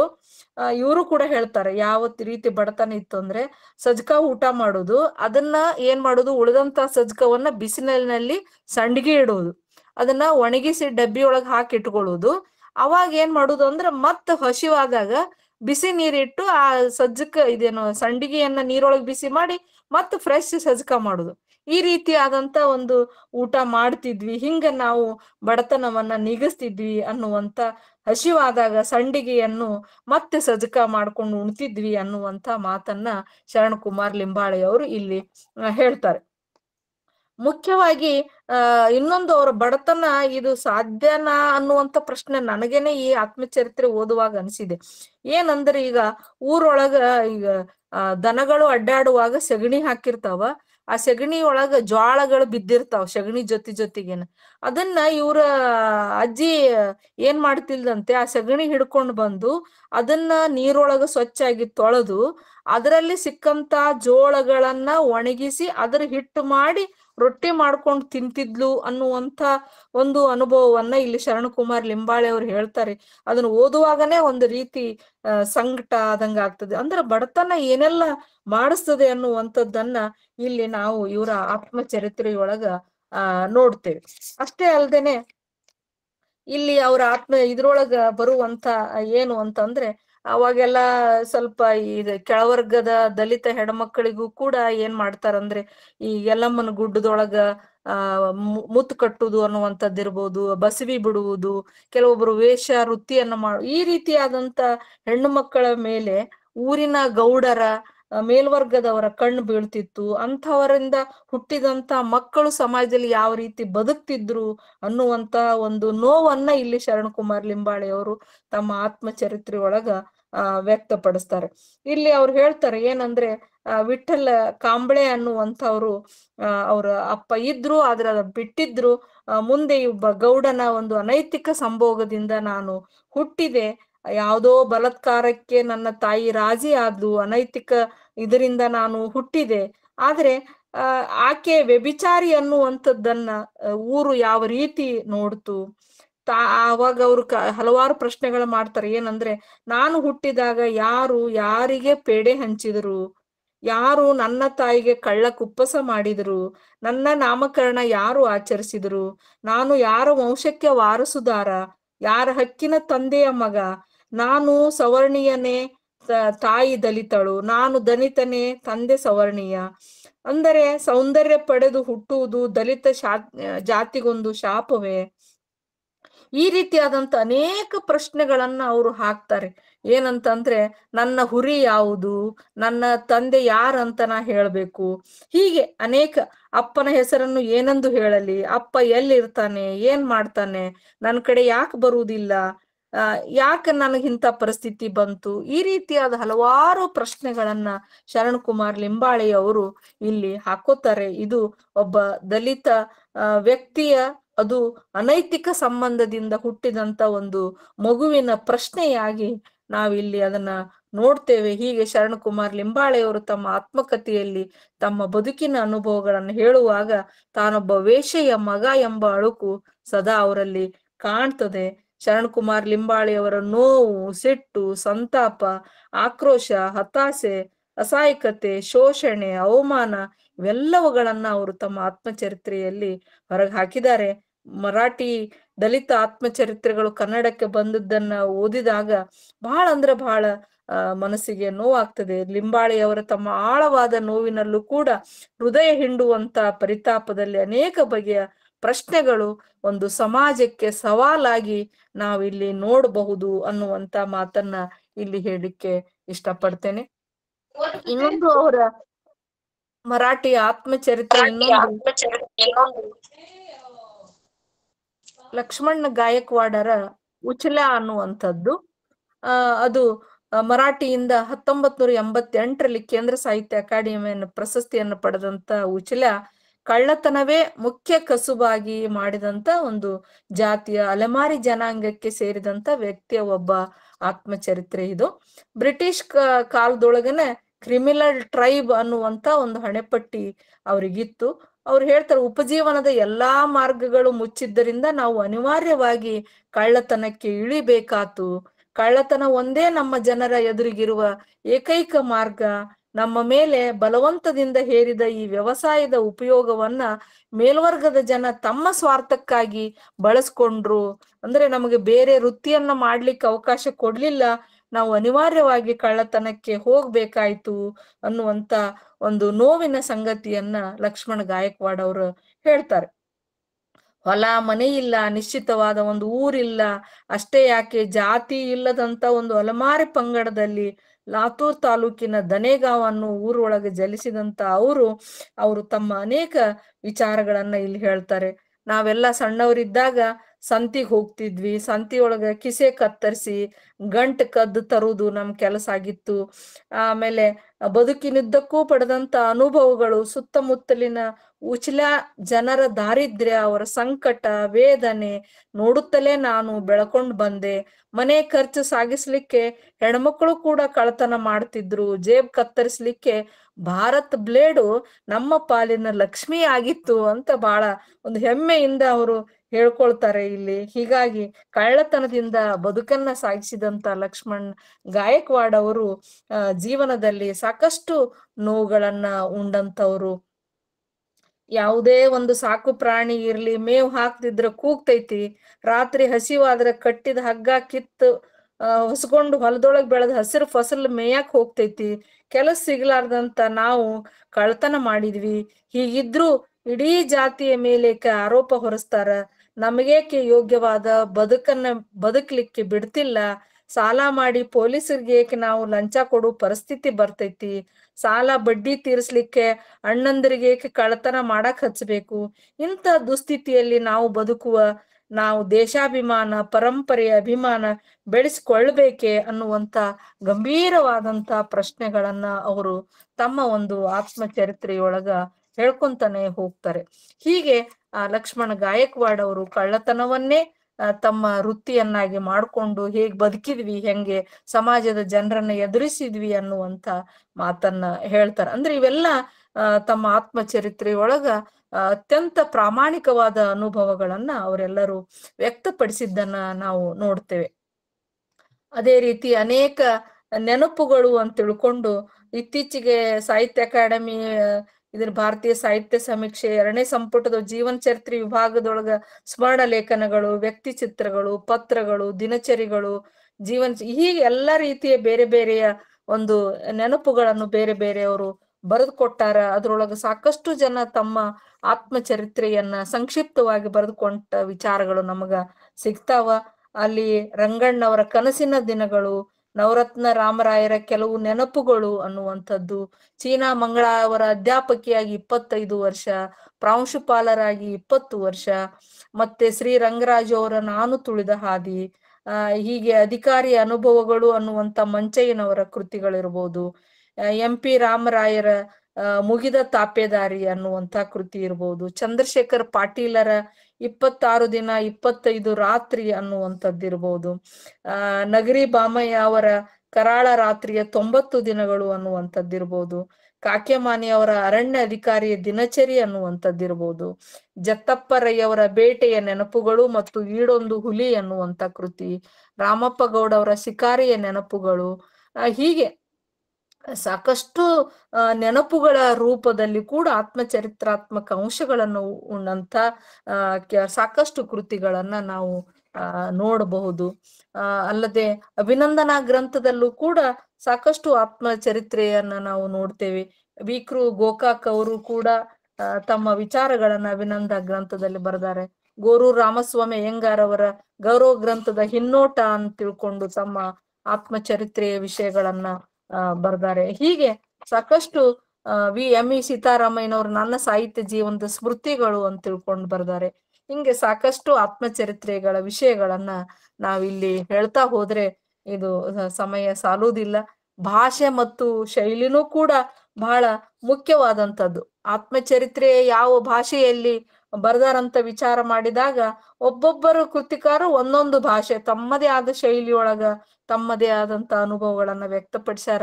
ಕೆಲವರು ಗ್ರಾಂಥಿಕ ಭಾಷೆ ಬಳಸ್ತಾರ, ಕೆಲವರು ಪ್ರಾದೇಶಿಕ ಭಾಷೆಯನ್ನ ಬೆಳೆಸ್ತಾರ, ಕೆಲವರು ಆಡಿ ಮಾತಿನ ದಾಟಿಯಾಗ ಬರೀತಾರ, ಕೆಲವರು ಅನುಭವನಿಷ್ಠ ನಾಣ್ಣುಡಿಗಳ ರೂಪದಲ್ಲಿ ಬರೀತಾರ. ಹೀಗೆ ತಮಗೆ ಆಡು ಮಾತಿನ ಗ್ರಾಂಥಿಕ ಮಿಶ್ರಣದ ಸ್ವರೂಪವನ್ನ ಅನೇಕ ರೀತಿಯೊಳಗ ತಮ್ಮದೇ ಆದ ಶೈಲಿಯೊಳಗ ತಮ್ಮದೇ ಆದ ಭಾಷೆಯೊಳಗ ಆತ್ಮಚರಿತ್ರೆಯನ್ನ ಇಲ್ಲಿ ಬರಿತಾ ಹೋಗ್ಯಾರ. ಕೆಲವೊಬ್ರು ಒಳ್ಳೆಯ ಅನುಭವಗಳನ್ನ ಪಡೆದಂತ ಲೇಖಕರು ತಮಗೆ ಬರದೇ ಹೋದಾಗ ನಿರೂಪಣಾ ರೀತಿಯಲ್ಲೂ ಕೂಡ ಸಾಕಷ್ಟು ಆತ್ಮಚರಿತ್ರೆಗಳನ್ನ ನಾವು ನೋಡ್ತೇವಿ. ಅವ್ರು ಹೇಳ್ತಾರ, ಬೇರೆದವರು ಬರಿತಾ ಹೋಗ್ತಾರ. ಹೀಗೆ ಆತ್ಮಚರಿತ್ರೆಯ ಭಾಷೆ, ಅದರ ಶೈಲಿ, ಅದರ ರೂಪ ಇದೆಲ್ಲ ನೋಡಿದಾಗ ಇದೊಂದು ಆತ್ಮೀಯ ಚರಿತ್ರೆ ಅನ್ನುವಂಥದ್ದು ಕನ್ನಡ ಸಾಹಿತ್ಯದಲ್ಲಿ ಸಾಹಿತ್ಯ ಪ್ರಕಾರವಾಗಿ ಇವತ್ತ ಬೆಳೀತಾ ಇದೆ ಅನ್ನುವಂಥದ್ದು ಬಹಳ ಸಂತೋಷದ ವಿಷಯ. ಇತ್ತೀಚೆಗೆ ಸಾಕಷ್ಟು ಆತ್ಮಚರಿತ್ರೆಗಳು ಕನ್ನಡ ಸಾಹಿತ್ಯದಲ್ಲಿ ಬರ್ತಾ ಇದಾವ. ಇಲ್ಲಿ ಹಿಂದೆ ಬಹಳಷ್ಟು ಜನ ಭಾಗವಹಿಸಿದವ್ರು ಹಾಕ್ತಾ ಇದ್ದಾರೆ. ಅದನ್ನ ನೋಡಿದಾಗ ನೆನಪು ಆಗ್ತಾ ಇದೆ. ಇಲ್ಲಿ ಸಿದ್ಲಿಂಗ್ ಪಟ್ಟಣ ಶೆಟ್ಟಿ ಅವ್ರದ್ದು ಗಿರಿಜಮ್ಮನ ಮಗ ಇರ್ಬೋದು, ಬಹಳ ಜನರು ಆತ್ಮಚರಿತ್ರೆಗಳನ್ನ ಬರಿತಾ ಇದ್ದಾರೆ. ಇವತ್ತು ವಿಪುಲವಾಗಿ ಆತ್ಮಚರಿತ್ರೆಗಳು ಬರ್ತಾ ಇದಾವ. ಅದಕ್ಕ ಪೂರಕವಾಗಿ ನಮ್ಮ ಮನೆಯವರು ಕೂಡ ಒಂದು ಆತ್ಮಚರಿತ್ರೆಯನ್ನು ಬರಿತಾ ಇದ್ದಾರೆ, ಅಖಂಡ ಪ್ರಪಂಚ ಅಂತ ಹೇಳಿ. ಅದು ಡಿಸೆಂಬರ್ 14ಕ್ಕೆ ನಾವು ಬಿಡುಗಡೆ ಮಾಡ್ಬೇಕಂತ ಮಾಡೀವಿ. ಹೀಗೆ ಒಂದು ಕನ್ನಡ ಸಾಹಿತ್ಯದಲ್ಲಿ ಆತ್ಮಚರಿತ್ರೆ ವಿಪುಲವಾಗಿ ಬೆಳೆದಿದೆ ಅನ್ನುವಂತ ಮಾತನ್ನ ಹೇಳ್ತಾ, ನನಗೆ 1 ಗಂಟೆ ಟೈಮ್ ಕೊಟ್ಟಿದ್ರು. ಸರಿಯಾಗಿ 1 ಗಂಟೆಯಲ್ಲಿ ನಾನು PhD ಮಾಡಿದಂತ 500 ಪುಟಗಳ ಒಂದು ಮಹಾನ್ ಗ್ರಂಥದ ವಿಷಯವನ್ನ 1 ಗಂಟೆಗೆ ಸಂಕ್ಷಿಪ್ತಗೊಳಿಸಿ ನನಗೆ ಅನಿಸಿದ್ದನ್ನ ಕೆಲವು ವಿಚಾರಗಳನ್ನ ತಮ್ಮ ಮುಂದೆ ವ್ಯಕ್ತಪಡಿಸೀನಿ. ಇನ್ನೂ ಹೆಚ್ಚಿನ ವಿಚಾರಗಳನ್ನ ಇದಕ್ಕೆ ಪೂರಕವಾಗಿ ತಾವು ಸೇರಿಸಬಹುದು ಅನ್ನುವಂತ ಮಾತನ್ನ ಹೇಳ್ತಾ ಅವಕಾಶಕ್ಕಾಗಿ ಧನ್ಯವಾದಗಳನ್ನ ಅರ್ಪಿಸಿ ನನ್ನ 2 ಮಾತುಗಳನ್ನು ಮುಗಿಸ್ತೇನೆ. ಎಲ್ಲರಿಗೂ ಶರಣಾರ್ಥಿ. ಸಮಗ್ರ 1 ಗಂಟೆ ಸಮಯವನ್ನ ತೆಗೆದುಕೊಂಡು ಕನ್ನಡ ಸಾಹಿತ್ಯದಲ್ಲಿ ಆತ್ಮಚರಿತ್ರೆ ಬಗ್ಗೆ ಬಹಳಷ್ಟು ಎಳೆಯಾಗಿ ಬಿಡಿಸಿರ್ತಕ್ಕಂಥ ಡಾಕ್ಟರ್ ಶರಣಮ್ಮ ಗೊರಗೋಳ ಅಕ್ಕನವರಿಗೆ ಅನಂತ ಧನ್ಯವಾದಗಳು. ಪ್ರಾಯಶಃ ಇದನ್ನ ನಾವು ನೋಡ್ಲಾಗಿ ಸಾಹಿತಿಗಳು, ಕಲಾವಿದರು, ರಾಜಕಾರಣಿಗಳು, ಸಮಾಜ ಸುಧಾರಕರು, ವಿಜ್ಞಾನಿಗಳು ಮತ್ತು ವಿವಿಧ ಕ್ಷೇತ್ರಗಳ ಮಹನೀಯರು ಬರೆದ ಆತ್ಮಚರಿತ್ರೆಗಳು ಓದುಗರಿಗೆ ಸ್ಫೂರ್ತಿ ಹಾಗೂ ಮಾರ್ಗದರ್ಶನ ನೀಡ್ತಾ ಇದೆ. ಇವು ಆಯಾ ವ್ಯಕ್ತಿತ್ವದ ದೌರ್ಬಲ್ಯ, ದೋಷ, ಎಡವಿ ಬಿದ್ದ ಸಂದರ್ಭಗಳನ್ನು ಸಹ ಕಟ್ಟಿಕೊಡುವ ಮೂಲಕ ಸತ್ಯಶೋಧನೆಯ ಹಾದಿ ಆಗ್ತಾ ಇದೆ. ಇವು ಆಯಾ ಕಾಲಘಟ್ಟದಲ್ಲಿ ಸಾಮಾಜಿಕ, ರಾಜಕೀಯ ಮತ್ತು ಸಾಂಸ್ಕೃತಿಕ ಜೀವನದ ಮೇಲೆ ಬೆಳಕನ್ನ ಚೆಲ್ಲುತ್ತೆ ಅಂತಕ್ಕಂಥ ಮಾರ್ಮಿಕವಾಗಿ ನಮಗೆಲ್ಲ ಒಂದು ಗಂಟೆವರೆಗೆ ಉಪನ್ಯಾಸ ನೀಡಿರ್ತಕ್ಕಂಥ ಅಕ್ಕನವರಿಗೆ ಅನಂತ ಧನ್ಯವಾದಗಳನ್ನ ಅರ್ಪಿಸ್ತಾ, ಈಗ ಅದರ ಪೂರಕವಾಗಿ ಮಾರ್ಗದರ್ಶನ ನುಡಿಯನ್ನ ಈ ಸಂಸ್ಥಾಪಕರಾಗಿರ್ತಕ್ಕಂಥ ಡಾಕ್ಟರ್ ಶಶಿಕಾಂತ್ ಪಟ್ಟಣ್ ಅವರು ತಮ್ಮ ಅನುಭವದ ನುಡಿಯನ್ನ ನುಡಿಬೇಕಂತ ನಡೆಸ್ಕೊಳ್ತಾ ಇದ್ದಾರೆ. ಓಂ ಶ್ರೀ ಗುರು ಬಸವಲಿಂಗಾಯ. ಡಾಕ್ಟರ್ ಶರಣಮ್ಮ ಗೊರೆಬಾಳ್ ಅವರು 1997ರಲ್ಲಿ ಒಂದು ಸಂಶೋಧನಾ ಗ್ರಂಥವನ್ನ ರಚಿಸಿ ಕರ್ನಾಟಕ ವಿಶ್ವವಿದ್ಯಾಲಯದಿಂದ ತಮ್ಮ PhD ಪದವಿಯನ್ನು ಪಡೆದಿದ್ದಾರೆ. ಹಲವಾರು ಬಾರಿ ಅವರಿಗೆ ಒಂದು ದೊಡ್ಡ ಆಸೆ, ನಾನು ಕನ್ನಡ ಸಾಹಿತ್ಯದಲ್ಲಿ ಆತ್ಮಚರಿತ್ರೆ ಮಾಡಬೇಕು ಅಂತ. ಒಬ್ಬ ವ್ಯಕ್ತಿ ಈಗ ಸುಮಾರು 28 ವರ್ಷಗಳಾದ್ಮೇಲೂ ಕೂಡ, PhD ಆದ್ಮೇಲೆ 28 ವರ್ಷಗಳಾದ್ಮೇಲೂ ಕೂಡ ಇಲ್ಲಿಯವರೆಗೆ ಬಂದಂತ ಎಲ್ಲ ಆತ್ಮಚರಿತ್ರೆಗಳನ್ನ ಖರೀದಿ ಮಾಡಿ ಓದ್ತಕ್ಕಂಥ, ಅಪ್ಡೇಟ್ ಮಾಡ್ಕೊಳ್ತಕ್ಕಂಥ ಒಂದು ಕೆಲಸವನ್ನ ಡಾಕ್ಟರ್ ಶರಣಮ್ಮ ಗೊರೆಬಾಳ್ ಅವ್ರು ಮಾಡ್ತಾ ಇದ್ದಾರೆ. ಯಾವಾಗಲೂ ಕೇಳಿದ್ರೆ ಹೇಳ್ತಾರೆ, ನಾ ಸರ್ ಇನ್ನೊಂದು ತಂದೆ ಅಂತಕೊಂಡು ವೈವಿಧ್ಯತೆ ಅದನ್ನ ಅಪ್ಡೇಟ್ ಮಾಡ್ತಕ್ಕಂಥ ಒಂದು ಕಾರ್ಯ. ಜೊತೆಗೆ ಎಲ್ಲಿವರೆಗೆ ಪ್ರೇರಣೆ ಮಾಡಿದ್ರೆ ಅವ್ರ ಮನೆಯೊಳಗಿರ್ತಕ್ಕಂಥ ಅವರ ಯಜಮಾನರು ಅಖಂಡಪ್ಪ ಅಂತಕ್ಕಂಥ ನನ್ನ ಆತ್ಮೀಯ ಸ್ನೇಹಿತರು, ಅಖಂಡ ಪ್ರಪಂಚ ಅಂತಕ್ಕಂಥ ಅವರ ಬದುಕಿನ ಹಳ್ಳಿಯ ಜೀವನವನ್ನ, ಅದು ಕೂಡ ಒಂದು ಒಳ್ಳೆಯ ಆತ್ಮಚರಿತ್ರೆ ಆಗಿ ಬರ್ಬೋದು ಅಂತಕ್ಕಂಥದ್ದು. ನನ್ನ ವ್ಯಕ್ತಿಗತ ಅಧ್ಯಯನ ಮತ್ತು ನನ್ನ ಓದುವಿನೊಳಗ ವಚನಕಾರರು ಮೊಟ್ಟ ಮೊದಲಿಗೆ ಆತ್ಮ ವಿಶ್ಲೇಷಕರು, ವಿಮರ್ಶಕರು ಅಂತಂದ್ರೆ ತಪ್ಪಾಗ್ಲಿಕ್ಕಿಲ್ಲ. ಬೆಳೆಯ ಭೂಮಿಯಲ್ಲೊಂದು ಪ್ರಳಯಿಸದ ಕಸ ಹುಟ್ಟಿ ತಮ್ಮನ್ನ ಒಂದು ಫಲವತ್ತಾದ ಭೂಮಿಯೊಳಗೆ ಒಂದು ಕೆಟ್ಟ ಗುಣಗಳು ಬರ್ತಾವು, ಅಥವಾ ಅವು ಮರ್ಕಟ ಅಂತಕ್ಕಂಥದ್ದು, ಮನವೆಂಬ ಮರ್ಕಟ ಲಂಘಿಸುತ್ತಿರೋದು ಕೊಂಬೆರೆಂಬೆಗಳನ್ನಂತಕ್ಕಂಥದ್ದು, ಮಾವಿನಕಾಯಿಯೊಂದು ಎಕ್ಕೆಕಾಯಿ ನಾನಯ್ಯ ಅಂತಕ್ಕಂಥದ್ದು. ಬಹಳಷ್ಟು ವಚನಕಾರರು, ವಿಶೇಷವಾಗಿ ಬಸವಣ್ಣ ತನ್ನ ವಚನದಾಗ ಪ್ರತಿಶತ 90ರಷ್ಟು ಆತ್ಮವಿಮರ್ಶೆ ಮಾಡಿಕೊಂಡಂಥದ್ದು. ಸೊ ಆ ಹಂತದೊಳಗೆ ನಮ್ಗೆ ಅವಾಗ ಈ ಚರಿತ್ರೆ ಬರೀತಕ್ಕಂಥದ್ದು, ಆತ್ಮಚರಿತ್ರೆ ಬರೀತಕ್ಕಂಥದ್ದು ಇರ್ಲಿಲ್ಲ ಅಂದ್ರೂ ಕೂಡ ಆತ್ಮವಿಮರ್ಶೆ ಮೊಟ್ಟ ಮೊದಲಿಗೆ ಸುಮಾರು 950 ವರ್ಷಗಳ ಹಿಂದೆ ಶರಣರು ಆರಂಭಿಸಿದ್ರು ಅಂತಕ್ಕಂಥದ್ದು. ಅದರೊಳಗ ಅಕ್ಕಮಹಾದೇವಿ, ಅಲ್ಲಮ್ಮ, ಬಸವಣ್ಣ, ಸಿದ್ದರಾಮ ಎಲ್ಲ ಶರಣರು ಆತ್ಮವಿಮರ್ಶೆಗೆ ತಮ್ಮನ್ನು ತಾವು ತೊಡಗಿಸಿಕೊಂಡು ನಿಮಗೆ ಕೇಡಿಲ್ಲವಾಗಿ ಆನು ಒಲಿದಂತೆ ಹಾಡುವನೆ, ಅಷ್ಟೇ ನಿಷ್ಠುರವಾಗಿ ನಾನು ಕಂಡಂತ ಅನುಭವವನ್ನ ನಿಮ್ಮ ಸಾಕ್ಷಿಯಾಗಿ, ನಿಮ್ಮ ಶ್ರೀಪಾದದ ಸಾಕ್ಷಿಯಾಗಿ, ಬಹಳ ಮಂದಿ ಪಾದ ಅಂದ್ರೆ ಕಾಲ ಅಂತ ತಿಳ್ಕೊಂತಾರ, ಪಾದ ಅಂದ್ರೆ ಜ್ಞಾನ, ನಿಮ್ಮ ಶ್ರೀಪಾದದ ಸಾಕ್ಷಿಯಾಗಿ, ನಿಮ್ಮ ಸಾಕ್ಷಿಯಾಗಿ ಅಲ್ಲಿ ವ್ಯಾಲಿಡೇಷನ್ ಅಂತಕ್ಕಂಥದ್ದು, ತಾವು ಕಂಡುಕೊಂಡಂತ ಸತ್ಯವನ್ನ, ಅನುಭವವನ್ನು ಹಂಚಿಕೊಳ್ಳಿಕ್ಕೆ ಒಂದು ಸಮೂಹವನ್ನ, ಲಿಂಗ ಪ್ರಜ್ಞೆಯನ್ನ ಕೇಂದ್ರವಾಗಿಟ್ಟುಕೊಂಡು ನಿಮ್ಮ ಸಾಕ್ಷಿಯಾಗಿ ನಾನು ಒಲಿದಂತೆ ಹಾಡುವೆ, ಫ್ರೀಡಮ್ ಹೇಳ್ತೀನಿ, ನಾನು ಕಂಡಂತ ಅನಿಸಿಕೆಗಳನ್ನ ಹೇಳ್ತೀನಿ ಅಂತಕ್ಕಂಥದ್ದು ನೋಡಿದಾಗ ವಚನಕಾರರು ಬಹಳಷ್ಟು ಆತ್ಮವಿಮರ್ಶೆ ಮಾಡಿಕೊಂಡಂತ ಒಬ್ಬ ಸಾಹಿತಿಗಳು ಅಥವಾ ಆರಂಭಿಕರು ಅಂತಂದ್ರೆ ತಪ್ಪಾಗ್ಲಿಕ್ಕಿಲ್ಲ. ನನ್ನ ಅನುಭವದೊಳಗ ನಾನು ಗಾಂಧಿಯವರ ಮೈ ಎಕ್ಸ್ಪೆರಿಮೆಂಟ್ಸ್ ವಿತ್ ಟ್ರುತ್ ಅಂತಕ್ಕಂಥ ಒಂದು ಇಂಗ್ಲಿಷ್ ಒಳಗೆ ಇರ್ತಕ್ಕಂಥ, ನಾನು ಕನ್ನಡದಾಗ ರಾಮಸ್ವಾಮಿ ಅಯ್ಯಂಗಾರ್ದು ಓದಲಿಲ್ಲ, ಇಂಗ್ಲಿಷ್ನಾಗ ಓದಿದೆ. ಆಮೇಲೆ ನೆನಪಿನ ದೋಣಿ ಅಂತಕ್ಕಂಥದ್ದು ಕುವೆಂಪುರ ಅವ್ರದ್ದು ಓದಿದೆ. ಆಮೇಲೆ ಚಂಪಾ ಅವ್ರದ್ದು 25 ರಾತ್ರಿ 26 ದಿನ ಅಂತಕ್ಕಂಥದ್ದು ಒಂದು ಒಳ್ಳೆಯ, ಒಂದು ಸಣ್ಣದು, ಭಾಳ ದೊಡ್ಡದಲ್ಲ, ಎಮರ್ಜೆನ್ಸಿ ಟೈಮ್ನೊಳಗೆ ಅವರು ಜೈಲಿನೊಳಗೆ ಅವ್ರು ಭಾಳ ಚಂದ ಹೇಳ್ತಾರ. ನಮ್ಮ ಮನೆ ಮುಂದೆ ಜೈಲು ಇತ್ತು, ಅಲ್ಲಿ ಹುಚ್ಚರ ಆಸ್ಪತ್ರೆ ಇತ್ತು, ಅಲ್ಲಿ ಇರ್ತಕ್ಕಂಥ ತಮ್ಮ ಅನುಭವಗಳನ್ನ ಅವರು ಎಮರ್ಜೆನ್ಸಿ ಟೈಮ್ನಾಗ ಅರೆಸ್ಟ್ ಆದಾಗ ಅವರು ಆಯಿತು ಆಮೇಲೆ ಬಸವರಾಜ್ ಕಟ್ಟಿಮನಿ ಅವರು ಕೂಡ ಕಾದಂಬರಿಕಾರನ ಬಗ್ಗೆ ತಾವು ಬರೆದಂಥದ್ದು ಒಂದು ಬಹಳಷ್ಟು ಒಂದು ಆತಂಕಕ್ಕೆ ಅಥವಾ ಒಂದು ಕೌಟುಂಬಿಕ ವಿಘಟನೆಗೂ ಕೂಡ ಕಾರಣವಾದಂಥ ಒಂದು ಆತ್ಮಚರಿತ್ರೆ ಅಂದ್ರೆ ಶಿವರಾಮ್ ಕಾರಂತರ ಹುಚ್ಚು ಮನಸ್ಸಿನ 10 ಮುಖಗಳು ಅಂತ.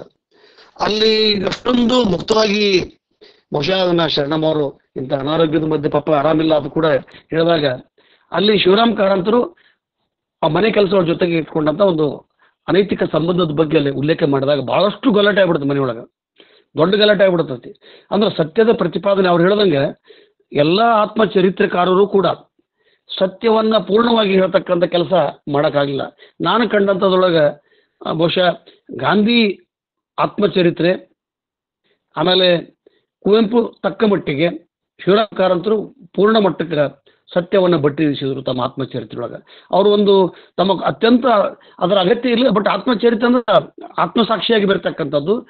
ನಡೆದಂಥ ಜೀವನ ಘಟನೆಗಳು ನಡೆದಾಗ ಮನೆಯೊಳಗೆ ಭಾಳ ಗಲಾಟೆ ಆಗಿಬಿಡ್ತೈತೆ. ಅದು ಭಾಳ ದೊಡ್ಡ, ಅದು ಯಾರಿಗೂ ಗೊತ್ತಿರಂಗಿಲ್ಲ ಅಥವಾ ಗೊತ್ತಿದ್ದಂಥ ಸತ್ಯವನ್ನು ಕೂಡ ಮುಚ್ಚಿಡ್ತಾರೆ. ಇದನ್ನು ಸಾರ್ವತ್ರಿಕಗೊಳಿಸ್ತಕ್ಕಂಥ, ದಾಖಲೆಗೊಳಿಸ್ತಕ್ಕಂಥ ಕೆಲಸ ನೀವು ಯಾಕೆ ಮಾಡಿದ್ರಿ ಅಂತ ತಿಳ್ಕೊಂಡು ಅವ್ರ ಜೊತೆಗೆ ಅವ್ರ ಮಕ್ಕಳು, ಅವ್ರ ಕುಟುಂಬ ಜಗಳಾಡ್ತಾರೆ. ಅದೇ ರೀತಿ ಕಟ್ಟಿಮನಿಯವರು ಭಾಳ ಅರ್ಥಪೂರ್ಣ, ಅವರು JA ಹೈಸ್ಕೂಲ್ನೊಳಗಿದ್ದಾಗ ಅವ್ರು ಹೆಂಗೆ ಕುಂತು ಕ್ಲಾಸ್ ಬಂಕ್ ಮಾಡ್ತಿದ್ರು, ಹೊರಗೆ ಕುಂತು ಹೆಂಗೆ ಆಟ ಆಡ್ತಿದ್ರು ಆಗಿನ ಕಾಲದಾಗ. ಅವ್ರ ತಂದೆಯವರು ಬಾಳಪ್ಪ, ಅವರವ್ವ ಬಾಳವ್ವ, ಪೊಲೀಸು ಅವ್ರ ಜೀವನದ ಸಮಗ್ರ ಜೀವನವನ್ನು ಕ್ವಾರ್ಟರ್ಸಾಗಿ ಹೆಂಗಿದ್ರು, ಬಡತನ ಹೆಂಗೆ ಅನುಭವಿಸಿದ್ರು ಅಂತಕ್ಕಂಥದ್ದು ರಾಯ ದಾರೋಡ್ಕರ್ ಪುಸ್ತಕ ಓದಿದಾಗ ನಾನು ಸಾಕಷ್ಟು ಆತ್ಮಚರಿತ್ರೆ ಓದಿದ್ವಿ. ಅದರ ಆತ್ಮಚರಿತ್ರೆ ಒಂದು ನಿಜವಾಗಿ ಬರೀತಕ್ಕಂಥದ್ದು ಅತ್ಯಂತ ಸೃಜನಶೀಲ ಮನಸ್ಸು ಮಾತ್ರ ಬರಿಬೋದು, ಸತ್ಯವನ್ನು ಪ್ರತಿಪಾದನೆ ಮಾಡತಕ್ಕಂಥ ಬರಿಬೋದು. ಸುಮ್ಮನೆ ಆತ್ಮಚರಿತ್ರೆಯನ್ನು ನಮ್ಮನ್ನು ನಾವು ವೈಭವೀಕರಣ ಮಾಡ್ಕೊಳ್ಳೋಕೆ ಕೆಲವು ಸಾಹಿತಿಗಳು ಬರೀತಾರೆ, ತಮ್ಮನ್ನು ಬಹಳಷ್ಟು ವೈಭವೀಕರಣ ಮಾಡ್ಕೊಳ್ತಕ್ಕಂಥ ಕಾರ್ಯವನ್ನು ಮಾಡುವಂಥ ಕೆಲಸವನ್ನು ಮಾಡ್ತಾರೆ. ಅದಕ್ಕೆ ಬದ್ಧನೂ ಆಗಂಗಿಲ್ಲ. ಉದಾಹರಣೆಗೆ ಅಂದ್ರೆ ಅನಂತಮೂರ್ತಿಯವರು ಬರೆದಂಥ ಬೆತ್ತಲೆ ಪೂಜೆ ಏಕೆ ಸಲ್ಲದು ಅಂತಕ್ಕಂಥ ಒಂದು ಕೃತಿಯೊಳಗೆ ತಮ್ಮ ಆತ್ಮಚರಿತ್ರೆ ಅಂದ್ರೆ ಅದಕ್ಕೆ ಸಂಬಂಧಪಟ್ಟಂಥ ಕೃತಿಗಳನ್ನ ಬರೀತಾರೆ. ಅದು ಒಂದು ಎಲ್ಲಿ ಮಟ್ಟಕ್ಕೆ ಹೋಯ್ತು ಅಂದ್ರೆ ಅವ್ರ ಆತ್ಮಚರಿತ್ರೆಯನ್ನು ಕೋಟ್ ಮಾಡಿದಂಥ ಕಲಬುರ್ಗಿಯವರು ತಮ್ಮ ಜೀವನವನ್ನು ಕಳ್ಕೊಳ್ತಕ್ಕಂಥ ಸಂದರ್ಭಕ್ಕೆ ಹೋದರು. ಅವಾಗ ಅನಂತಮೂರ್ತಿಯವರು ಬದ್ಧರಾಗಲಿಲ್ಲ. ಮತ್ತು ಅವ್ರು ಹೇಳಿದರು, ನಾನು ಬ್ರಾಹ್ಮಣ, ನಾನು ಜನಿವಾರವನ್ನು ಸುಟ್ಟು ಅದ್ರಾಗ ಬರ್ದಾರ, ಅದ್ರಾಗ ನಾನು ಕಳಿಸ್ಕೊಟ್ಟೆ. ಆಗ ಅಲ್ಲಿ ಶೃಂಗೇರಿ ಮಠದವ್ರು ಮತ್ತೆ ಹೊಳ್ಳಿ ಕಳಿಸಿದ್ರು, ಬ್ರಾಹ್ಮಣ್ಯವನ್ನು ನೀವು ಬಿಟ್ಟರು ಬ್ರಾಹ್ಮಣ್ಯ ನಿನ್ನ ಬಿಡುವುದಿಲ್ಲ ಅಂತಕ್ಕಂಥದ್ದು. ಕೊನೆಗೆಟ್ಟುಗಳಿಗೆ ಏನಾಯ್ತು ಅಂದ್ರೆ ಅದೇ ಕವಿ, ಅದೇ ಸಾಹಿತಿ ಕೊನೆಗೆ ಮಾಧ್ವ ಸಂಪ್ರದಾಯದ ಪ್ರಕಾರ ಅವ್ರ ತನ್ನ ಹೆಂಡತಿ ಕ್ರೈಸ್ತರವರು ಎಸ್ತರ್ ಅಂತಕ್ಕಂಥದ್ದು. ಅಂದ್ರೆ ನಾವು ಇವೆಲ್ಲವೂ ನಮ್ಮ ಕಣ್ಣಾರೆ ಕಂಡಂಥದ್ದು. ಅಂದ್ರೆ ನಾನು ಈ ಸಾಹಿತ್ಯ ಪರಂಪರೆಗಳು ಕಣ್ಣಾರೆ ಕಂಡಂಥದ್ದು. ಅನಂತಮೂರ್ತಿ ಅವ್ರು ನೋಡಿದಾಗ ಅನಂತಮೂರ್ತಿ ಅವರು ಭಾಳ ಅದು ನವ್ಯ ಕಾದಂಬರಿಕಾರ ಒಳಗೆ ಭಾಳ ದೊಡ್ಡ ಸಾಹಿತ್ಯವನ್ನು ನಿರ್ಮಿಸಿದ್ರು. ವಿಶೇಷವಾಗಿ ಘಟಶ್ರಾದ್ದ ಆಗಲಿ ಅಥವಾ ಸಂಸ್ಕಾರ ಆಗಲಿ ಅವು ರಾಷ್ಟ್ರ ಪ್ರಶಸ್ತಿಯನ್ನು ಪಡೆದಂಥ ಆರಂಭಿಕ ಘಟ್ಟಗಳು.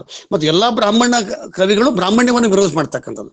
ಪಂಡಿಯಮ್ಮ ಬರೆದಂಥವ್ರು ಆಗಲಿ, ಶಿವರಾಮ್ ಕಾರಂತರು ಆಗಲಿ, ಮುಖರ್ಜಿ ಕನಸುಗಳಾಗಲಿ, ಅಥವಾ ಘಟಶ್ರಾದ್ದ ಆಗಲಿ, ಅಥವಾ ಇತ್ತೀಚೆಗೆ ಭೈರಪ್ಪನವ್ರ ಕಾದಂಬರಿಗಳಾಗಲಿ, ಇವೆಲ್ಲ ಅಲ್ಲಿ ನೋಡಿದಾಗ ಬಹುಶಃ ಒಂದು ಸಮುದಾಯದವರು ತಮ್ಮ ಸಮುದಾಯದ ಪೊಳ್ಳುಗಳನ್ನು, ಡೊಂಗಿತನವನ್ನು ಮುಕ್ತವಾಗಿ ಟೀಕೆ ಮಾಡಬಲ್ಲರು ಅಂತಕ್ಕಂಥ. ಅನಂತಮೂರ್ತಿಯವರ ಘಟಶ್ರಾದ್ದ, ಆಮೇಲೆ ಇವರ ದಾಟು ಒಂದೇ ಕಾಲಕ್ಕೆ ಬಂದಂಥದ್ದು. ಸಂಸ್ಕಾರ, ಇವ್ರಿಗೊಂದು ಕಾದಂಬರಿ ಬರೆದು ಅವರೆಲ್ಲರೂ ಕೂಡ ಬ್ರಾಹ್ಮಣ್ಯದ ಒಂದು ಹಿಪೋಕ್ರಾಸಿ ನಾವು ಆಷಾಢಭೂತಿತನವನ್ನು ನಾವು ನವ್ಯ ಕಾದಂಬರಿಕಾರರು ಭಾಳ ಕಾಣ್ತೀವಿ. ನಾವು ನವೋದಯ ಕಾಲ ಬಿಟ್ಟು ಪ್ರಗತಿಪರ ಮತ್ತು ನವ್ಯದೊಳಗೆ ಕಾದಂಬರಿಕಾರರೊಳಗೆ ಭಾಳಷ್ಟು ಕಾಣ್ತೀವಿ. ಅದಾಗ ಬೀಜ ಅಂತಕ್ಕಂಥದ್ದು ಶಾಂತಿನಾಥ್ ದೇಸಾಯಿ ಅವ್ರ ಕಾದಂಬರಿ.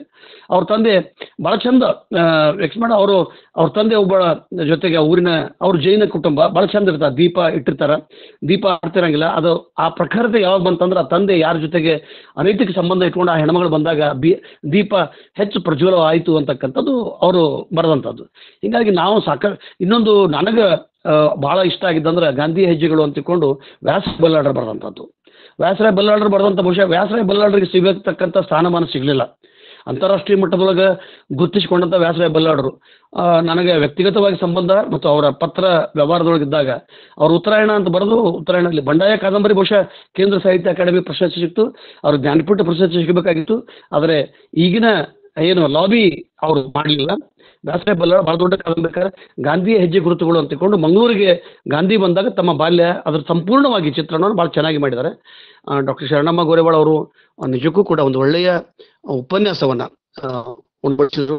ಅವ್ರು ಯಾವುದೇ ವಿಷಯ ಕೊಟ್ಟು ಕೂಡ ಬಹಳ ಪ್ರಿಪ್ರೇಷನ್ ಮಾಡಿ ಓದಿ, ಬಹುಶಃ ಅವರಿಗೆ ಇನ್ನೂ ಒಂದು ಅರ್ಧ ಗಂಟೆ 1 ಗಂಟೆ ಕೊಟ್ಟರು ಕೂಡ ಇಲ್ಲಿಯವರೆಗೆ ಬರೆದಂಥ ಎಲ್ಲ ಆತ್ಮಕಥೆಗಳ ಬಗ್ಗೆ ಅವ್ರು ಹೇಳ್ತಕ್ಕಂಥ ಮಾಡಿದ್ರು. ಅವ್ರು ಇಷ್ಟವಾದಂಥ ವಿಷಯ ನನ್ನ ಜೊತೆ ಯಾವಾಗಲೂ ಹೇಳ್ತಿದ್ರು, ನನಗೆ ಗಟ್ಟಿವಾಳ ಯಾವ್ಯಾವ ಕೊಟ್ಟು ಅವ್ರಿಗೆ ಗಟ್ಟಿ ಮಾಡ್ತಿದ್ರು. ನನಗೆ ಕನ್ನಡ ಸಾಹಿತ್ಯದಲ್ಲಿ ಆತ್ಮಚರಿತ್ರೆ ಕೊಡಿಸ್ರು ಅಂತಂದಾಗ ಅವರ ಆಶಯ ನಮ್ಮ ತಾಯಿ ಪ್ರೊಫೆಸರ್ ಶಾರದಾ ಪಾಟೀಲ್ ಮೇಡಮ್ ಅವ್ರು ಅಂತಿದ್ರು, ಅದನ್ನ ಅವ್ರಿಗೆ ಕೊಡ್ರಿ ಅಂತ ತಿಳ್ಕೊಂಡು ಬಹಳ ತುಂಬಾ ಚೆನ್ನಾಗಿ ಮಾಡಿದ್ದಾರೆ. ಸಾಕಷ್ಟು ಜನರು ಇಲ್ಲಿ ಬಂದಿದ್ದಾರೆ.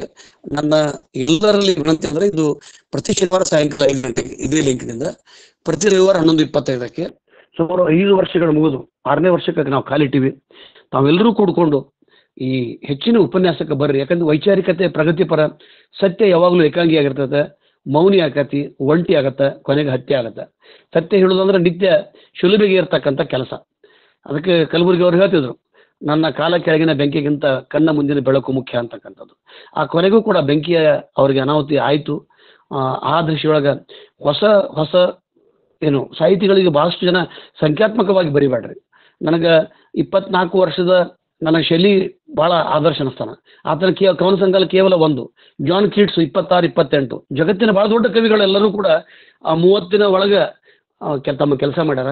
ಆ ಹಿನ್ನೆಲೆ ಒಳಗೆ ಸಾಹಿತ್ಯ ಅಂತಕ್ಕಂಥದ್ದು ಒಂದು ತಪಸ್ಸದು, ಇಟ್ ಇಸ್ ಮೆಡಿಟೇಷನ್. ನನಗೆ ಕುವೆಂಪುರವಾದ ರವಿ ಕಾಣದ್ದನ್ನು ಕವಿ ಕಂಡನಂತಕ್ಕಂಥದ್ದು ಉದ್ದೇಶ ಅಂತಂದ್ರೆ ಅಲ್ಲಿ ಅಧ್ಯಾತ್ಮ, ಅಲ್ಲಿ ಚೈತನ್ಯ, ತನ್ನನ್ನು ತಾನು ಹುಡುಕಾಟ, ತನ್ನನ್ನು ತಾನು ತೊಡಗಿಸ್ಕೊಳ್ತಕ್ಕಂಥದ್ದು. ಅವೆಲ್ಲವೂ ಕೂಡ ನಾವು ಇಡೀ ಜಗತ್ತಿನ ವರ್ಡ್ಸ್ವರ್ತನು ಕೂಡ ಹೇಳ್ತಾನೆ, throw your books, turn your tables and throw your books, come to the nature is the teacher of a poet ಅಂತ. ನಿಸರ್ಗದ ವನ್ನ ನೀನು ಪ್ರೀತಿಸು, ಅದನ್ನು ಶರಣರು ಬಯಲು ಅಂತಂದರು. ಶರಣವರ ಬಯಲನ್ನು ಬಹಳಷ್ಟು ಪ್ರೀತಿಸಿಕೊಂಡ್ರು, ಬಯಲೊಳಗೆ ಹುಟ್ಟಿ ಬಯಲೊಳಗೆ ಬಯಲಾದರು ಅಂತಕ್ಕಂಥ ವಿಷಯ ಮುಕ್ತವಾಗಿ ಅದರ ನಿರಪೇಕ್ಷತೆ, ಯಾವುದೂ ಸೋಂಕು ಇಲ್ಲ, ಹುಟ್ಟಿದಾಗ ನಗೆ ಇಲ್ಲ, ಸತ್ತಾಗ ಅಳುವಿಲ್ಲ. ಇಂಥ ಒಂದು ವಿಷಯವನ್ನು ತುಂಬ ಚೆನ್ನಾಗಿ ಪ್ರತಿಪಾದನೆ ಮಾಡಿದ್ದಾರೆ. ನಮ್ಮ ಶಂಕರ್ ಕುಪ್ಪತ್ತೂರು ಹೇಳಿದಾಗೆ ಪಾಗೀಸ್ ಅವರು ಮತ್ತು ಕಾತರ್ಕಿ ಅವರು, ಇನ್ನೂ ಹೊಸಬರು ಜನ ಬಂದಿದ್ದಾರೆ. ಅವರೆಲ್ಲರೂ ಕೂಡ ಹೆಚ್ಚಿನ ಸಂಖ್ಯೆಯೊಳಗೆ ಭಾಗವಹಿಸ್ರಿ, ಸದಸ್ಯರಾಗ್ರಿ. ಇದೊಂದು ಬುದ್ಧ ಬಸವಣ್ಣ ಒಬ್ಬ ಬಹಳ ದೊಡ್ಡ ಕ್ರಾಂತಿಕಾರಿ, ಜಗತ್ತು ಕಂಡಂತ ಬಹಳ ದೊಡ್ಡ ಕ್ರಾಂತಿಕಾರಿ. ಆತನ ಕನಸನ್ನು ನನಸು ಮಾಡಲಿಕ್ಕೆ ನಾವೆಲ್ಲರೂ ಹೋರಾಡೋಣ ಅಂತ ಹೇಳ್ತಾ ಎಲ್ಲರಿಗೆ ಭಕ್ತಿಪೂರ್ವಕ ಶರಣಾರ್ಥಿಗಳು. ಸಮಗ್ರವಾಗಿ ಆತ್ಮಚರಿತ್ರೆ ಬಗ್ಗೆ ಬಹಳಷ್ಟು ಮಾರ್ಗದರ್ಶನ ನೀಡಿರ್ತಕ್ಕಂಥ ಡಾಕ್ಟರ್ ಶಶಿಕಾಂತ್ ಪಟ್ಟಣ್ ಸರ್ ಅವರಿಗೆ ಅನಂತ ಧನ್ಯವಾದಗಳು. ಹಾಗೇನೆ ಸಂವಾದದಲ್ಲಿ ಧರ್ಮೇಂದ್ರ ಕುಮಾರ್ ಸಿ ಅವರು ತಮ್ಮ ಅಭಿಪ್ರಾಯಗಳನ್ನು ಹಂಚ್ಕೋಬೇಕಂತ ಅವ್ರಲ್ಲಿ ವಿನಂತಿಸ್ಕೊಳ್ತಾ ಇದ್ದಾರೆ. ಎಲ್ಲರಿಗೂ ಶರಣಾರ್ಥಿ. ಶರಣ ಮಕ್ಕಳಿಗೆ ಮೊದಲನೇದಾಗಿ ಹೃತ್ಪೂರ್ವಕ ಧನ್ಯವಾದಗಳನ್ನ ಹೇಳ್ತೇನೆ. ನಾನು ಸಹ ತುಂಬಾ ಸಾಹಿತ್ಯ ಕೃತಿಗಳನ್ನ ತುಂಬಾ ಇಷ್ಟಪಡುವಂತನು, ತುಂಬಾ ವ್ಯಾಪಕ ಸ್ವಲ್ಪ ಓದ್ಕೊಂಡ್ರು, ತುಂಬಾ ಪ್ರೀತಿ ಇರುವಂತದ್ದು. ಹಾಗೆ ಅಕ್ಕ ಇವತ್ತೇನು ಆತ್ಮಕಥೆಗಳನ್ನ ಇವತ್ತು ಅವಲೋಕನ ಮಾಡಿದ್ರು, ಅಷ್ಟು ಆತ್ಮಕಥೆಗಳನ್ನ ನಾನು ಸಹ ಓದ್ಕೊಂಡಿದ್ದೀನಿ ಅನ್ನೋದು ತುಂಬಾ ಸಂತೋಷ ಆಯ್ತು. ಹಾಗಾಗಿ ನಾನು ಅಭಿಪ್ರಾಯ ಹಂಚ್ಕೋಬೇಕು ನಮ್ಮ ಹತ್ರ ಅಂತ ನಾನು ಮಾತಾಡ್ಲಿಕ್ಕೆ ಅವಕಾಶ ಪಡ್ಕೊಂಡೆ. ನಿಜವಾಗ್ಲು ಈ ತರ ಒಂದು ಕಾರ್ಯಕ್ರಮಗಳು ಆಗ್ತಾ ಇರ್ಬೇಕು ಸಾಹಿತ್ಯಿಕವಾಗಿ. ನಾವು ಅಂದ್ರೆ ಏನಕ್ಕೆ ಇದು ಹೇಳಿಕ್ಕೆ ಇಷ್ಟಪಡ್ತೀನಿ ಅಂದ್ರೆ, ನಮ್ಮನ್ನ ನಾವು ಯಾವ ತರ ಗುರುತಿಸ್ಕೋಬೇಕು ಅಂದ್ರೆ ಸಾಹಿತ್ಯದ ಪರಿಚಾರಕ ಅಂತ ಗುರುಸ್ಕೊಳ್ಲಿಕ್ಕೆ ನಾನು ಸಹ ಇಷ್ಟಪಡ್ತೇನೆ. ಯಾಕಂದ್ರೆ ಈ ತರ ಸಾಹಿತ್ಯದ ಮುಖಾಂತರ ನಾನು ಸಹ ಬಸವಣ್ಣನ ಶರಣ ಸಮಾಜವನ್ನು ಅರ್ಥ ಮಾಡ್ಕೊಳ್ಳಿಕ್ಕೆ ಸಾಧ್ಯವಾಗಿದ್ದು. ಹಾಗಾಗಿ ಸಾಹಿತ್ಯದ ಓದು ತುಂಬಾ ಇವತ್ತು ಅಗತ್ಯ ಇದೆ. ಅದ್ರ ಮುಖಾಂತರ ನಾವು ಒಂದು ಅದ್ಭುತವಾದಂತ ಒಂದು ಸಮಾಜವನ್ನ ಕಟ್ಟಬಹುದು ಅಂತ ನಾನು ಯಾವಾಗ್ಲೂ ಭಾವಿಸ್ತೇನೆ. ಜೀವ ಪರುವಂತದ್ದು ಧ್ವನಿಯೆಲ್ಲ ಕಾಣ್ಬೇಕು ಅಂತಂದ್ರೆ ಅದಕ್ಕೆ ನಮ್ಮ ಶರಣರು ಕೊಟ್ಟಂತ ಕೊಡುಗೆ ಇವೆಲ್ಲವೂ ಸಹ ಬದುಕಿನ ಸಾಹಿತ್ಯದ ಬಹಳ ದೊಡ್ಡ ಭಾಗ. ಈ ಎಲ್ಲ ಆತ್ಮಕಥನಗಳು ಸಹ ನಮಗೆ ಬಹಳ ಮುಖ್ಯವಾಗುತ್ತೆ ಆತ್ಮಾವಲೋಕನ ಮಾಡ್ಕೊಳ್ಲಿಕ್ಕೆ, ಮತ್ತೆ ಇವತ್ತಿನ ವರ್ತಮಾನವನ್ನು ಅರ್ಥ ಮಾಡ್ಕೊಳ್ಲಿಕ್ಕೆ ಆಗಿರ್ಬೋದು, ಹಿಂದೆ ಆದಂತ ಘಟನೆಗಳನ್ನು ಅರಿಲಿಕ್ಕೆ ಆಗಿರ್ಬೋದು. ಒಂದು ಕನ್ನಡಿ ಸಮಾಜದ ಒಂದು ಕನ್ನಡಿ ತರ ನಾವು ಈ ಸಾಹಿತ್ಯ ಕೃತಿಗಳ ಮುಖಾಂತರ ಅರ್ಥ ಮಾಡ್ಕೊಳ್ಳಿಕ್ಕೆ ತುಂಬಾ ಸಹಾಯಕವಾಗುತ್ತೆ. ಅದಕ್ಕೆ ಅಕ್ಕ ಇವತ್ತು ತುಂಬಾ ಚೆನ್ನಾಗಿ ಒಂದು ಫೌಂಡೇಶನ್ ಹಾಕ್ಬಿಟ್ರು. ಇವತ್ತು ಈ ಕಾರ್ಯಕ್ರಮ ಈ ತರ ನಡೀತಾ ಇರಲಿಲ್ಲ ಅಪರೂಪಕ್ಕಾರು. ಹಾಗಾಗಿ ನಾನು ಧನ್ಯವಾದ ಹೇಳ್ಬೇಕಾಗಿತ್ತು. ಹಾಗಾಗಿ ನಾನು ಮಾತಾಡ್ಲಿಕ್ಕೆ ಅವಕಾಶ ಕೊಟ್ರಿ. ಧನ್ಯವಾದಗಳು ಅಕ್ಕ. ಶರಣಾರ್ಥಿ ಎಲ್ಲರಿಗೂ. ಧನ್ಯವಾದಗಳು ಸರ್ ಧರ್ಮೇಂದ್ರ ಸರ್. ಮತ್ತಾರಾದ್ರೂ ಸಂವಾದದಲ್ಲಿ ಭಾಗವಹಿಸ್ತೀರಾ? ಯಾರಾದ್ರೂ ಮಾತನಾಡೋರಿದ್ರೆ 1 ನಿಮಿಷ ತಮ್ಮ ಅಭಿಪ್ರಾಯಗಳನ್ನ ಹಂಚ್ಕೋಬೇಕಂತ ಅವ್ರಲ್ಲಿ ವಿನಂತಿಸ್ಕೊಳ್ತಾ ಇದ್ದೇವೆ.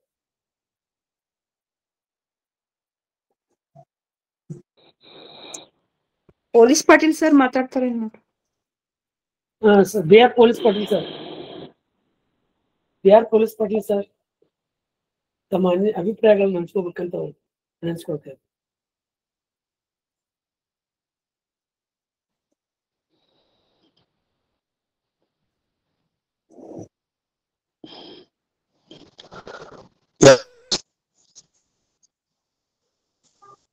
ಅವ್ರ ಇಲ್ಲ ಅನಿಸ್ತೈತ್ರಿ. ಪಡ್ನಾಡ್ ಸರ್ ಮಾತಾಡ್ತಾರೆ ಅಂತ ಕೇಳಿ.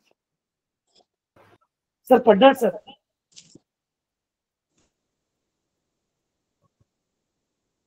ಸರ್ ತಮ್ಮ ಅಭಿಪ್ರಾಯಗಳನ್ನು ಈ ವೇದಿಕೆಗೆ ಹಂಚ್ಕೋಬೇಕಂತ ನೆನೆಸ್ಕೊಳ್ತಾ ಇದ್ದೀನಿ. ಮತ್ತೆ ಯಾರಾದ್ರೂ ಮಾತನಾಡೋರಿದ್ರೆ ಬೇಗನೆ 1 ನಿಮಿಷ ತಮ್ಮ ಅಭಿಪ್ರಾಯವನ್ನು ಹಂಚ್ಕೊಳ್ಳಿಕ್ಕೆ ಇಲ್ಲಿ ಅವಕಾಶ ಇದೆ.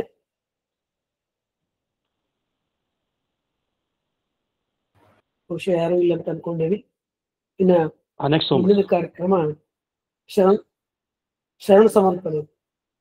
ಆ ಶರಣ ಸಮರ್ಪಣೆಯನ್ನ ಶರಣ ಪುಷ್ಪಾ ಪಾಟೀಲ್ ಅವರು ನೆರವೇರಿಸಬೇಕು ಅಂತ ಅವರಲ್ಲಿ ವಿನಂತಿಸ್ಕೊಳ್ತಾರೆ. ವಚನ ಅಧ್ಯಯನ ವೇದಿಕೆ, ಬಸವಾದಿ ಶರಣರ ಚಿಂತನ ಕೂಟ ಹಾಗೂ ಅಕ್ಕನ ಅರಿವು ಸಂಘಟನೆಯ ಮಾರ್ಗದರ್ಶಕರಾದ ಹಾಗೂ ಅಧ್ಯಕ್ಷರಾದ ಡಾಕ್ಟರ್ ಶಶಿಕಾಂತ್ ಪಟ್ಟಣ್ ಸರ್ ಅವರಿಗೆ ನನ್ನ ಭಕ್ತಿಪೂರ್ವಕ ಶರಣಾರ್ಥಿಗಳು.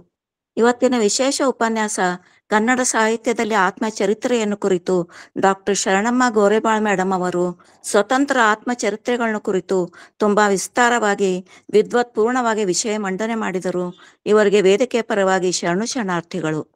ವಚನ ಪ್ರಾರ್ಥನೆಯನ್ನು ಸುಶ್ರಾವ್ಯವಾಗಿ ಹಾಡಿದ ಶರಣೆ ಗಾನ ಕೋಕಿಲೆ ವಿದ್ಯಾ ಮಗ್ದುಮ್ ಅವರಿಗೆ ಧನ್ಯವಾದಗಳು. ಸ್ವಾಗತ ಹಾಗೂ ಪ್ರಾಸ್ತಾವಿಕ ಪರಿಚಯವನ್ನು ತುಂಬಾ ಭಾವನಾತ್ಮಕವಾಗಿ ಮಾಡಿಕೊಟ್ಟ ಡಾಕ್ಟರ್ ಸಾವಿತ್ರಿ ಕಮಲಾಪುರ್ ಮೇಡಮ್ ಅವರಿಗೂ ಶರಣಾರ್ಥಿಗಳು. ಕಾರ್ಯಕ್ರಮದ ನಿರ್ವಹಣೆಯನ್ನು ಕ್ರಮಬದ್ಧವಾಗಿ ಸೂಕ್ತವಾಗಿ ನಡೆಸಿಕೊಟ್ಟ ಶರಣ ಶಂಕರ್ ಕುಪ್ಪಸ್ ಸರ್ ಅವರಿಗೆ ವೇದಿಕೆಯ ಪರವಾಗಿ ಧನ್ಯವಾದಗಳು. ತಾಂತ್ರಿಕ ಸಹಾಯವನ್ನು ನೀಡುತ್ತಾ ಈ ಸಂಘಟನೆಯನ್ನು ಸುಗಮವಾಗಿ ಮುಂದುವರಿಸಿಕೊಂಡು ಹೋಗುತ್ತಿರುವ ಡಾಕ್ಟರ್ ದಾನಮ್ಮ ಝಳ್ಕೆ ಮೇಡಮ್ ಅವರಿಗೂ ಧನ್ಯವಾದಗಳು. ಈಗ ವಚನ ಮಂಗಳವನ್ನು ಮಾಡಲಿರುವ ಶರಣೆ ಜಗದೇವಿ ದಂಡ್ರ ಅವರಿಗೂ ವೇದಿಕೆಯ ಪರವಾಗಿ ಶರಣು ಶರಣಾರ್ಥಿಗಳು. ಈ ವೇದಿಕೆಯ ಸಂಯೋಜಕರಾದ ಶರಣ ಸಂಜೀವ್ ಗೌರ, ಶರಣ ಭೀಮಪ್ಪ ಹೆಬ್ಬಾಳ್, ಶರಣ ಸಿದ್ದಪ್ಪ ಪಡ್ನಾಡ್, ಶರಣೆ ರೇಣುಕಾ ಮಂಗಳೂರ್, ಶರಣ ವಿಜಯ ಮಂಗಳೂರ್, ಶರಣೆ ಅನಿತಾ ಬಸವರಾಜ್ ಹಾಗೂ ಸಂಘಟಕರಾದ ಶರಣೆ ಪ್ರೊಫೆಸರ್ ಶಾರದಮ್ಮ ಪಾಟೀಲ್, ಶರಣೆ ಗೌರಮ್ಮ ನಾಶಿ, ಶರಣೆ ಸುಧಾ ಪಾಟೀಲ್ ಅವರಿಗೂ ಹಾಗೂ ತಮಗೆ ಎಲ್ಲರಿಗೂ ಈ ವೇದಿಕೆಯ ಪರವಾಗಿ ಭಕ್ತಿಪೂರ್ವಕ ಶರಣು ಶರಣಾರ್ಥಿಗಳು.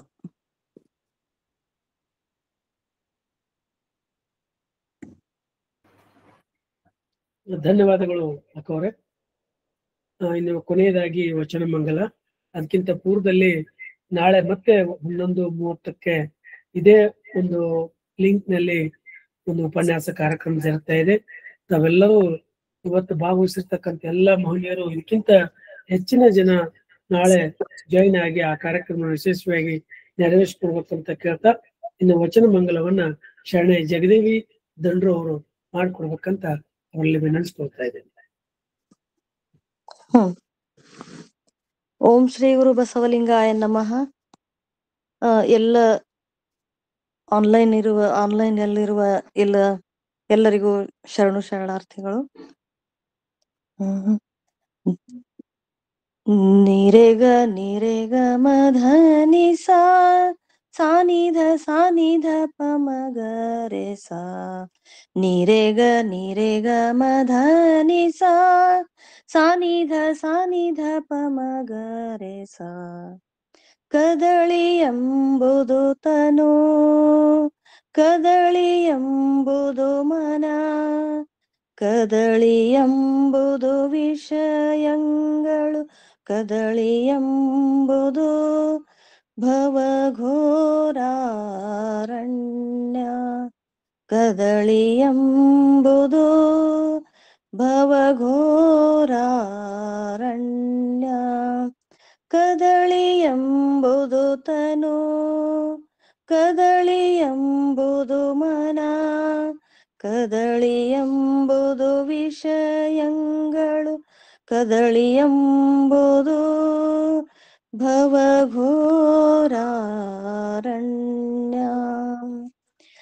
ಈ ಕದಳಿ ಎಂಬುದ ಗೆದ್ದು ತವೇ ಬದುಕಿ ಬಂದು ಈ ಕದಳಿ ಎಂಬುದ ಗೆದ್ದು ತವೇ ಬದುಕಿ ಬಂದು ಕದಳಿ ಬನದಲ್ಲಿ ಭವಹರನ ಕಂಡೇನು ಕದಳಿ ಬನದಲ್ಲಿ ಭವಹರನ ಕಂಡೇನು ಈ ಕದಳಿ ಎಂಬುದ ಗೆದ್ದು ತವೇ ಬದುಕಿ ಬಂದು ಕದಳಿ ಬನದಲ್ಲಿ ಭವಹರನ ಕಂಡೇನು ಕದಳಿ ಬನದಲ್ಲಿ ಭವಹರನ ಕಂಡೇನು ನಿರೇಗ ನಿರೇಗ ಮಧನಿ ಸಾನಿಧ ಸಾನಿಧ ಪಮ ಗರೆ ಸಾ ಭವ ಗೆದ್ದು ಬಂದ ಮಗಳೇ ಎಂದು ಕರುಣದಿ ತೆಗೆದು ಭವ ಗೆದ್ದು ಬಂದ ಮಗಳೇ ಎಂದು ಕರುಣದಿ ತೆಗೆದು ಬಿಗಿದಪ್ಪಿದಡೆ ಭವ ಗೆದ್ದು ಬಂದ ಮಗಳೇ ಎಂದು ಕರುಣದಿ ತೆಗೆದು ಬಿಗಿದಪ್ಪಿದಡೆ